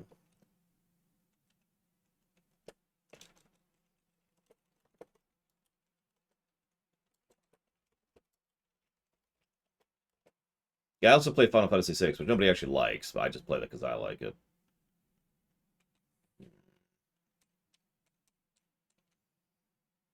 Sorry, I'm looking at my notes here really quick, because I want to kind of get caught up to where we are right now. I think we'll stick with that right now. So we're up to 16 gameplay positives.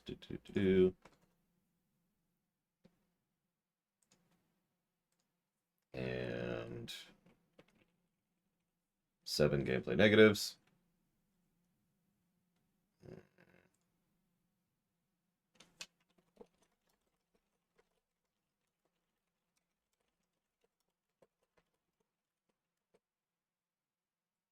I mean, I'm kind of biased in such a thing if we do that, Blue Wolf Alex, so I can't weigh in on that. Okay, we're up to date. Let's try out the weapons. Probably the Pixel Remaster version, Dr. Witcher. But I can't say that yet, because there is no definitive version of Final Fantasy VI, which is the problem. Every version of FF6 you could play has at least one issue to it. That being said, the original SNES is probably the best version right now. So let's try out our weapons. So I've already been showing off some of these. Thunderbolt is your bread and butter. It's a full charge shot in terms of verticality, and it also splits when it actually hits them, which is very, very useful. The junk shield is amazing, probably the best shield in the entire franchise, and again, I'm not exaggerating when I say that.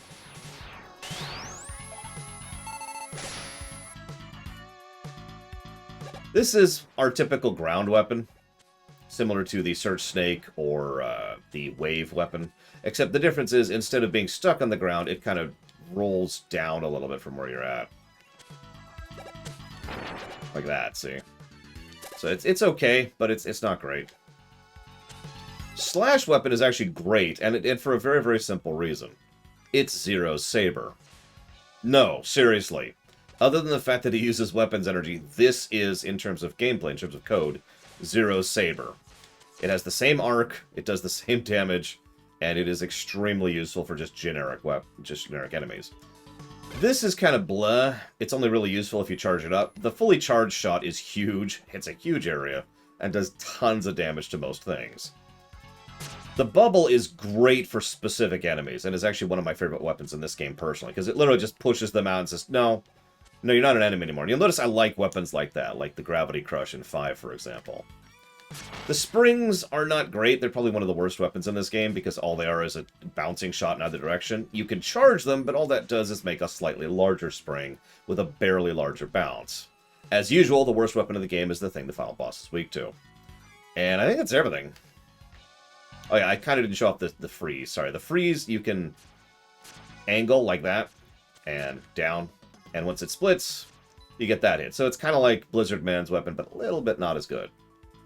I think these are good weapons. What are we thinking? I think this is one positive worthy for these weapons.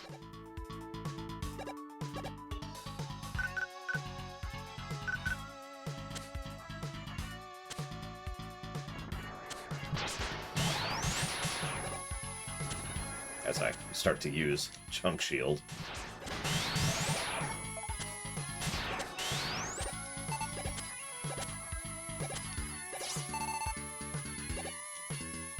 Certainly better than some of the other ones we've already covered. Come on, jump into me! Jump into me! You know you want to.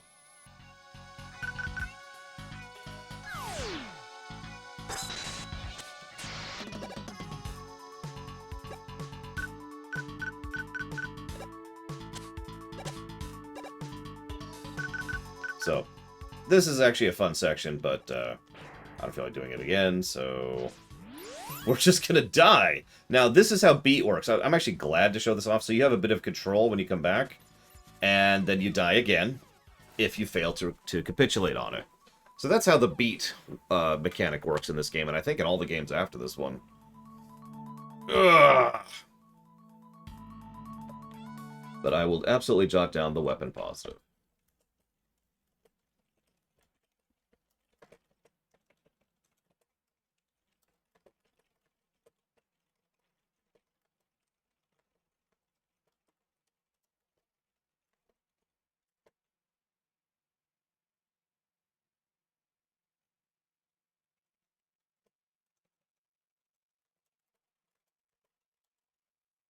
Yeah, they decided not to give us an attack bird because they looked at Mega Man 4, or 5, sorry, and was like, whoa, whoa, whoa, whoa, whoa, whoa. I mean, considering, again, and I have to re-stress this is literally the developers of X2 and X3 who worked on this game.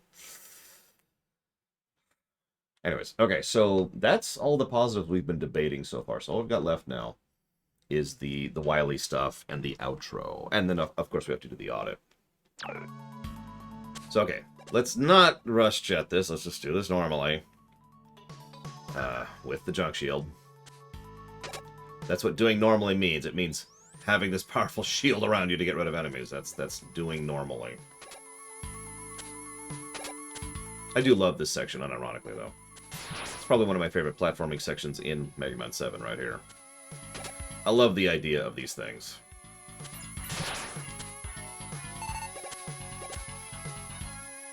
Yeah, no, this is not Production Studio 1, even though they didn't exist yet.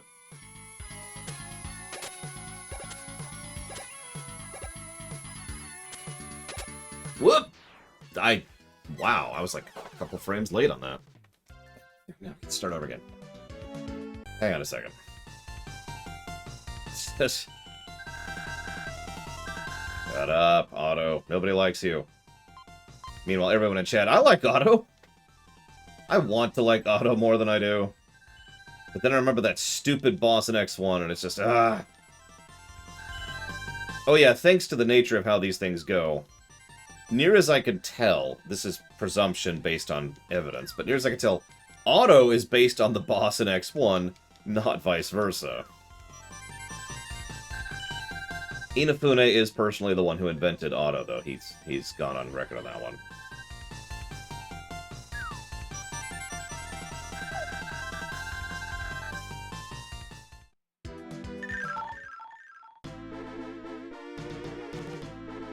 Yeah, Otto is comic relief. He's designed to be it. It's just, you know, eh. In the Japanese version, he's unfunny.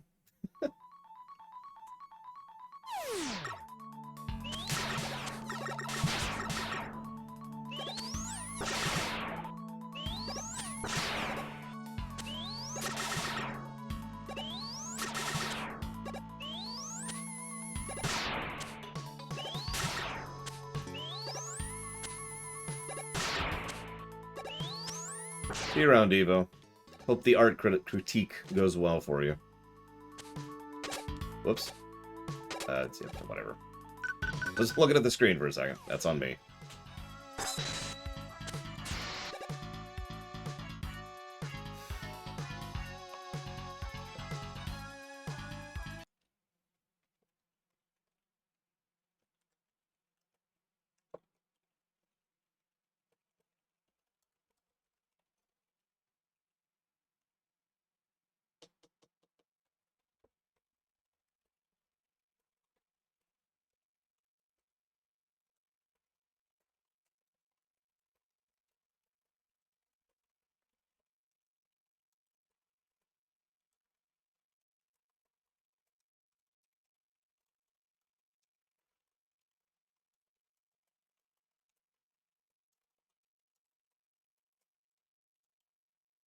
Sorry, I just realized I need to give a plus and a negative to Otto's shop, so we're just going to codify that there. Which means that aggregate we've been building is now codified.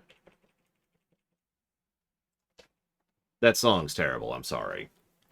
And that and the fact that you have to listen to it for longer than you should because you can only buy one item at a time makes it mildly irritating, but still irritating.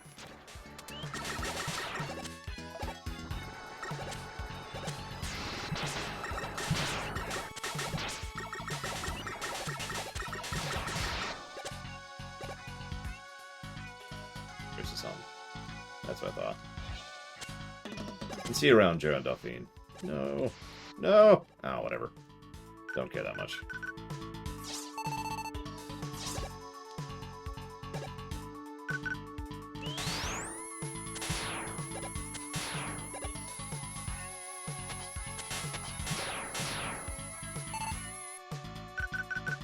Whoops. Just the terrible... You will never see me use that shield, by the way. It is so terrible. It's so useless.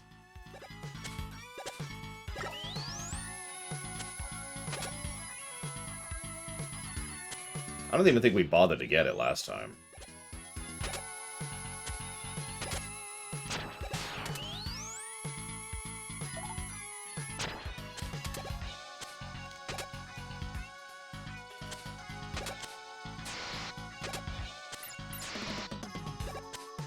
Yeah, exactly. It's there to prove that you did it.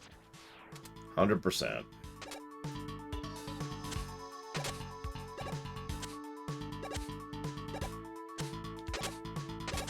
Not die for stupid reasons this time. Okay. Back to this stupid fight. Oh, right. I actually forgot we have to fight Bass first.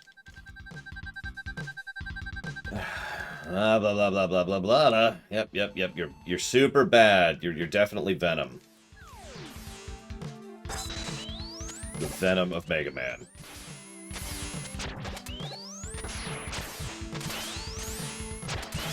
What's funny is his second fight is actually pretty mean. If you remember, we had issues with it last time we played it, too. Anyways.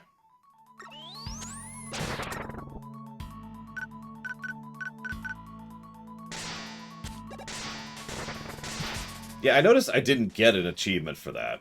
Or if I did, it didn't pop up, because I'm playing on the Steam version. Hang on, was there an achievement? Let me check here. Store page. Or no, I don't need store page. What I need is, achievements. Here we go. Why do I have 0 achievements for this game?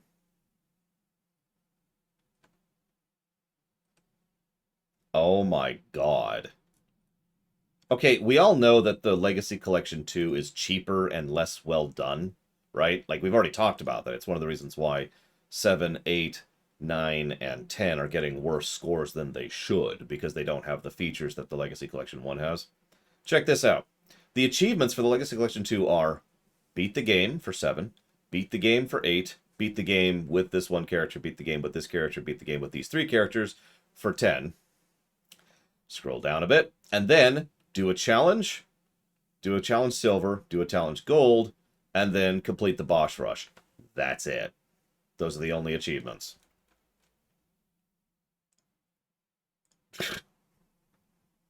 What? Like, I don't care that much about achievements, but that does speak volumes about how little effort was put into the collection, too. It's just sort of sad. Whatever.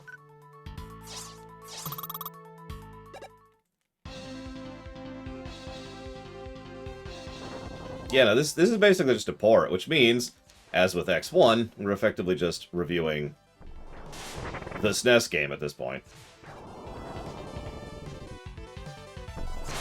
No, what it means, Muad'Dib, is just each of the... So, the previous games, 1 through 6, all got some positives that helped boost their score because of the features that were in the collection.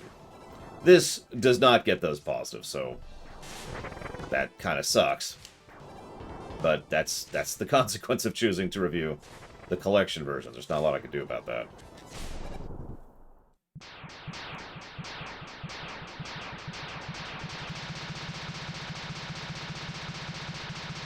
Yeah, like, 7 is ripe for achievements. Getting the Proto Shield, unlocking the Rush adapter, defeating bosses with or without weaknesses, especially since it's so obvious in 7, the variance between the two. Whatever. Oh no, I'm with you on that, Ginga Man.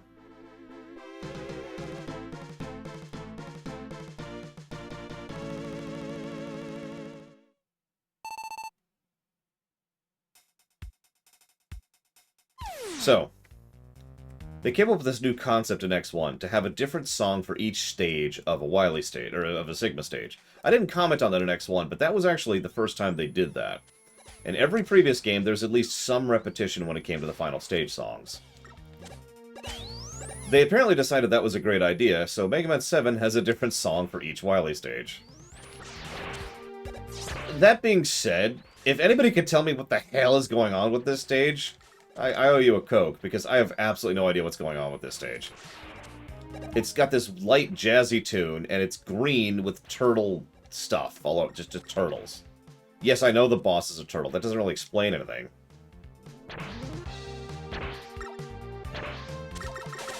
Like, this stage is just kind of, huh? I'm not 100% sure what they were thinking with this one.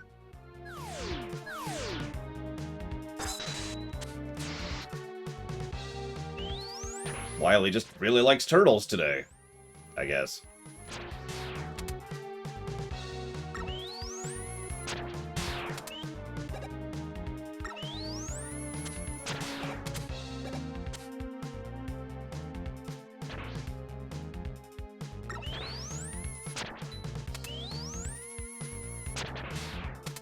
I mean, we all have our turtle phase, I get it.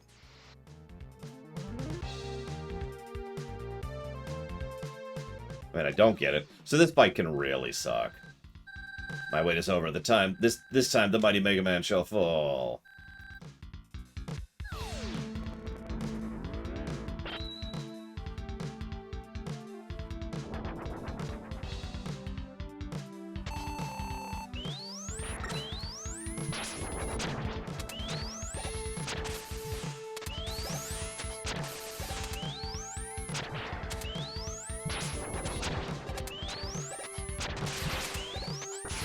As we've already showcased in the previous stream, this fight actually really sucks if you don't have his weakness. Speaking of which, we're going to burn an E-Tank. Who knows, we got plenty of those to spare.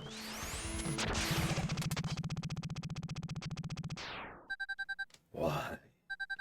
Why can't I destroy him? I've only tried twice, and God, just whatever. Bye, Forte.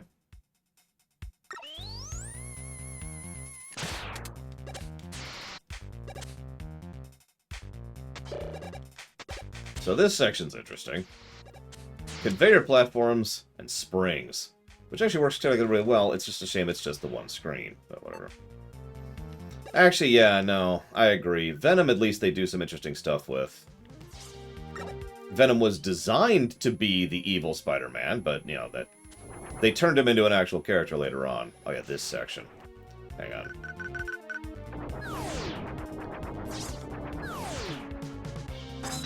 I mean, it's a very cool arena to fight him in. And again, it's a very mean fight, if you don't use his weakness.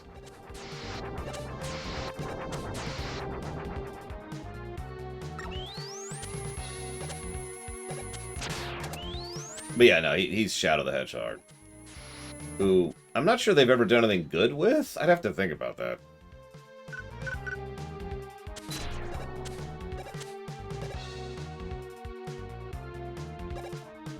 Bats really didn't want to aggro.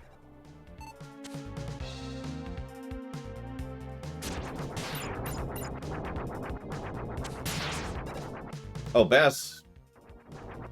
Yeah, I would say Bass is used better than Shadow. That's across all the games, admittedly. I had to think about that for a second, but I still stand by it. I remember being stuck on this screen for so long, and I'm not actually sure why.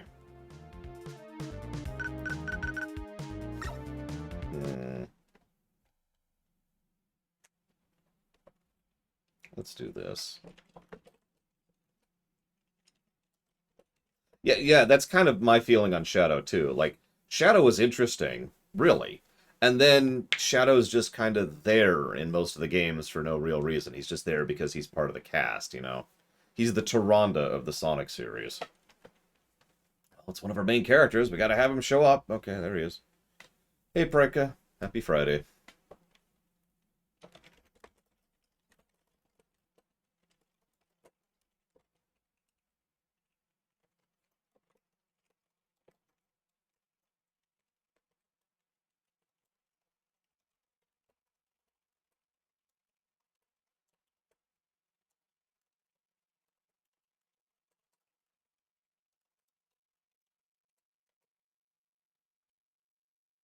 He's Riker Season 7. I mean, Riker didn't have any new family members to find in Season 7, so... I don't remember what the Turtle's weak to. Does anyone remember what the Turtle's weak to? I remember this fight can really suck on Challenge Mode. That's all I remember about it.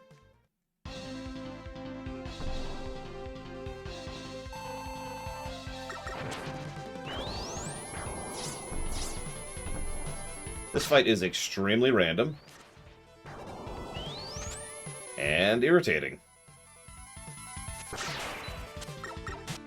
Alright, we should do this.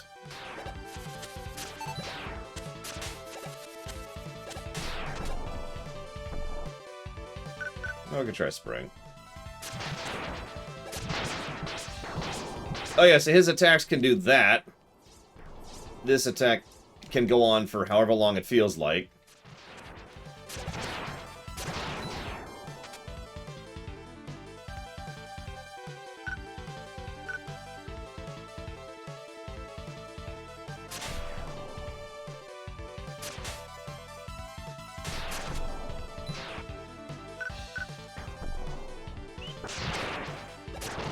And he could just, this is another one of those fights that's random, and it kind of hurts the fight as a consequence. This is one of those fights that can just go on, and on, and on, and on, and on. I actually don't like this boss fight, personally.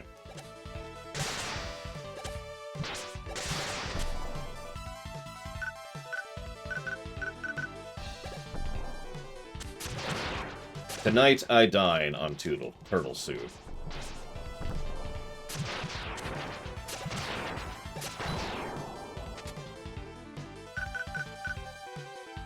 Yeah, this fight, I actually like Wily too. In fact, I jotted it down for an aggregate positive earlier.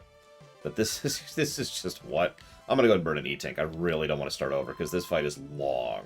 And doing that all over from the scratch does not sound appealing to me. Are you kidding?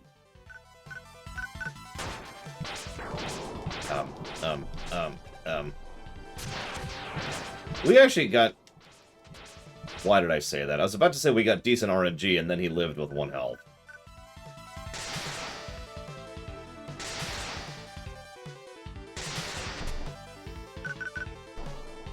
You know, that's stupid.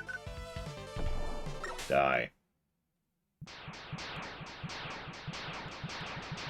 Yeah, it's a stun locker, which can randomly decide to do an attack which only has one method of blocking it, which is the slide, which can actually start cramping your hands if he does it too long. And then he can just go invuln for gargantuan chunks of time, while he summons ads. And it's just... The whole fight is just blah. No thank you. I don't even remember his name. What's his name? Let's look up his name here. What is your name, sir? Yeah, I just walk up to the turtle and like... And then King Dragon falls over, and I'm like, yeah, I actually, I collected all the pine cones. That is apparently Gammarizer, because of course it is. Okay.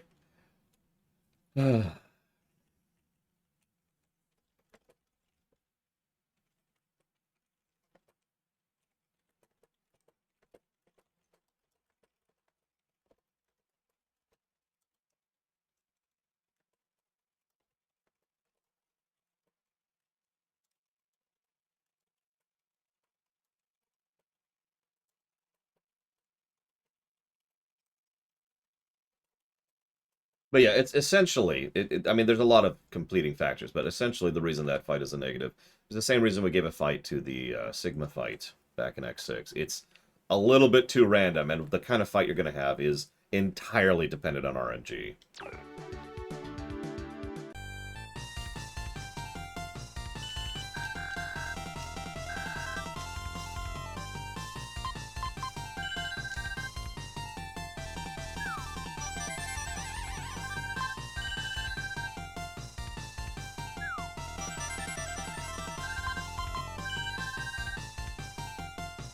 Yeah, I'm not taking any chances this time with the Wily machine. We're going to go ahead and just stock up to the gills for this one.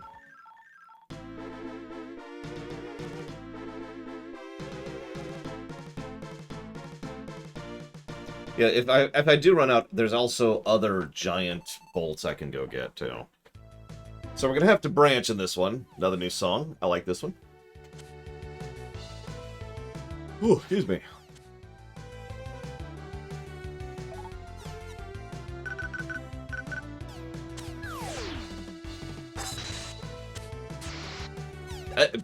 Okay. I didn't want to grab the ladder. I was just... It's not like I wanted to be on that ladder, Baka.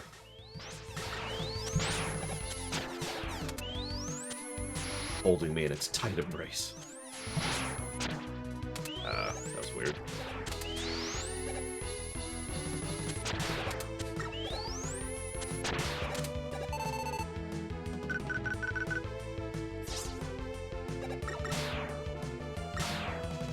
This is the mechanic we had in Cloudman stage. We never saw it because we always put the snow down, but this is what this looks like if you don't put the snow down.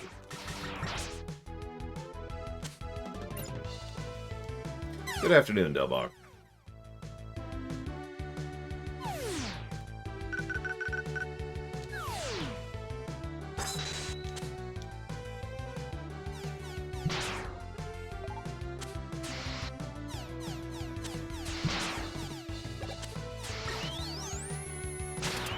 knew it, Delbach. You secretly were just lurking.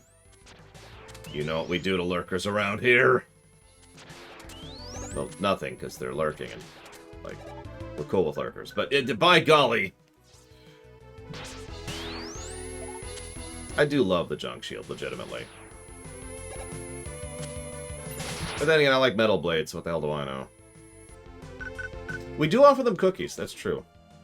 Anybody want cookies? I would really go for some cookies right about now. I haven't had sweets in a while. Not really on purpose, just sweets are usually a budget that I haven't been making room for, because I thought I might have had to move soon, you know, so I've been kind of freezing my budget lately. I should get some cookies. Of course, I need to get groceries, too. I haven't actually bought groceries in like a week and a half. Hi, Saber for Wife. Whoop! So, oh, I was thinking about something, Ross, now that you mentioned that. What I was thinking I should do is order Cinnabon and get a coffee, because they sell coffee there. And try it, right? Try it out, see what I think of it. I don't know what to get. Like, I don't know what they offer. I know it's iced coffee, so there's that. I think I gave 2 pluses to animation. I did, Delbach. I gave 2 pluses to animation, because I agree completely. The animation in this game is phenomenal. Get some Bang cookies. Those are a little out of my price range, and they take a while to get here. Right on stream.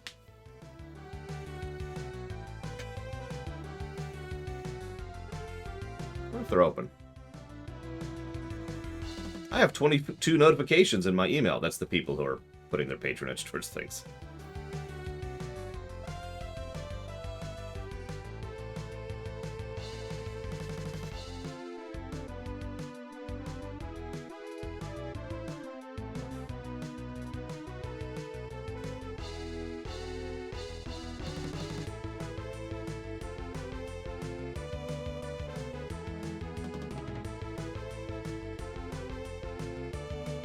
Cinnabon is open. Okay, what do we got? Let's see what their drinks are. What do we got here? Okay, so they've got just plain coffee, black coffee, and something called a mocha latte. They've also got frozen coffee. I don't think that's really applicable. So we've got mocha latte, Arabica cold brew iced coffee, and then hot coffee. I don't know what any of these things are. Help me out here. It's been a long time since I've tried coffee out.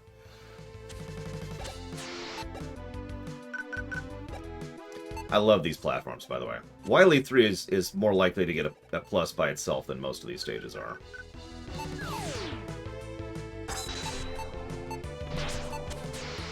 Listen, it's mocha latte. What do you want from me? Or am I mispronouncing coffee, in which case that would be funny.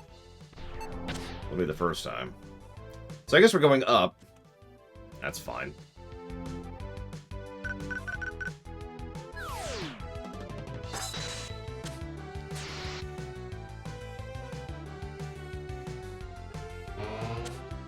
They return! Let's see, I don't have this one memorized, so this is death. Okay, so I'm supposed to just get a hot coffee. Wow, that's $2 too. Oh, I guess we're going down. Whoa! Whoa, whoa, whoa. Wasn't ready, wasn't ready. Wasn't ready. Oh, God, oh, God. Okay, okay. Jesus. I was not ready for that.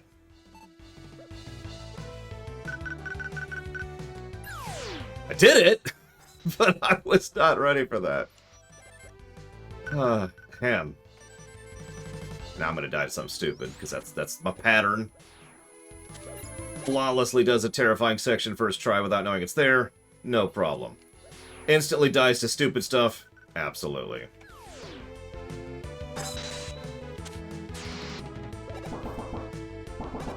No! It's my ancient nemesis.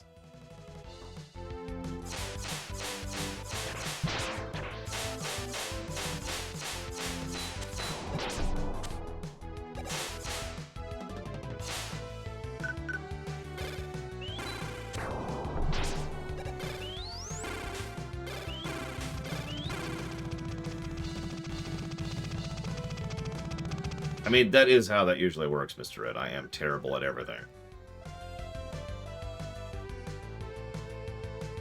Oh, gosh. Okay, can I be a little bit lower on the screen, please, than at the very top? Oh, that's mean! Did you see that on the left? That's just cruel!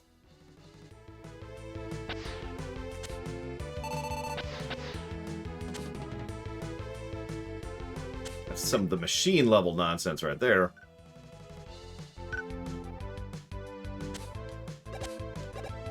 So, Arabica is how that's supposed to be said? Whoop. Yep, okay. I wanted to give that stage a positive because I like the upper route, and then the lower route is like, screw you. Gotcha traps and insta-kills. We could do both. What do you think? What do you think? Plus and minus? Plus for the top, minus for the bottom? Ah. Either way, we have the boss. Because, yeah, the top's legit. I was actually hoping to show off the top side, because the top side's a pretty good stage, and it's some good platforming, and it's some neat... I love the little... The movement, the platforms that move with the timing. It's the Super Mario World thing. And then the bottom thing is just, oh, screw you.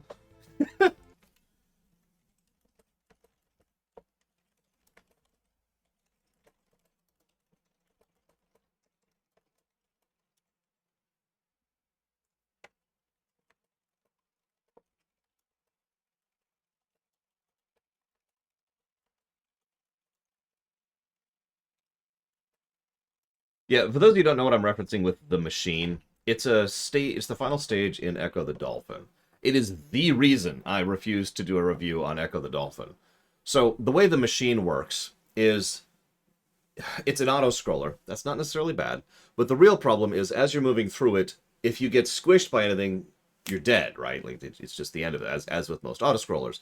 But the thing is, the machine will literally juke and trick you as it's going through. So, like, there's this section that's like, okay, now you want to go this way through this section, and so you start going through that section, but no, it's a dead end, screw you, and you just get to slowly watch yourself get killed, and just so forth and so on. And there's that kind of stuff everywhere in it. And I can't properly explain it. You have to watch the machine to really understand why that stage sucks so bad. It's so many levels of bad game design. That would probably be a full 3 negatives for that stage. The rest of the Echo's fine, but that stage can go to hell. What are you weak to? As I remember. This is the Hanyaned squared, excuse me. I do feel like it's better, Blue of Alex, but I think part of that is because I walked into this without presumption, if that makes any sense. I still think this is one of the less good of the classics, and I think the score so far is kind of showcasing that. But that's my point. The last time we reviewed this, I remember Mega Man 7 as being one of my favorites, and it plummeted from favorite to good. Hence the mentality. I want to use this.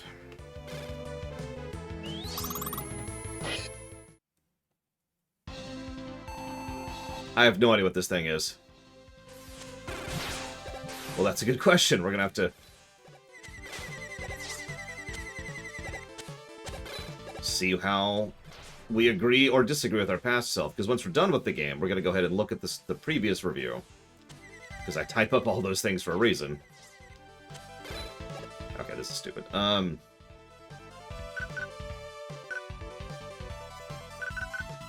There it is.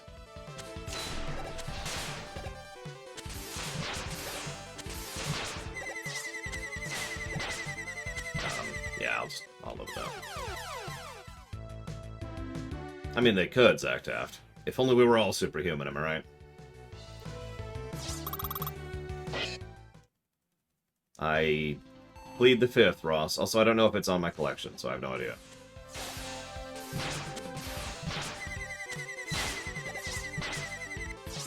Oh my god, this boss. Which reminds me of Mega Man 8 bosses, and not in a particularly good way.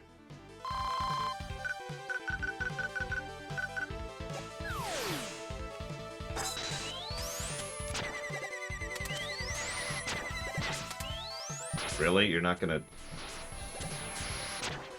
Nope. Okay, that's cool. Well, actually, I could do this.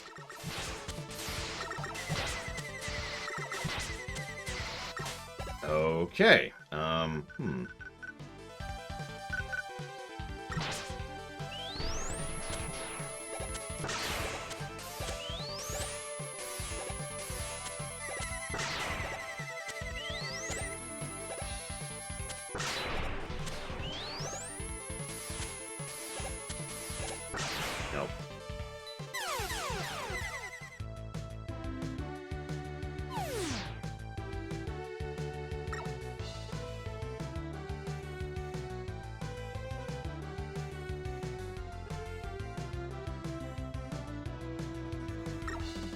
I have no idea, Mr. Red. We're not done with the review yet.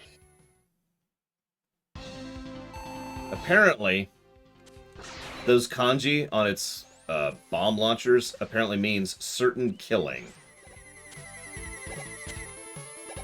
See you around, Delbach. Hope to see you for Mega Man 8. Or else. Yeah, we're just going to kind of slow-mo this a little bit. He has 2 weaknesses, and we're out of both. And I don't feel like blowing a weapon up. I guess I could. It might take less time than doing this slow-mode way.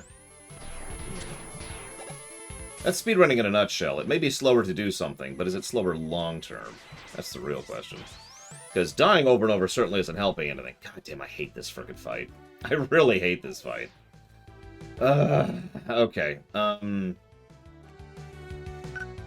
Go and burn it.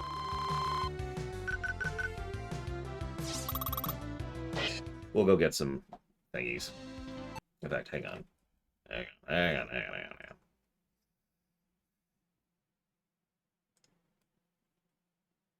I knew I had the weapon tanks. It's just we kind of want to get more weapon tanks for the boss refights. What we're gonna have to do after this is go get one of the screws we haven't gotten, the bolts. Here we go. That's what I want. Okay, which means we're gonna have to go to, let's see, looks like Springman stage. That won't be too bad. I think so, Ross? I mean, one way or another, it's on the website. Damn it. It's so hard to dodge his attacks because of the fact that the terrain is always moving. Let's just burn that. So we're already doing it.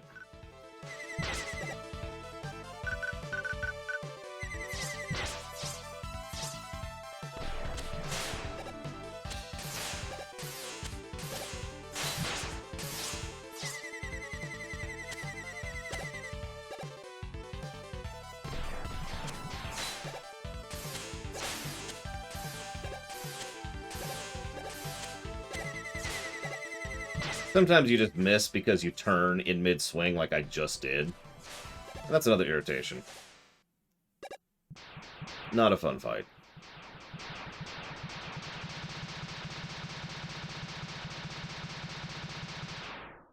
Notice the similarity to the X2 boss destruction, by the way. So, Springman stage. Let's go do that.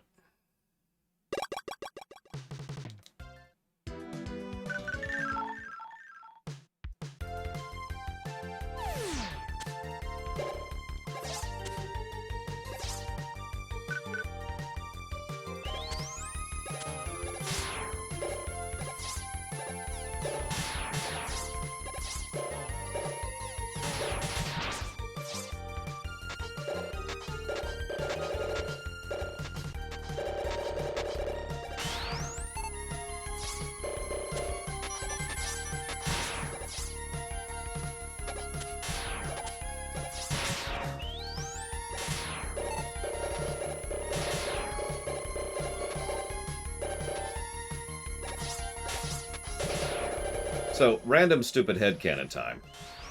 So you notice how this area is obviously themed after a circus?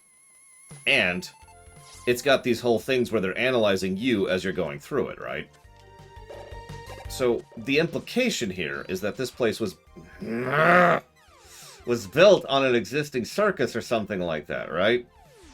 So, you get the idea that this is a place that was taken over, not a place that was actually designed by Wily.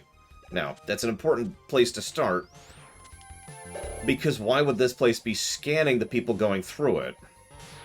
And then I started thinking about it.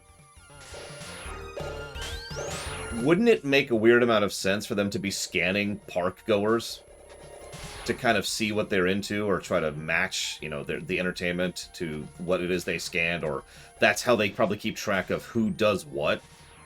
Like, you don't actually literally have a ticket on you to allow access to this ride. What you have is, you have bought a ticket on your account. And so they know that's you, and they know you have a ticket for that. Right? Like, does that make sense? I don't know, maybe it's just me, and I'm probably thinking way too much about Mega Man. But I've thought that before, and then, you know, life kind of exists, and now this is kind of a regular thing. So, whoops, didn't mean to do that.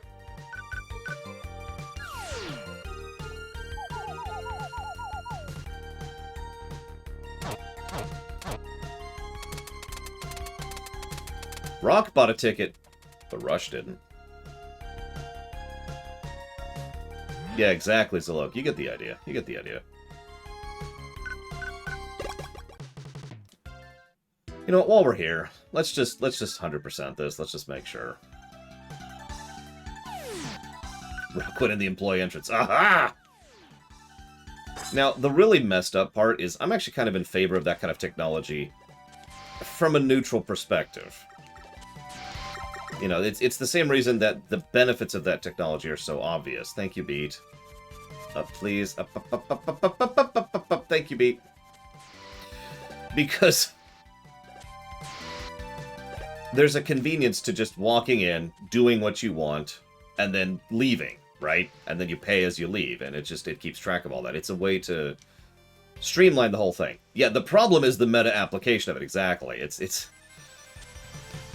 the concepts are a little bit lacking in terms of the ethics department, I think is the way we should phrase that.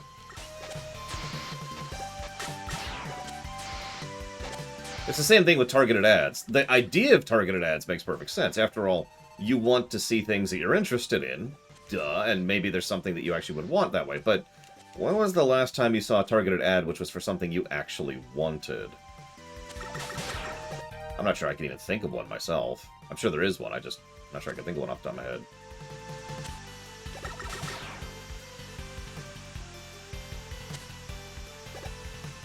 And of course, there's the other problem, which is the targeted ads.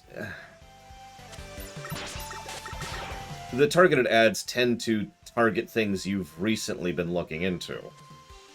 Like, when I do research for video games, it's actually funny how many things just start showing up in my ads because I've been researching concepts for that particular game, right? That's like, oh, yeah, sure. Uh-huh.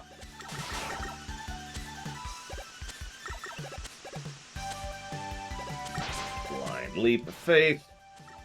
I was so nervous first time I played this stage. Yep, that's right.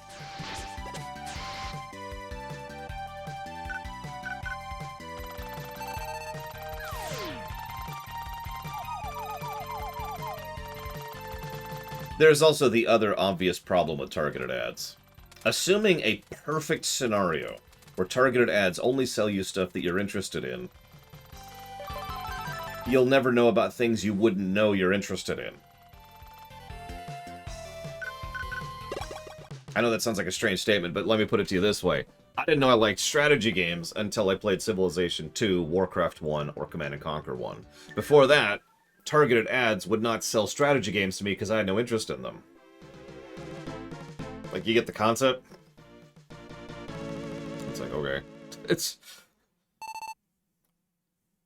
In other words, there's no way to move outside of what you currently know to things you might like. Only things that you know you like. I can't believe I missed all of those. That's whatever. Yeah, actually, it's a great way to put that. Targeted ads are like an echo chamber.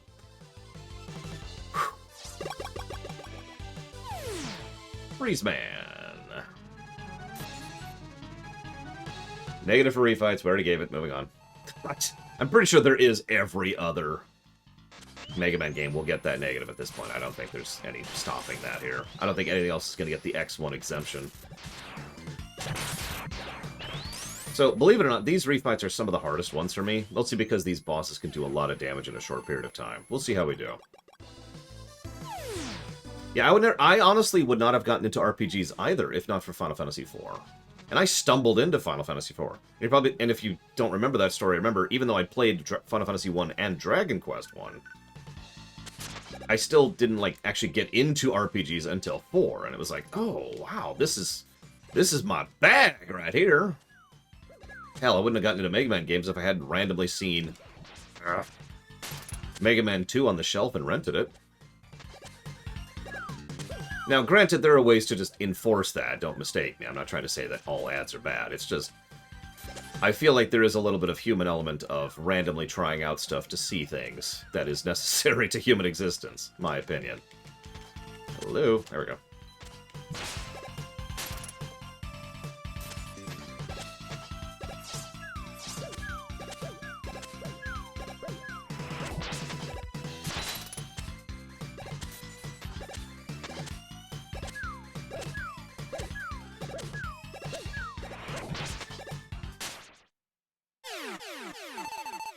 Yeah, exactly, Jesse Ward.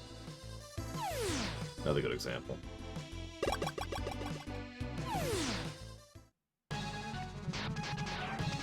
So we'll get to show off Junkman's weakness, because we didn't get to last time. This is kind of a funny one.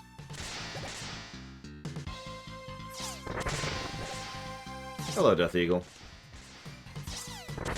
I'll also properly show off Cloudman's weakness. You want to really see, You want to really see Spark Mandrill Syndrome. I'll show you Spark Mandrill Syndrome. Wait. Is it 0 or 10? Because that's a pretty big difference, Death Eagle.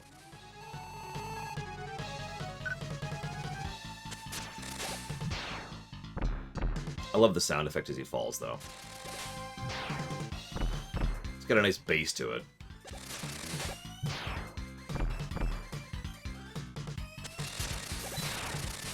Whoop.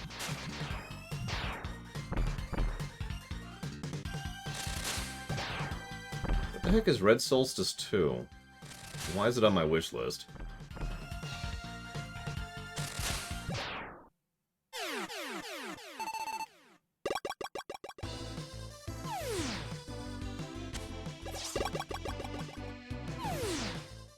Can't do the trick this time, sorry.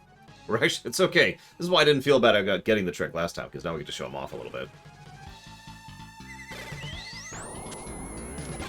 Notice that unlike several other bosses, including Heatman, there's actually an indicator of when he's about to charge. Because of the sound effect. Same stun thing, Dr. Winter's gone.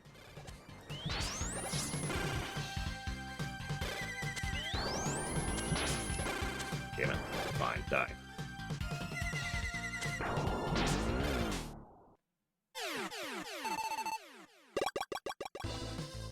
A Batman that skips church? A Mormon! No, I don't know. So this one is one of the weirder ones with the weakness, because there's a way to do this ideally, and then there's the rest of it.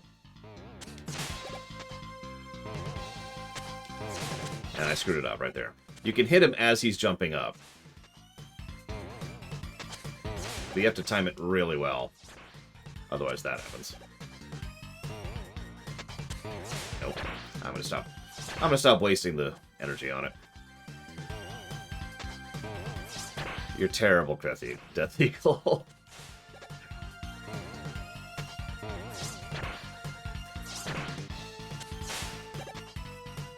One more try. Nope. Oh.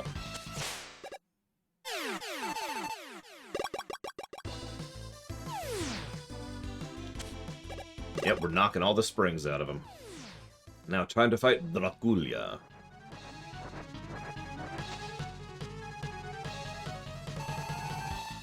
What are you weak to? I don't remember what you're weak to. What is he weak to? Oh yeah, springs, for some stupid reason.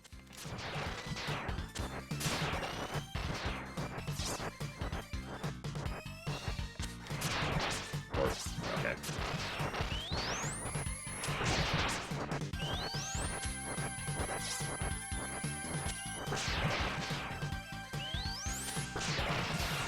Oh, he didn't even use this attack last time. Yeah, he can petrify you.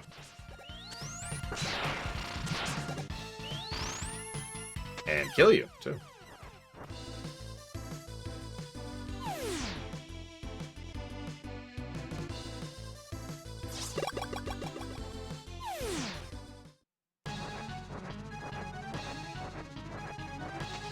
Why is Shade Man weak to springs? Believe it or not, I actually have an answer for that. It's because the deadly serious dark vampire of the night can't stand things that are funny, silly, and happy. So he's weak to the joy that springs bring. No, really.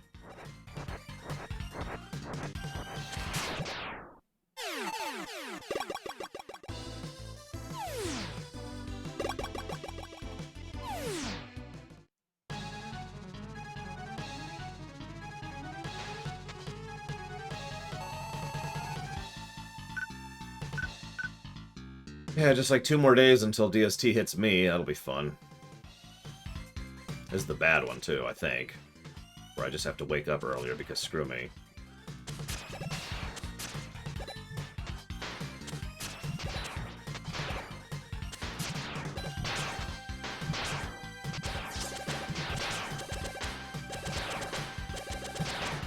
Ugh, that was close. Hello? Yep, there we go.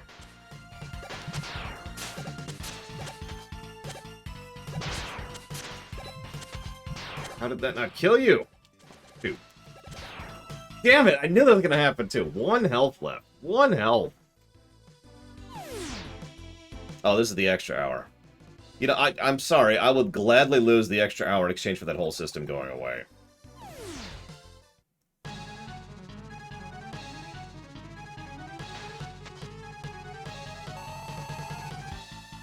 So what you're saying, Savacom, is you would not want a proper remake of Luffy 1. Got it. I will immediately think of all the things I would do to change that game.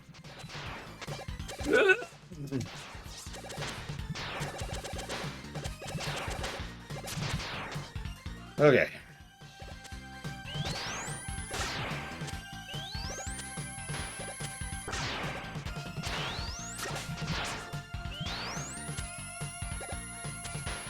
We must make this a superior game, which has no heart or soul whatsoever.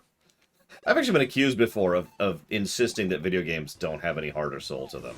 Like, that's actually an accusation that's been leveled at me, which just kind of makes me go, really? But, yeah, okay, whatever. Sure. So we're actually at the end here.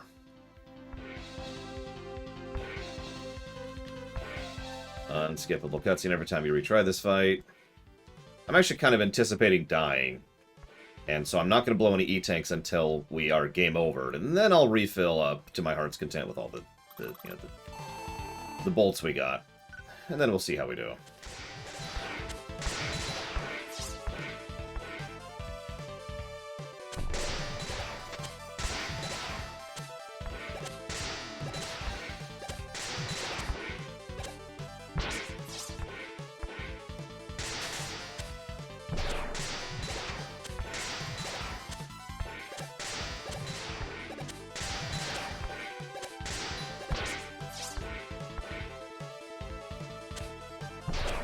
Oh, that sucks, Savacom. So Phase 1, as you can see, isn't all that bad. Phase 2 is considered one of the hardest bosses in the entire franchise.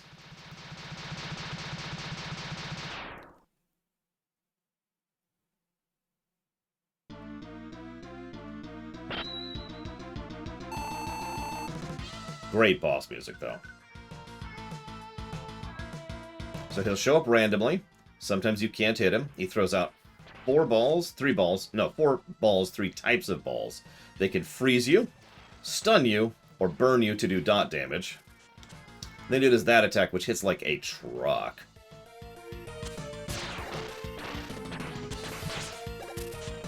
Generally speaking, it is always better to get hit by his initial attack than by, you know, the attack that he does on the ground.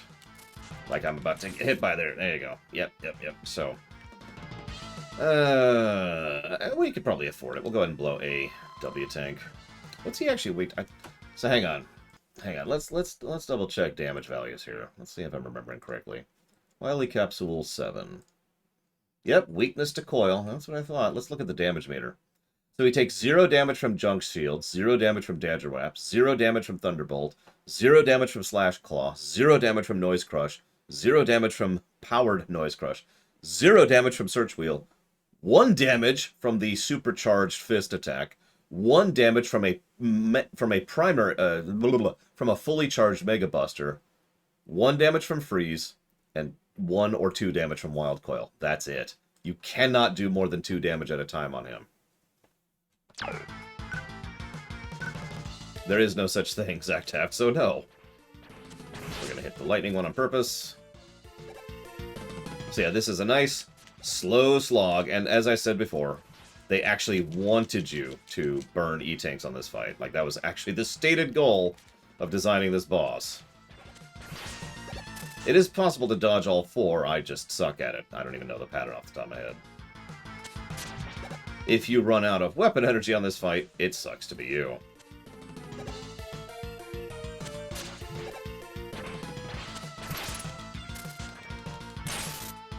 We're going to go ahead and blow our second E-Tank. We're not even halfway through his damage if you're paying attention. He's immune to Thunderbolt, Zactef. Hey, I dodged them all. Oh, you mean the first phase? Yeah, no. That's just normal. Bill takes... It's still less damage to get hit by the fire than to be hit by his main attack. We're about halfway through? No, we're not quite halfway through. Okay, now we're halfway through.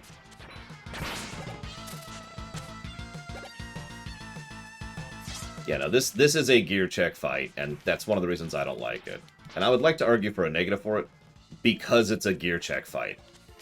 It's here to make sure, did you bring the weapon charge-ups, and did you bring the energy charge-up?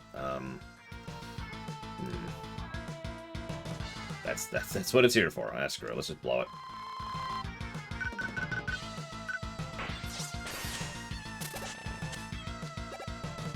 Yeah, this is a good time to burn the O's. We might actually make this our first try. We'll see. I wouldn't hold my breath. Like, I'm fine with giving this 2 negative. This fight sucks. Unlike several of the Wily machine fights, or the Wily capsule fights, there's nothing even interesting about this fight.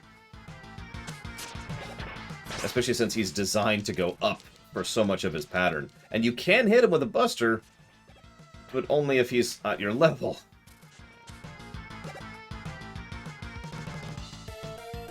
It depends, Narset. It always depends. So, by definition, am I against it in all cases? No. I need to blow him.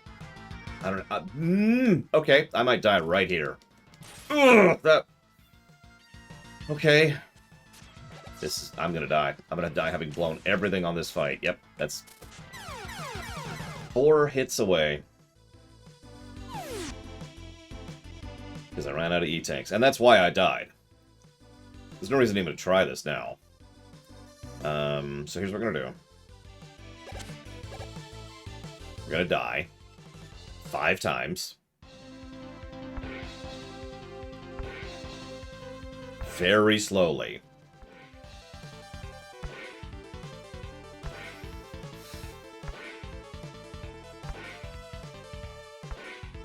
This is kind of the problem. There's no... I shouldn't say it that way. It is incredibly difficult and not designed to allow you to skill your way through this fight. It's people who had 3 months to make a game trying to make a hard boss. So they did what most people do when they design hard bosses and don't actually have time to do so. It's a gear check. It's a straight up stat wall.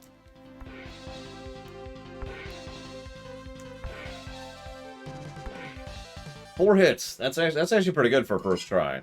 Huh.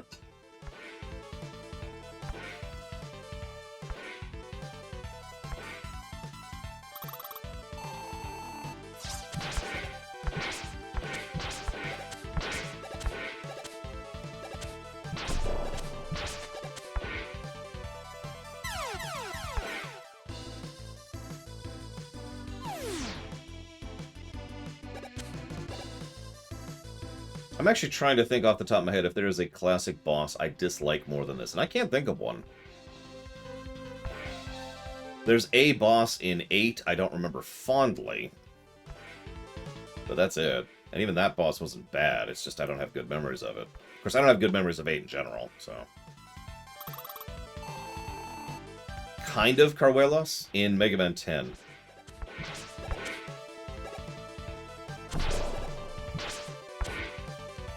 Oh, and just to make it clear, even though this fight is kind of easy, notice he still 6-shots us. Oh yeah, the dock robots. I would still say this is worse than the dock robots. I actually forgot the dock robots, but... So, okay, this fight sucks. After this, I'd probably put Woodman for the dock robots. And then a couple other dock robot fights would probably be in there. And then maybe the Mega Man 8 fight. We'll see when we get there.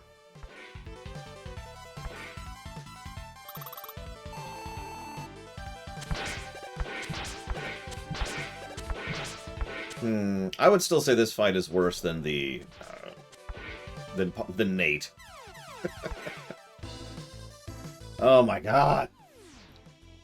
Don't worry, I won't be farming lives again, because lives are actually useless at this point. I have to do it in one shot, with all the E-tanks and W-tanks I can buy, or else there's no reason to even try it.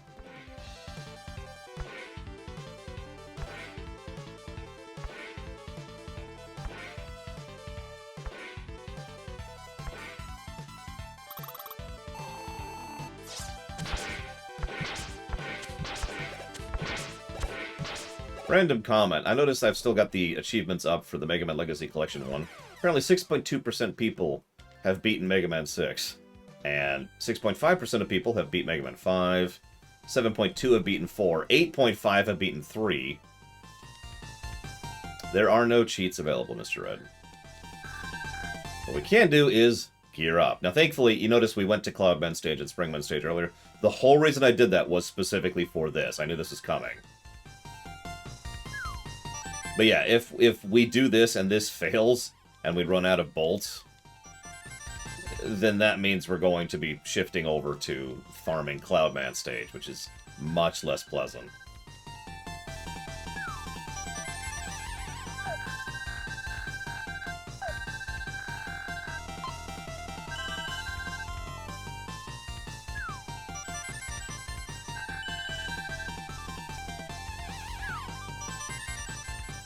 What's funny is, by memory, this is exactly how I used to beat this boss. Right here. Just gearing up for it. I'm pretty sure this is exactly what they intended, so that makes sense.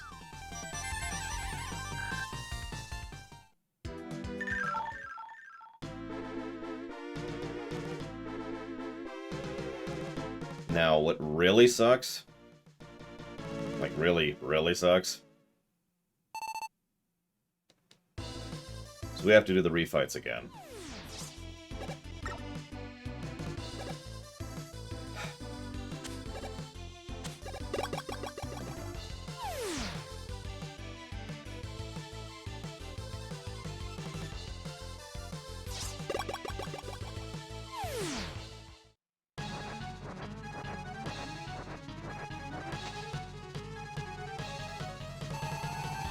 I would easily give 2 negatives for this. This is one of the worst bosses in this franchise. No, excuse me, this is the worst boss in the last boss in the franchise, and one of the worst bosses in the franchise. This is nonsense.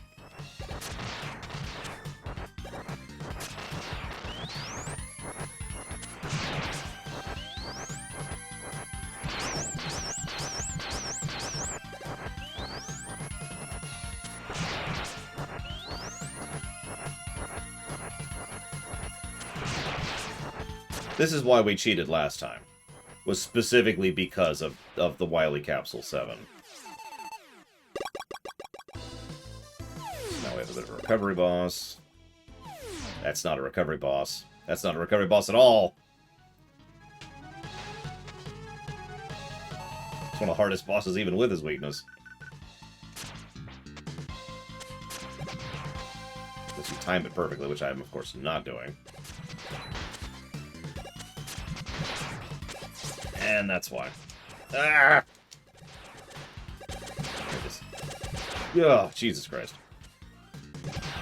And I have to accept the death. I cannot waste any E-tanks on the refights. I can't waste a single E-tank on these fights.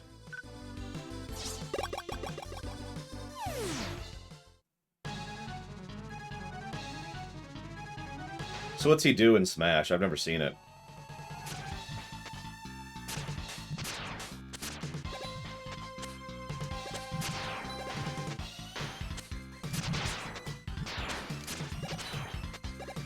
I mean, designed by the X2 team. And the X3 team, probably. Hey, NTC. What's going on?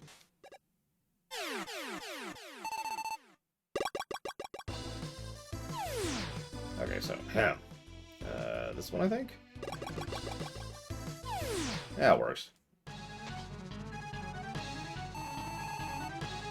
But yeah, this is why I don't feel bad about, you know, just gaming these bosses. Because I need to reach the end of the refights with as full of everything as I can.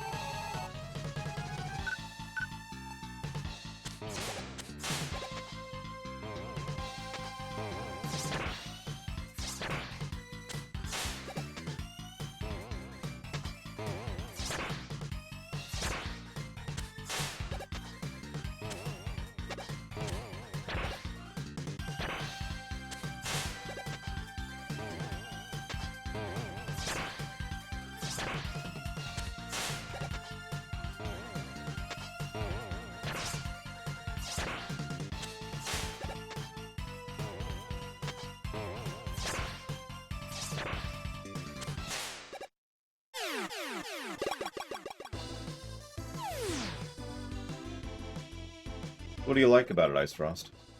If you don't mind my asking.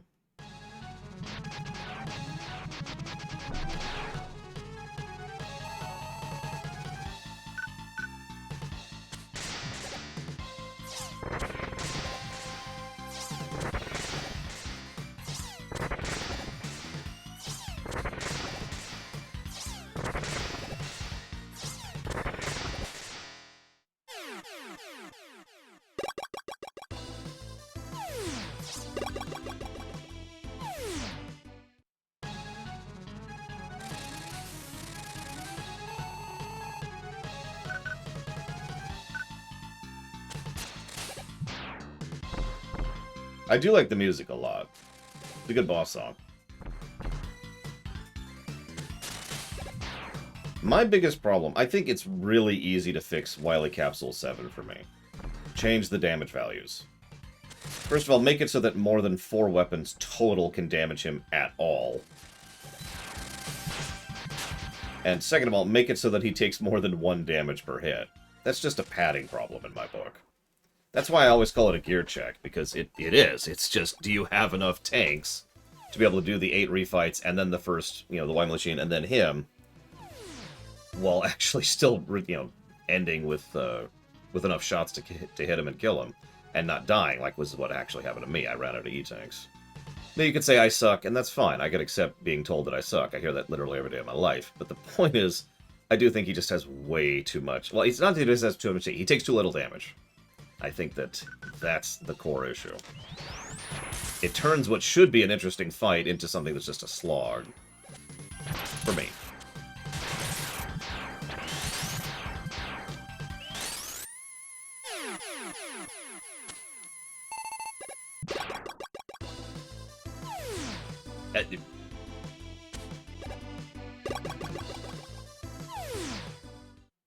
I mean, I guess my point is, even if I could perfectly dodge him every time, which I totally can't, but let's assume that was a reality in which that was true.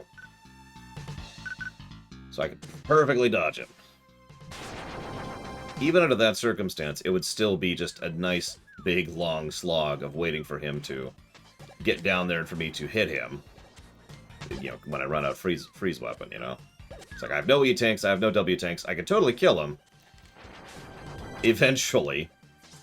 Because he only randomly is within shot range.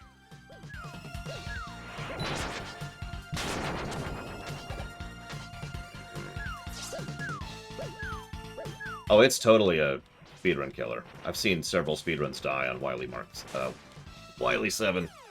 Wily Capsule 7. God, I can't talk.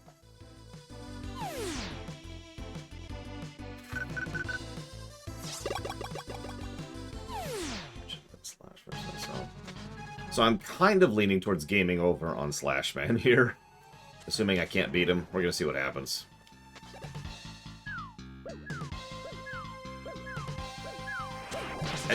Sure.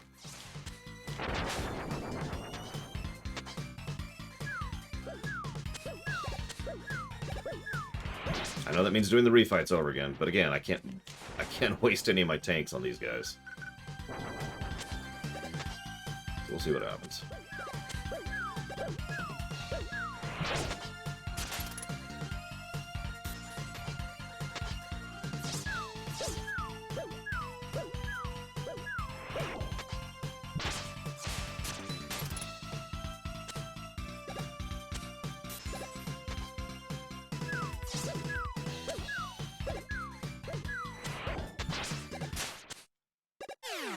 A little close. We have very few shots left, though, which really sucks. We're gonna put all of those into freeze and try to get that and fail at it. That's cool. That's what I wanted to happen. I was hoping for that, really. Oh, whatever. Let's just do this.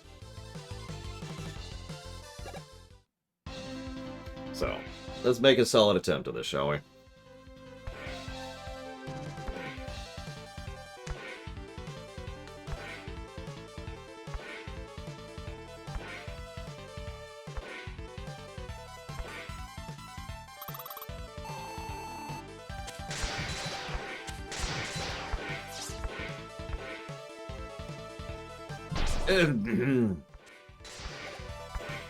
That's on me. That's my fault.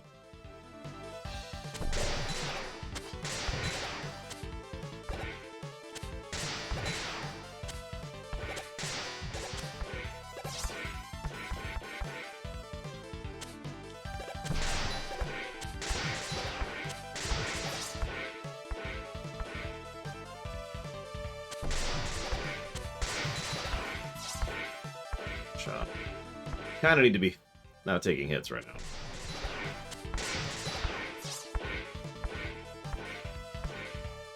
Well, I mean, technically I'm fighting myself, Mr. Reloaded. Unless you mean rock, in which case that your clickbait is getting worse. You need to really work on it, dude. I'm sorry.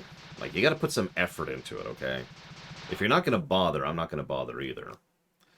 Switch to this. So, in a very bad luck scenario, he can actually kill me here. We'll see what happens. If I get iced and then hit, then I'm dead. So I'm going to get fired instead. Because that won't kill me.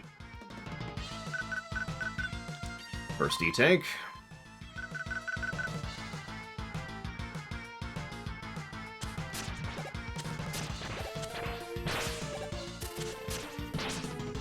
Idiot. God, I'm so stupid.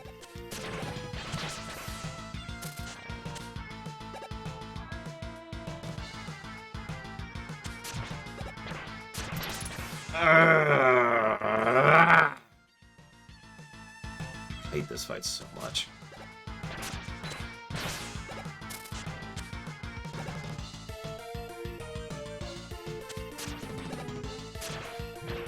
That's a decent enough pattern. Blow our second tank.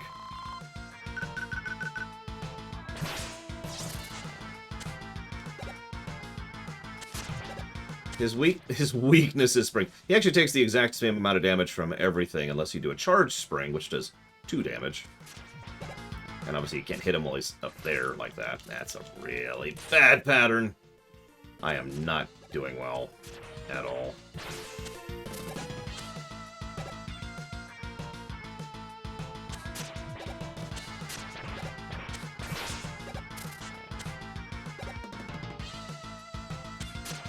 Like, you can't hit him when he's up there with the spring, so we'll blow our third E-tank. Yeah, I'll accept that. Bad pattern, and I've made 2 major screw-ups so far. Not doing super well.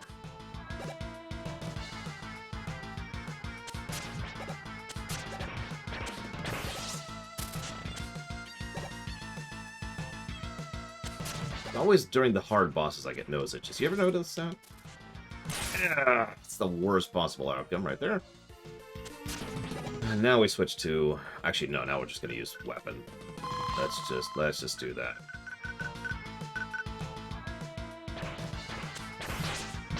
Still better than getting hit by the ice. That's a bad pattern. Final E-tank.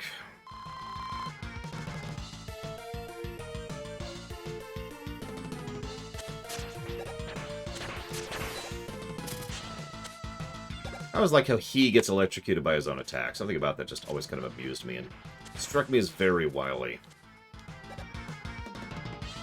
Time. Screw that fight. Oh my god. Okay, so hold up. Hold up.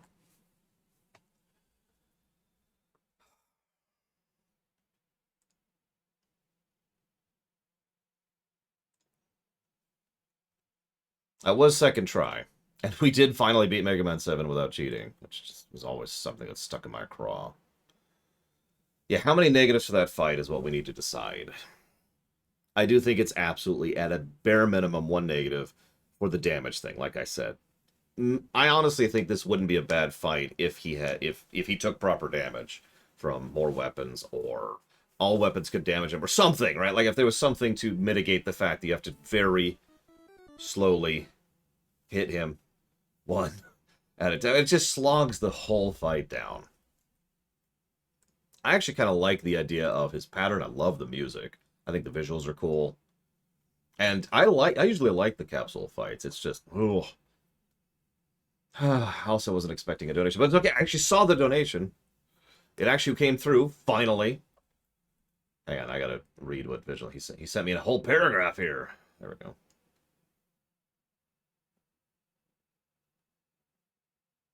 That... How the hell would that even work, Vigilant? Whatever. Thank you very much, Vigilant, as always. Might I convince you to put that towards something other than Jedi Knight, though? One of the other Tor runs? Jedi Knight is, let's call it what it is, funded on the finances axis. In other words, it has enough money put towards it, it just doesn't have enough interest. So what I'm thinking is I'll go ahead and allocate some Dealer's Choice subs, small little donations towards it to build up interest and fund it that way. So I've mentioned this to people who've been funding Jedi Knight, because it's kind of funded. So we'll put it towards Consular instead. You got it. Thank you again, as always, Vigilant. Much appreciated. So, I think one negative is mandatory because of the HP thing. And like I said, it's kind of a gear check, which I'm not usually in favor of, especially in a Mega Man game. Let's do this. And yeah, the only Mega Man game we've cheated on so far in the classics is 1. I feel pretty bad about that. We came kind of close. And that would be cheating on specifically on the on Iceman stage. If it wasn't for that irritates me so much, because we beat the Yellow Devil without cheating. But Iceman stage pissed me off so much, and I spent like 40 minutes on Iceman stage. I finally just decided to use the cheats and get past it, because I was officially getting to the point where I was being a bad streamer. If it wasn't for Iceman stage, I wouldn't have cheated the entire way through the classic series, so make of that what you will.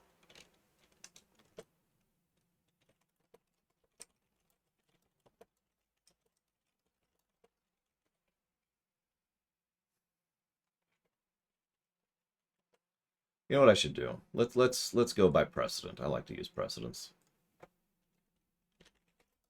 Let's look up my website. Like you do. Let's look up X8, shall we? For no particular reason.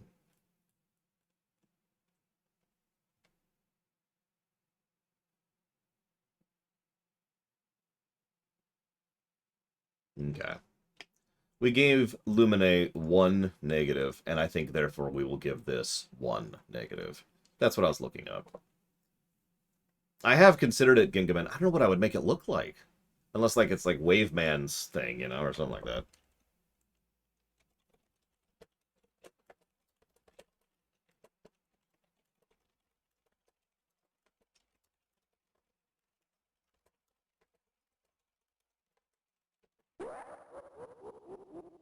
Which ones, other than that digital puzzle one I can't think of the name of right now, if you don't mind my asking, Mr. Reloaded?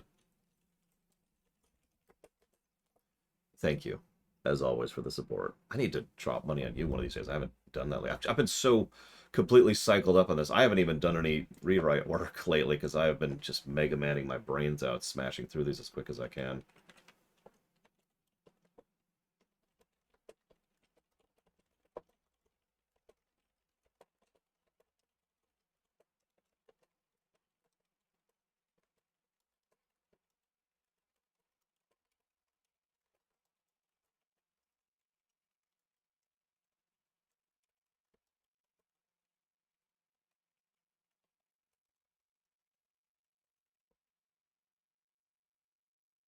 Okay. So, as of right now, here's where we're sitting. We've got 11 gameplay negatives and 21 gameplay positives, and we haven't done the audit yet, obviously, so we'll see if that changes. Because now we have to address the ending. Now, I don't remember liking the ending that much, but let's check this out. Let's see what this works. So, I should mention something. In the original Japanese version, Rock does not insist that he's more than a robot. Just fun little factoid there.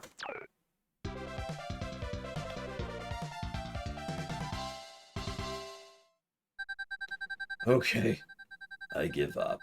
Sorry about all the trouble. I'll go quietly. I don't trust you, Wily. I'm gonna do what I should have done. That they actually fixed the grammar mistake here years ago. You forget, Mega Man. Robots cannot harm humans. So they added this line in the English version.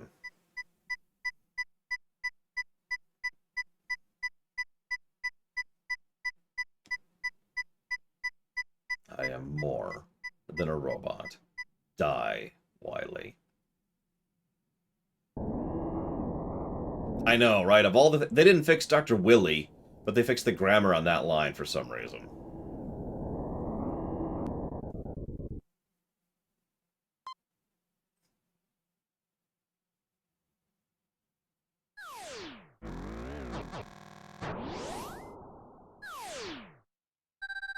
Too late, Mega Man.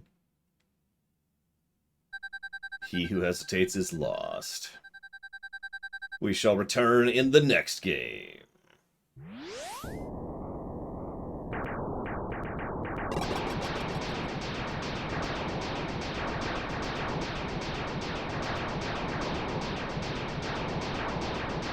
Debatable, Mr. Reloaded, but probably. Or maybe not.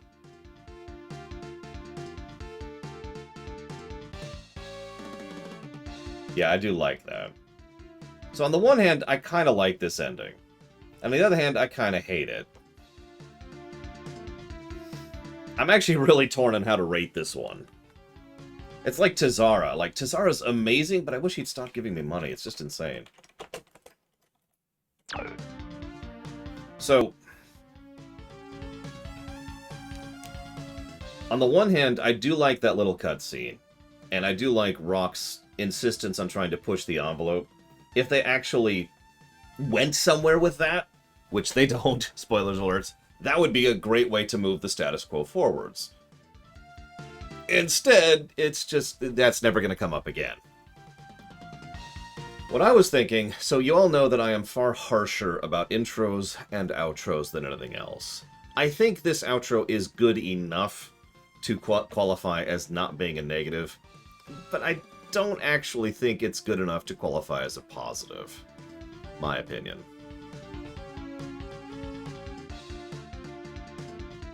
Like, there's some neat little moments in the cutscene, you know, like Kira White Noise pointed out, where Wily was edging away as he was insisting Rock can't kill him. Rock himself not being 100% sure that if he can or should kill him. You notice even Rock was still hesitating. He didn't actually just shoot him on the spot like he would have if he really meant it. You know? So, Wily was uncertain, Rock was hesitating, Bass swoops in and saves him.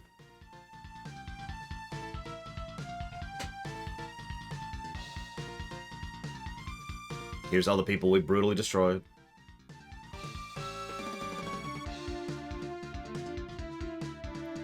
Well, no, we... I mean, that's a nice thought, Mr. Reloaded, but we always see the bosses as we do the outros for these games. It's literally part of the thing. They have to show who submitted the character for the contest.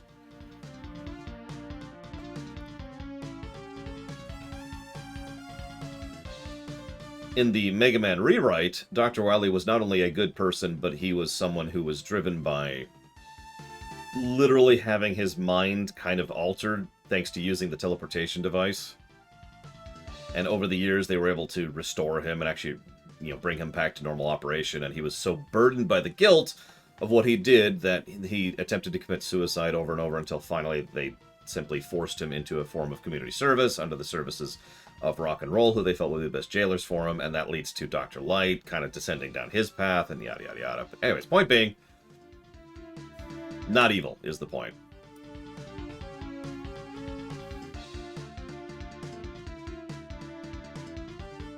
Yeah, just remember this serious expression. Just picture it, okay?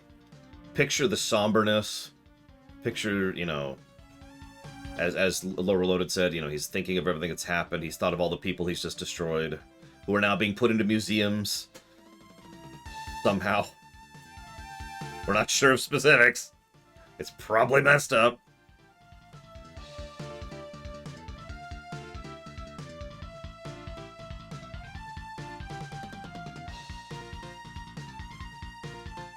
I agree with Blue of Alex, though. I think we're going to call this one a wash. Well, would you call Bowser evil, Mr. Reloaded? And I'm asking that question specifically. I'm not being facetious.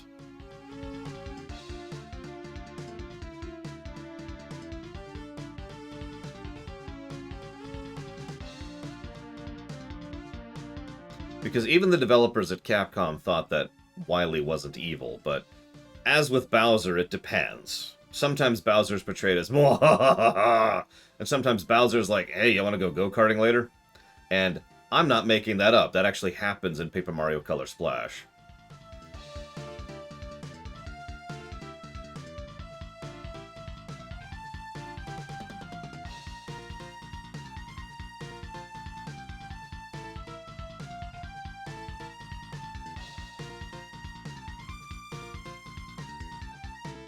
Why is Rush yawning? Anyways, the end. Now, really quick. I want you to remember that somber, serious tone, okay? Just remember it. Keep it in your brain. Aw! You can only... It's one file. Oh, well. I was going to show off the ridiculous intro. This is weird. Oh god, the controls are wrong. Why are the controls Okay, jump. Jump, attack, special, weapon, options. There we go. I was just going to show off how ridiculous Rock gets in 8, immediately after 7. Let's do our audit, shall we? Give me one moment. Pull up the spreadsheet. Spreadsheet. The spreadsheet is love. The spreadsheet is life.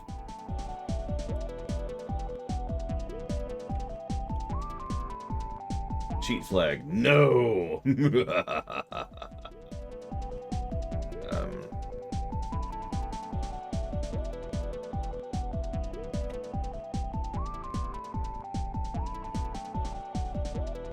Alright. So, spreadsheet. I should probably actually pull up the spreadsheet before I'd say I'm doing that.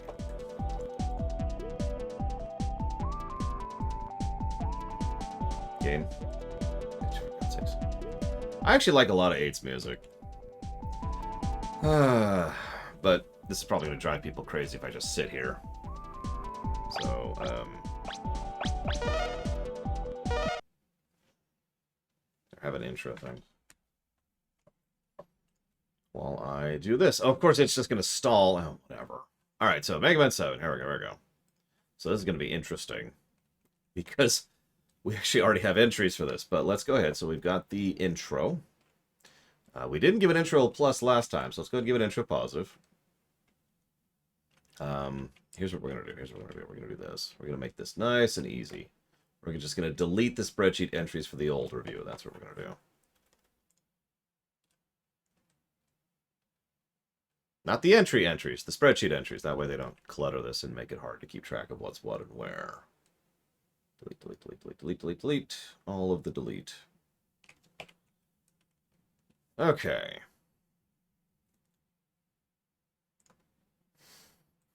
Alright, so we gave a plus to the intro, we gave a plus to visual storytelling, to doodad placement, to visual continuity, because all of that stuff is there, as it is in almost every Mega Man game. Let's look at the narrative, shall we?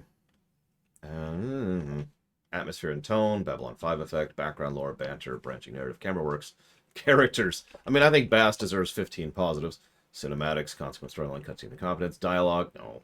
Empty text, endgame, fake drama, foreshadowing, humor, internal continuity, intro. Scroll forwards. Localization is not good, but it doesn't deserve a negative. Moments, not really, although I did do that. Outro, I agree with the overall idea that that's a wash. It's not good enough to warrant a positives, but it is good enough to not warrant a negative, aka a wash. Padding plot, sound design, story sequencing, storyboarding, storytelling, themes, voice acting, voice direction, world building, writing. Any thoughts on anything else in the story? Anyone? I know I'm kind of racing through this. Please feel free. Please feel free to jump in and be like, "Hey, lore, you're dumb." And also, I suggest this, and then we can discuss it.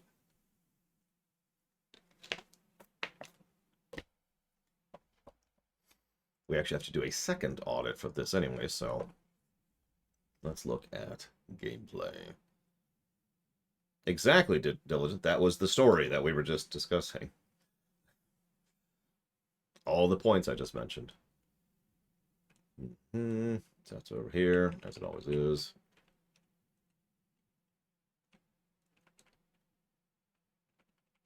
I guess that's that.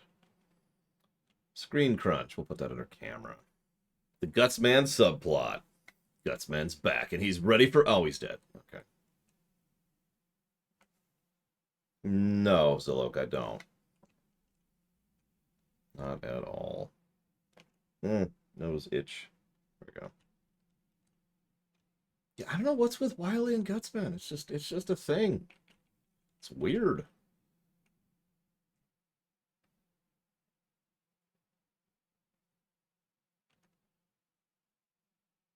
I like how that one little met tool is just diligently walking forwards like he does.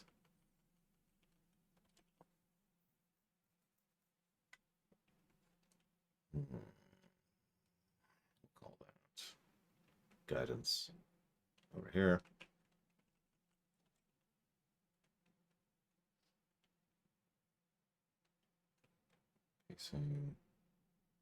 And and turtles. What's with the turtles? They're not even teenagers or mutants.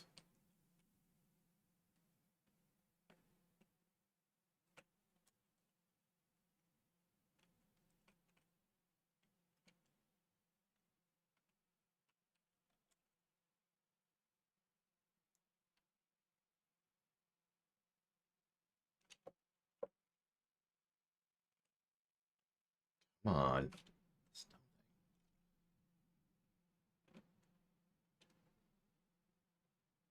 I hear, though, the world's most fearsome fighting team.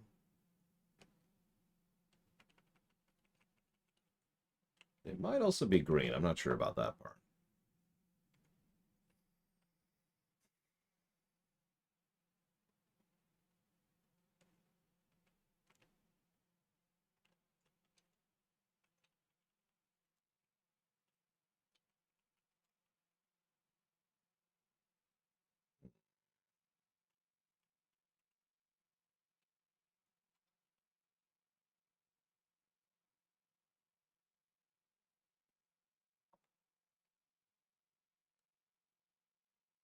Yeah, I do like the fact that they got rid of the "it's totally not Wily" thing. That's why that's not a negative. If they tried to pull the "it's totally not Wily" thing for a fourth time in a row, I'd be giving it a negative almost out of principle.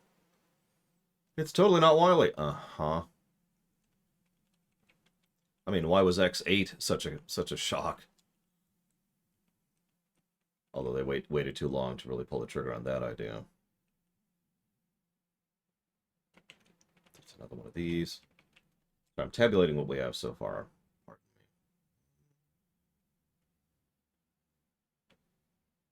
me. 2. And then levels, which is over here.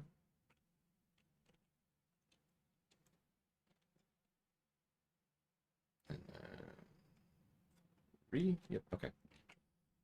We did give the interface plus, and we gave the animations 2 positives because the animations in this game are legit. Some of the better ones in the franchise, IMO.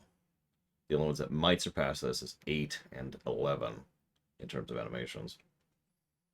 Graphics. Really good graphics on this one, just as per the norm. SNES game or no, this game looks really good to this very day.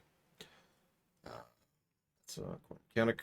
And then we have music. Okay, so now we actually go through and do our first audit. This is the big one here. Okay. Rival character to spice things up, which I don't think they do much with, especially since he has a grand total of 1, 2, 3, 4, 5, 6 cutscenes in the entire game, which I guess that's more than it sounds like. I don't know. I don't think they did anything with Bass. They rushed him entirely too much. He shows up, starts trying to kill us for no explained reason, then immediately says, "Oh, I guess you don't need my help against Wily." Leaves, and then shows up and is like, "Oh, I'm damaged." And it's like, "Here, go to my secret laboratory." Okay. What? That's a bit of a jump. And then, "Oh no, he betrayed us." There's no beats there. It's just, "Hi, I need help. Oh, thanks for letting me in. And now I'm stealing all your stuff." And it's just beat, beat, beat. Those 3 beats are right next to each other. I don't think that works for me personally. The jailbreak was nice. I agree. Like I said, it's an absence of a negative because we finally got behind that crap. The 3 laws of robotics thing.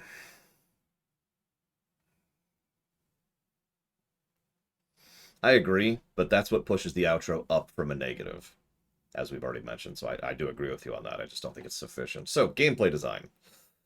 We gave animation positives, audio spam. Actually, I forgot to write that down. We do have the audio spam problem.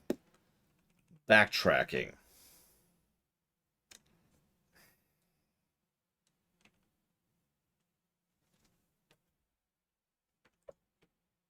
So I don't think this game does a particularly good job of backtracking this. There's a lot of it, is what I'm trying to say, especially with the way they do the things. That being said, I don't think backtracking deserves a separate positive or negative, since we've already mentioned that in the negatives for the gather stuff problem, which I put somewhere else. So I think I'm willing to not give a separate negative for that. Bestiary doesn't exist. Bosses we already kind of covered. No built-in cheats. Camera kind of sucks. No choices, no co-op. Oh, actually, there's a co-op. Sorry. We do need to show that off. It's not going to get a plus or a negative. I'm just going to say that right now. Controls, combat, mechanics, crashes, difficulty curve.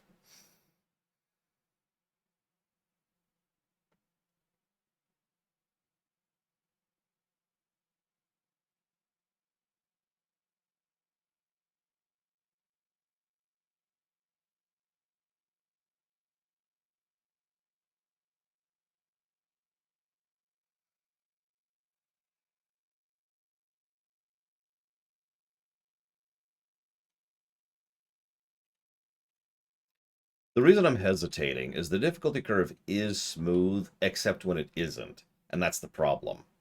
That isn't a smooth difficulty curve by definition. Like, it's like, all right, and way too easy, and way too hard, and then way too easy, and then way too hard. And it just bounces all over the place with it. It doesn't... I don't think it's a good difficulty curve. The question is it a bad enough difficulty curve to warrant a negative? That's the real question.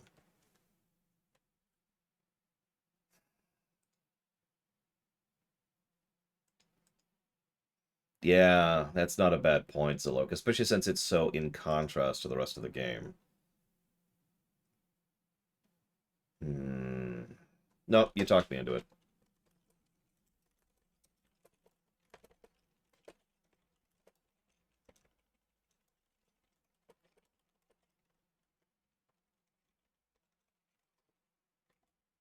So, no difficulty options, no durability, no encounters. Enemy variety. Oh, yeah. No, we need to get pluses. Multiple pluses. I don't know how many enemies are in this game because I have no bestiary to count. But there's a lot of enemies, and I think they absolutely deserve a positive for enemy variety. The question is, do they deserve 2?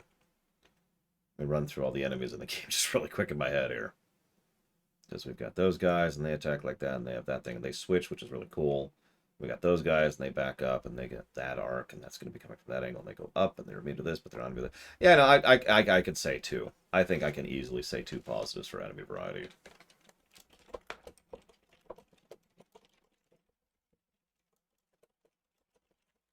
Hello, Doom Rider. Okay. Graphics are great, as we've already mentioned.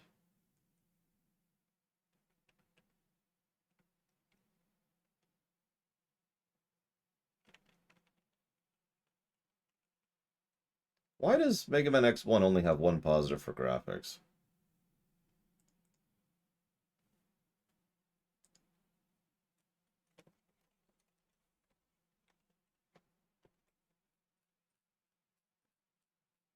Hang on.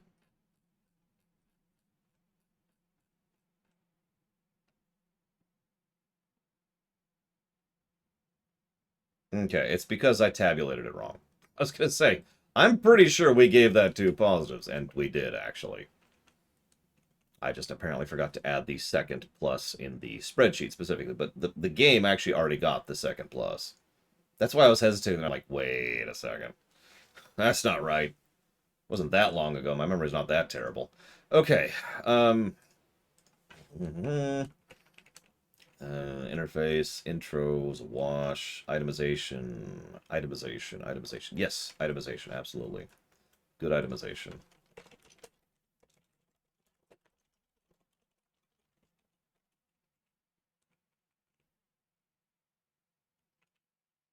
Lighting, log, map, checkpoints, mod support, new game plus, options, outro. We kind of already covered the outro.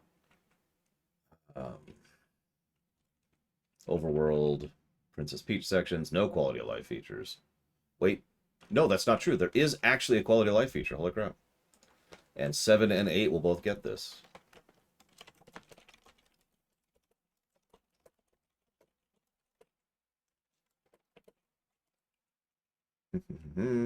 Replayability. Duh. This is a replayable game, as usual. Doesn't get that one. Doesn't. So okay. So I don't think getting the optional items qualifies as a mechanic for a second replay plus. So I think we're just gonna give the one. Here's the question: how do you think the sound design was in this game, other than the piercing sections?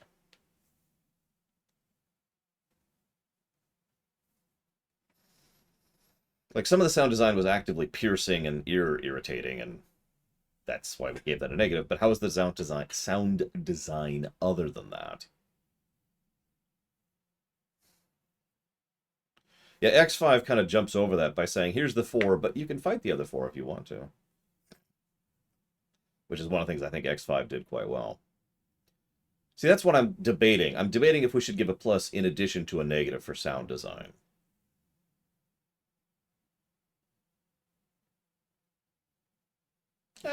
Yeah, no. I was playing a few sounds in my head. I think that tracks.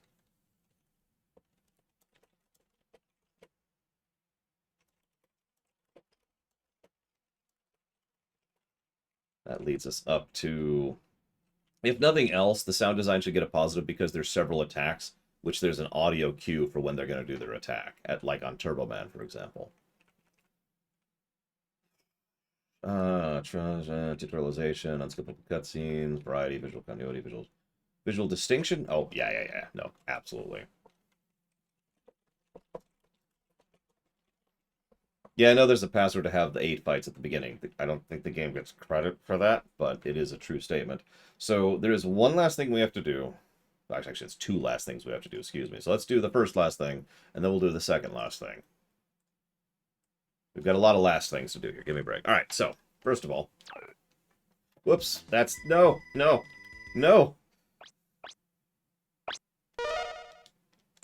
Actually, hang on.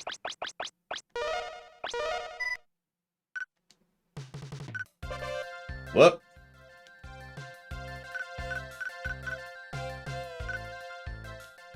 Ah. Uh. Ah! Okay.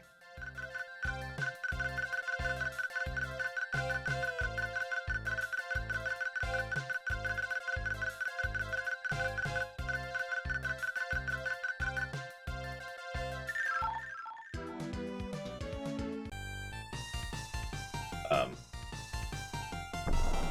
Whoops. I actually screwed that up. Yep, I forgot to hold L and R. That's on me. Hang on. And of course I didn't remember it. Of course not.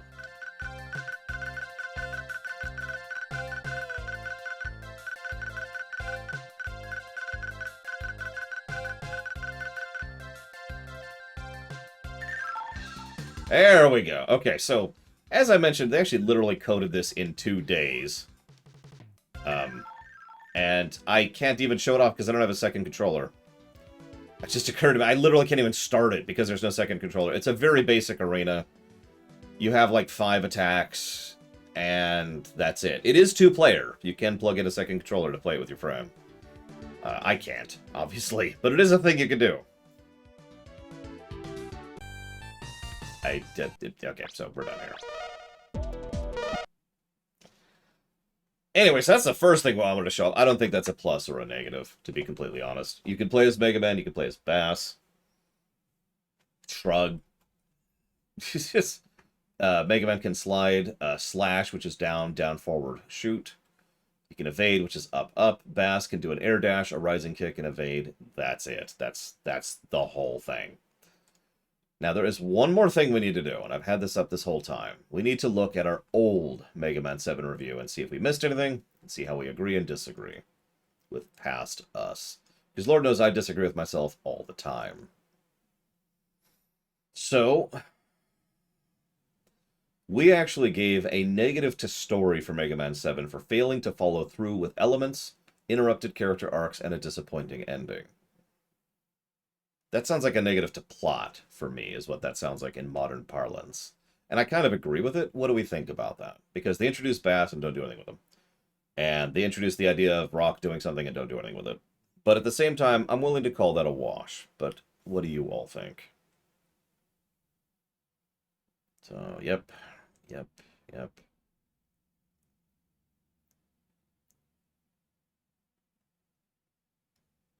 It's definitely not good. It's like I said, here's Bass. Oh no, he's injured. Oh no, he betrayed us. Like that's all I need to say about that. um, so I did give that. Yep, yep, yep, yep. Mm, mm, mm, mm, mm, mm.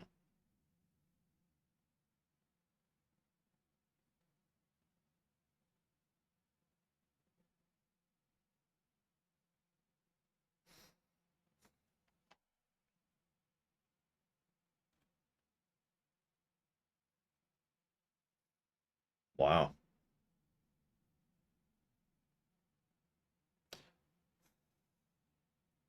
I'm seeing several people saying a wash, few people saying a negative. I see. Yeah, I tend to agree that it feels more like a negative for the franchise than it does for the game, and we're not reviewing the franchise. That's not how that works. So, yeah, okay. I'll admit that it's a wash. So while you've been typing that out and while we've been debating it, I've been reading our gameplay positives and negatives. I've already given almost all of these positives and negatives. I phrase them differently, and we have given more in both axes, but pretty much all of them are here. You know, I gave a negative for the Gamorizer fight, the difficulty curve, the outro, aka that final boss, the boss refights, as usual, the unskippable problem, the sound design issue. We gave positives for visual distinction, enemy variety, good variety. So, in short, we didn't actually change the score that much, but it did change.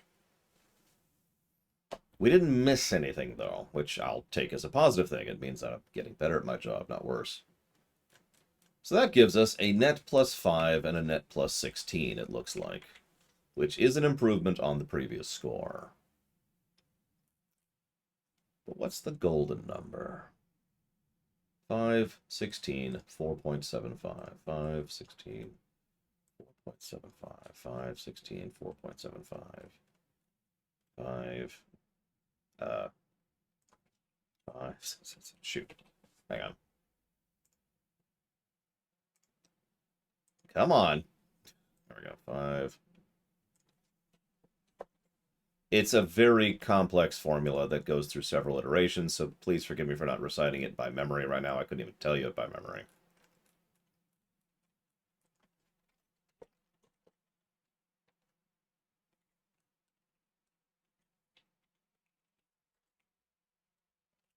Five, 16.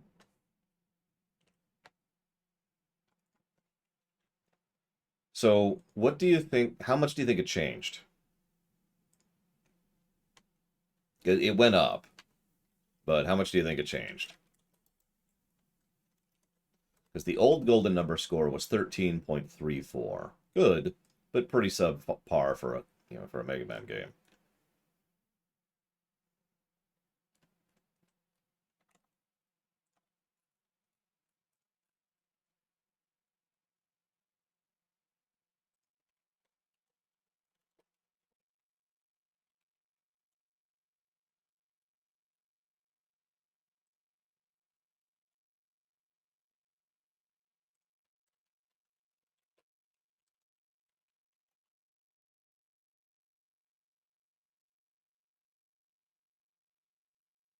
So I'll go ahead and give it away.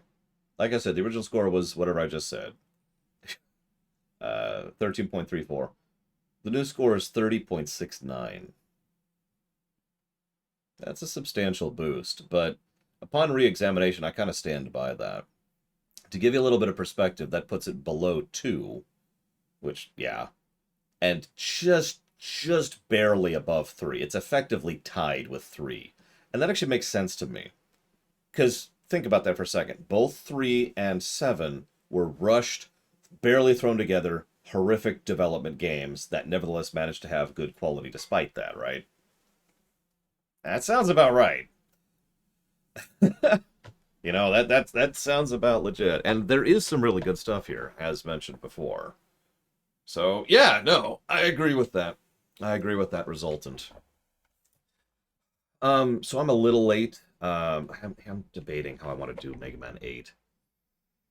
Because Mega Man 8 is... How do I want to do this? What's tomorrow? What theater's tomorrow?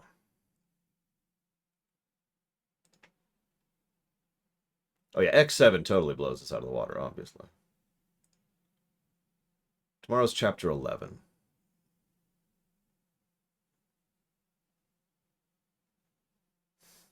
All right, here's what I'm going to do. Because it is sufficiently late, and I don't... Well, I guess we could do that?